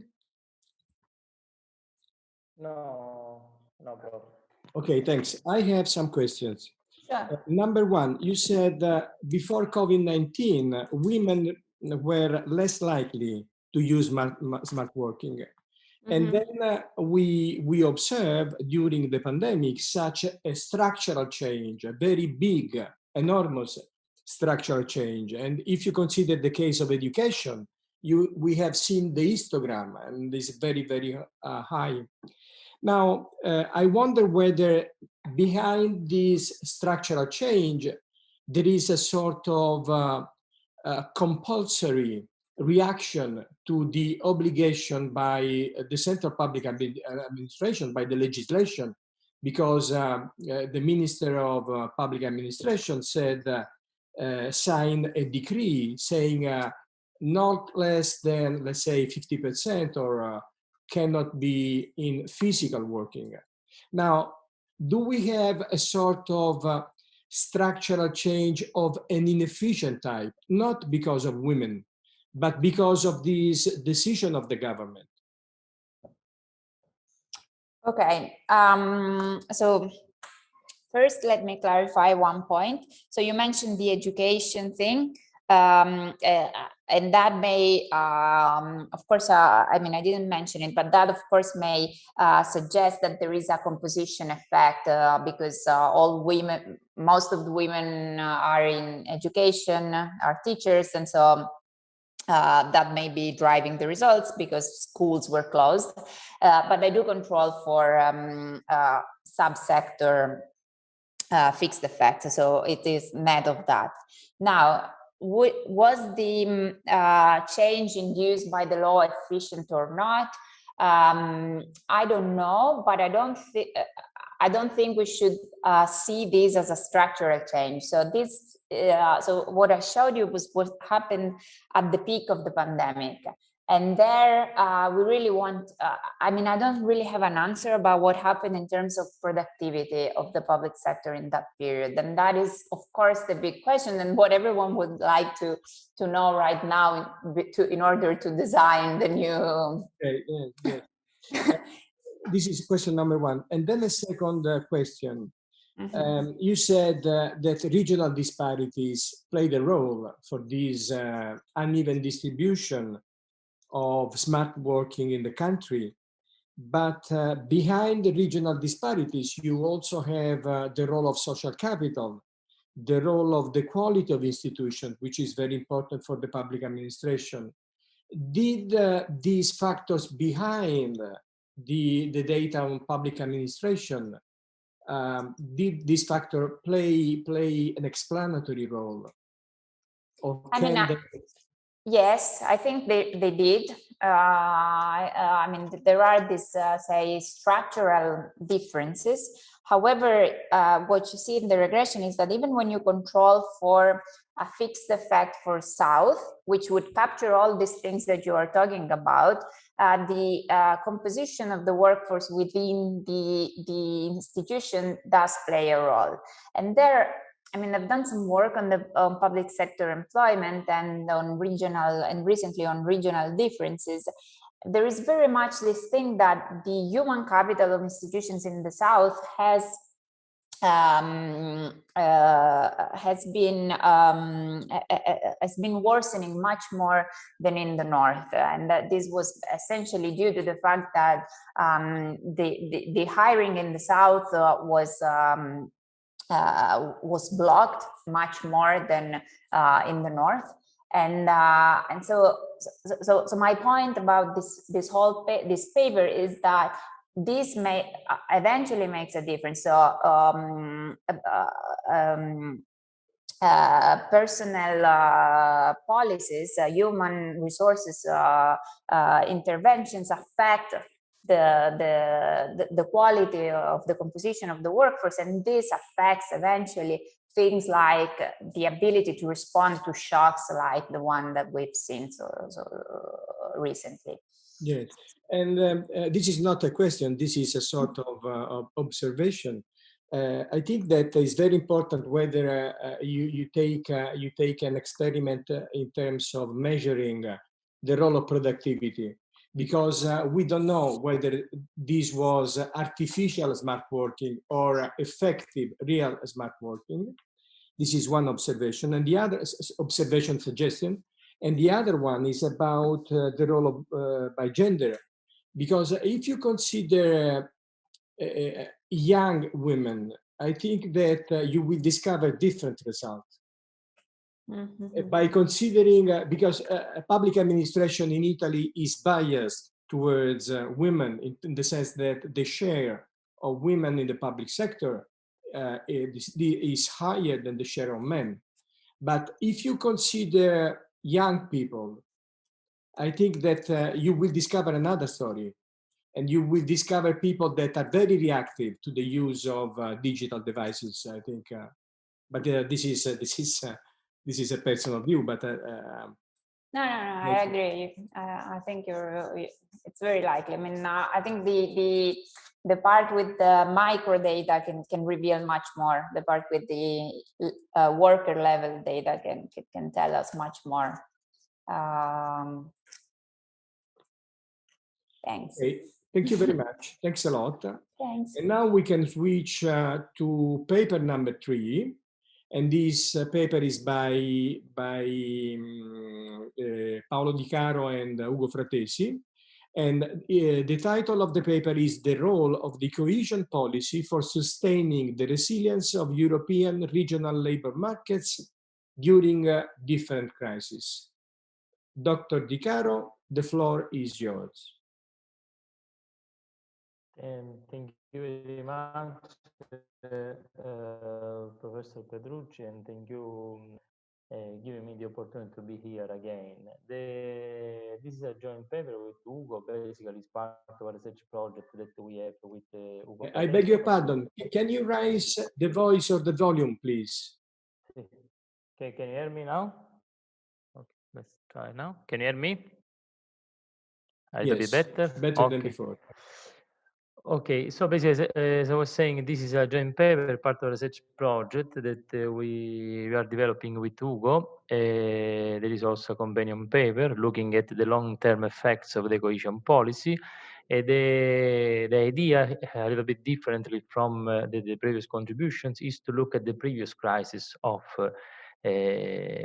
that occurred in Europe in the last 30 years, and then possibly you can make some inference also for the COVID-19 pandemic crisis. So we start from the regional resilience literature that, as you probably know, apart from that the resilience now became a buzzword, but now it has been used to analyze the different and the heterogeneous consequences of the Great Recession. Then what we want to look basically, so the main contributions of our work are three. The first one is to map the resilience, let's say the sensitivity of the different regions in Europe to different shocks, and I will show you the different shocks that we have identified in our data set, the role of the cohesion policy, so the policy in Italy. We think we basically make an advancement to the literature because we use the new data set provided by the European Commission that covers 3 decades. Unfortunately, most of the studies that analyze the cohesion policy, even if they claim for causal effects and related effects, they use few years of observations. So as you know, this is quite strong to argue because this is a policy that encountered the very structural breaks, no? Let's say the German unification, the crisis, and so on. And then, as I said to you, we in this version of the paper, we had not basically used our elasticities to assess possible effects during the pandemic crisis. I did this for Italy in a related already published work, so looking at the possible countercyclical effects of the cohesion policy during the COVID-19 pandemic crisis. From a methodological point of view, we are the first to apply a panel time series approach, heterogeneous effects of the policy. So just to give you an idea, most of the existing studies, let's say the majority, employed either industrial evaluation analysis. Most of the colleagues of Lucia used the synthetic control approach, so diff and so on. But the idea is that or panel or cross-section analysis, but most of the existing studies adopted the homogeneous slope coefficient modeling framework. So let's say they estimate average beta. So we are able to estimate the individual specific beta by applying a panel time series approach. Okay, how we identify the shocks that occurred in Europe? We adopt the external dating procedures suggested by Harding and Pagan, and we use, so basically we combine information that we have in our data set, plus the official dating of the crisis that were in Europe from a recent data set published by some economists at the European Central Bank. So the idea is that we identify 3 main crises. So in the old member states, so let's say the EU 15 member states, we identify the first shock. So in early 90s, so as you probably remember, no, the lira crisis shock, so the currency crisis that occurred mostly in Italy, in the UK and the northern countries.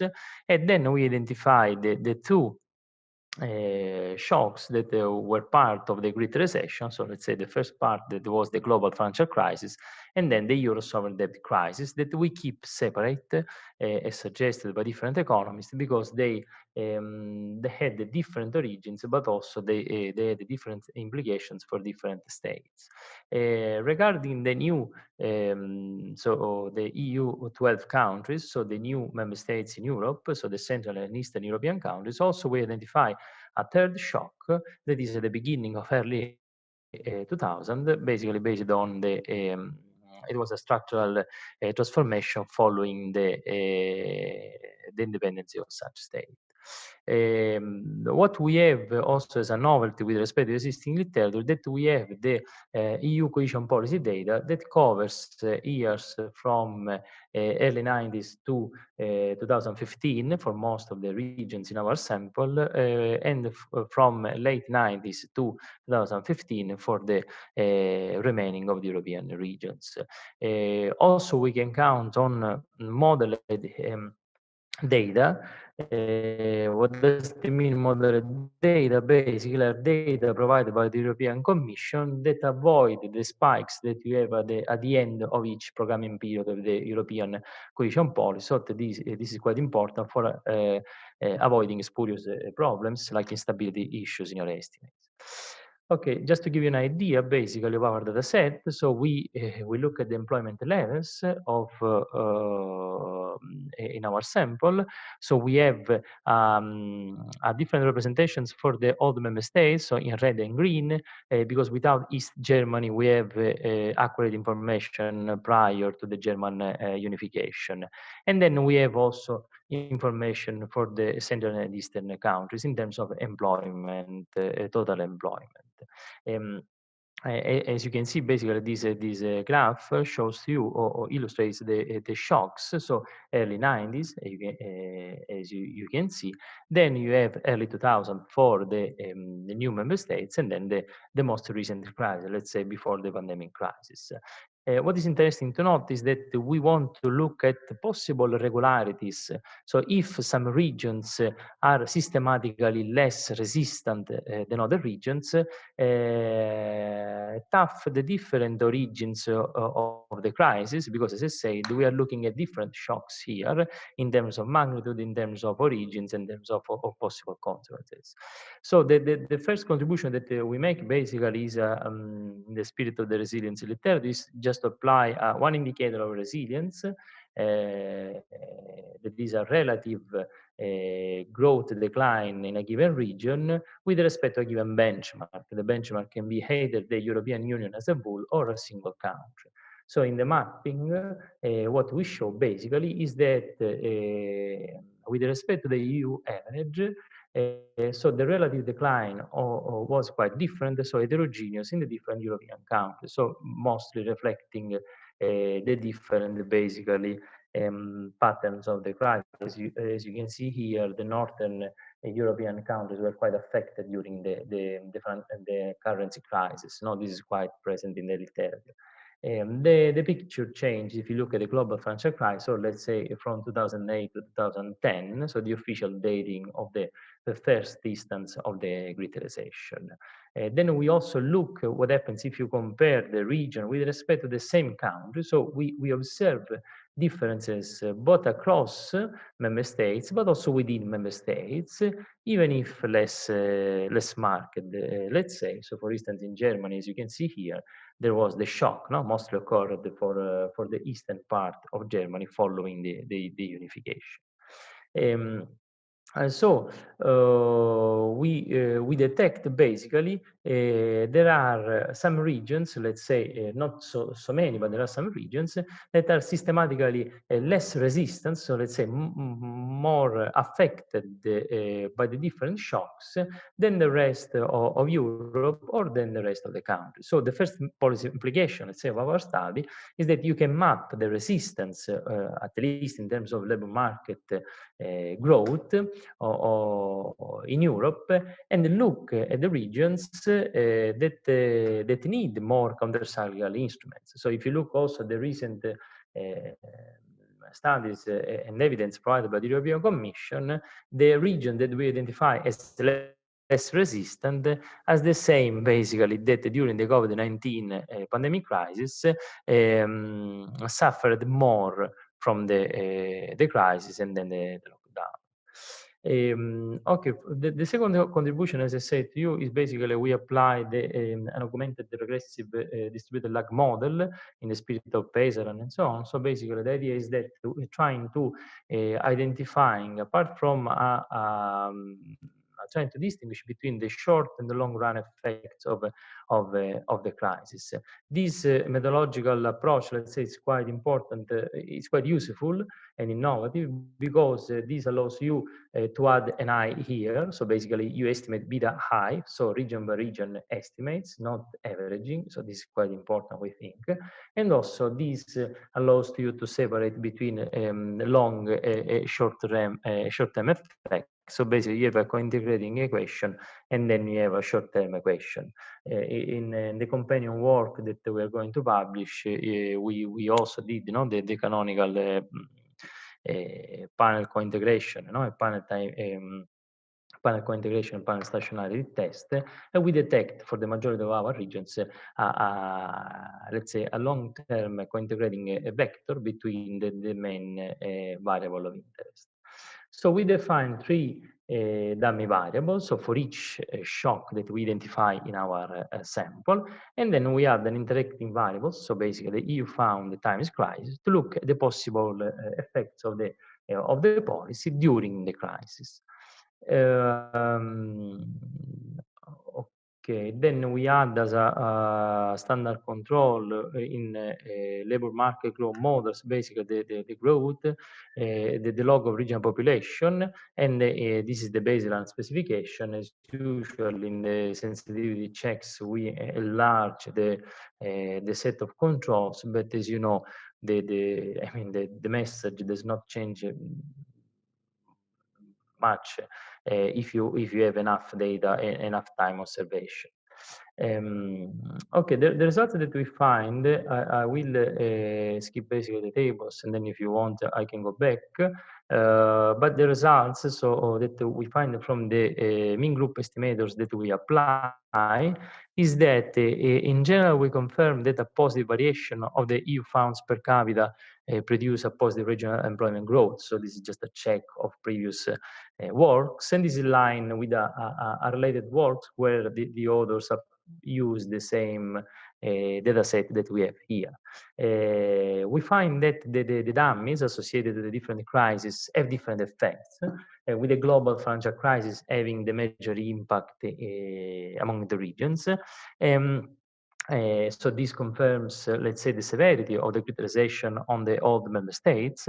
And then we also find that the cohesion policy, so let's go back just in this table. So the cohesion policy played a positive role, so basically during the global financial crisis. So that there was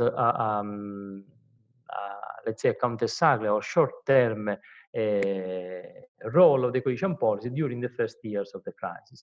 This confirms country-specific studies that also myself with other authors we did, so that once the recalibration of this long-term policy operated, as you remember probably, no, the European Commission in 2008 modified the cohesion policy framework by rising the co-funding rate from the EU or by speeding up the procedures. So if you put money in the system, let's say in a Keynesian view, you can smooth the adverse effects of the crisis. So we found this for Italy, but also other authors found this for other countries.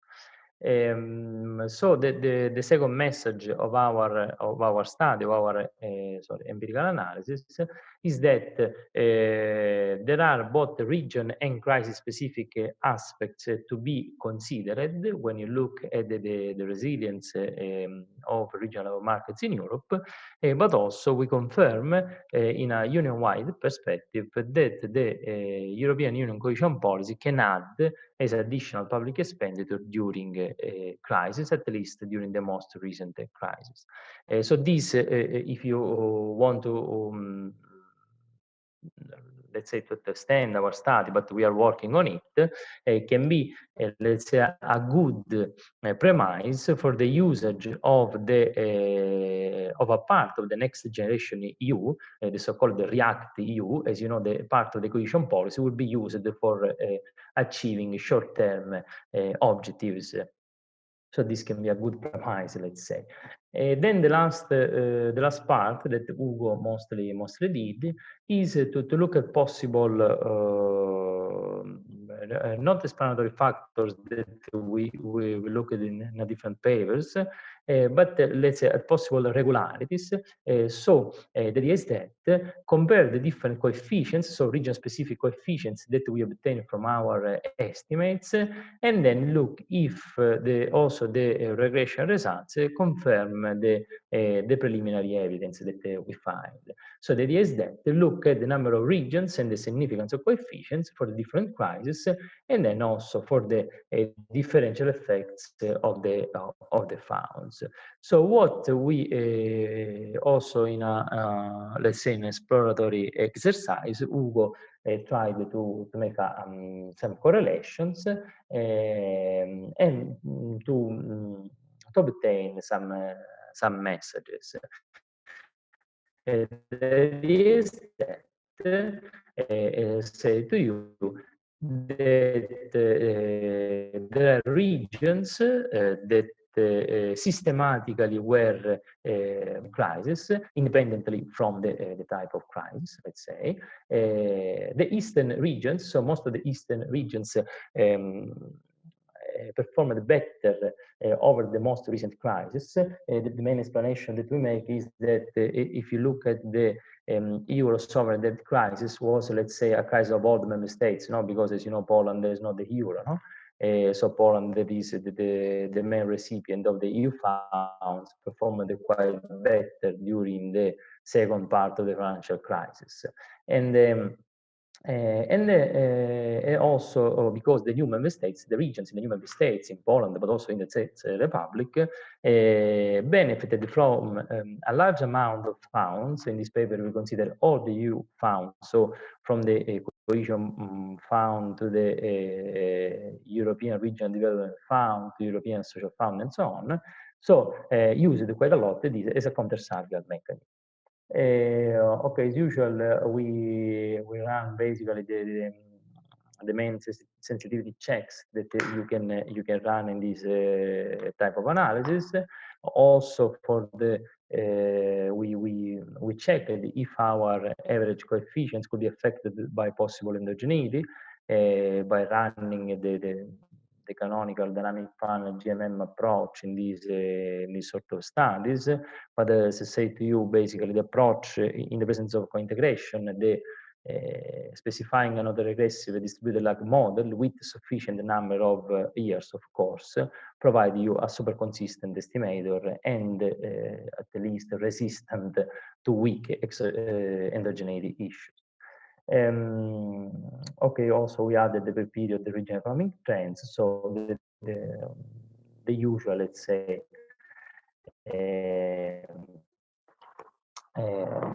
checks. So finally, what we think we had, basically, apart from making some spillovers from the project that we had, is that we provide a mapping, so let's say a representation of where policymakers should operate during the crisis.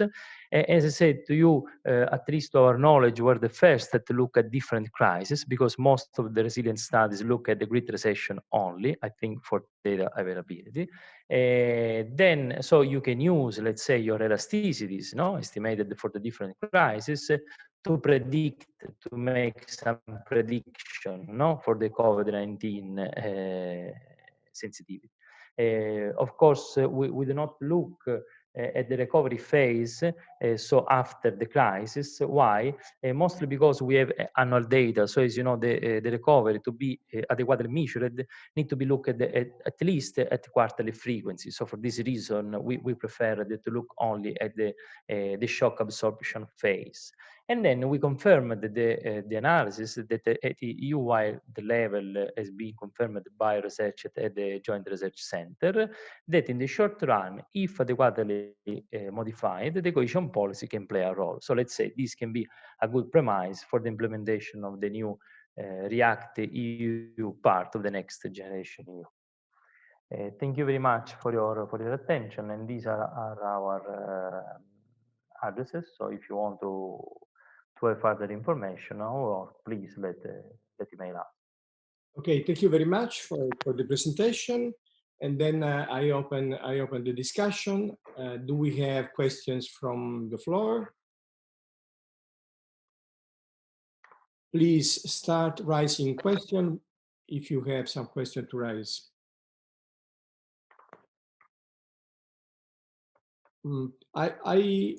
I can start by raising two questions. One is about the resiliency indicators.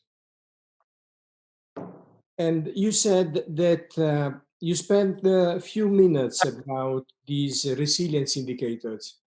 And you said that it's more or less the share of it's the change in the share of employment in a region compared to the European Union level. Is this true? Now, I wonder whether these capture the true resilience of the labor market, because you may have adjustment costs because the employment rate level is quite sticky in some countries and is very flexible in other countries. And the globalization history is the history of this different adjustment of the employment level, of the unemployment level in different countries in Europe. So this is question number one. And the other one is about the panel method you use. I wonder, for the same reason I was saying before, whether using a dynamic panel would be better than a simple static in terms of the endogenous variable. Is better to use this dynamic panel when you have a sort of lagged endogenous variable. And this is a sort of partial adjustment mechanism. And the partial adjustment mechanism is consistent with an error correction mechanism when you have cost of adjustment. Because when you change employment, you have cost of adjustment. Is this something that you have considered? Is this something relevant for you? I stop for the moment here.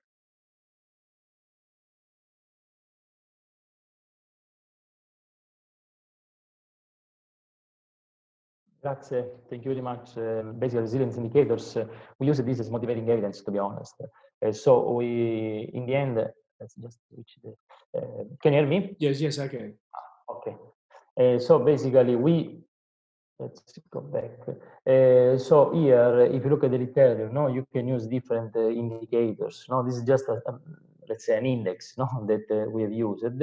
And for this reason, we have checked also for the country specific, let's say, resilience. So the delta employment growth in the crisis period divided by not the EU as a whole, but the country. So checking for country rigidities, no? Because as you know, labor markets in a given country are mostly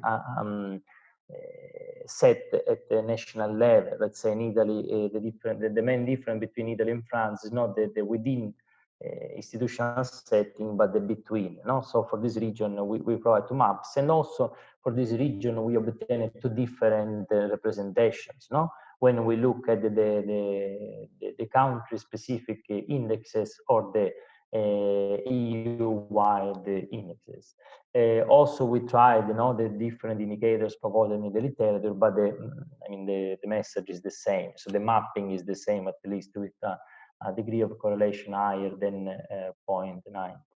As for the modeling framework, basically, this is the reduced form of the model, where we from the level variables, we go to the growth variables, here I have discussed the baseline specification where, as you have correctly pointed out, we add, let's say, T-1, one leg of the U-found and also the covariate. But our main results are not affected if the lag, this also is confirmed by the Schwarz-Bayesian criterion, basically.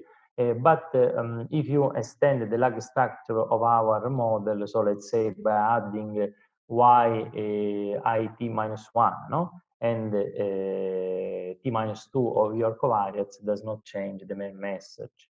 Because in this case, even if we have a panel time series data set, let's say, longer than previous studies, so 25 years for all the member states, is not enough, to add the two main time legs. So we were conservative. So, but the two legs does not change the message, basically.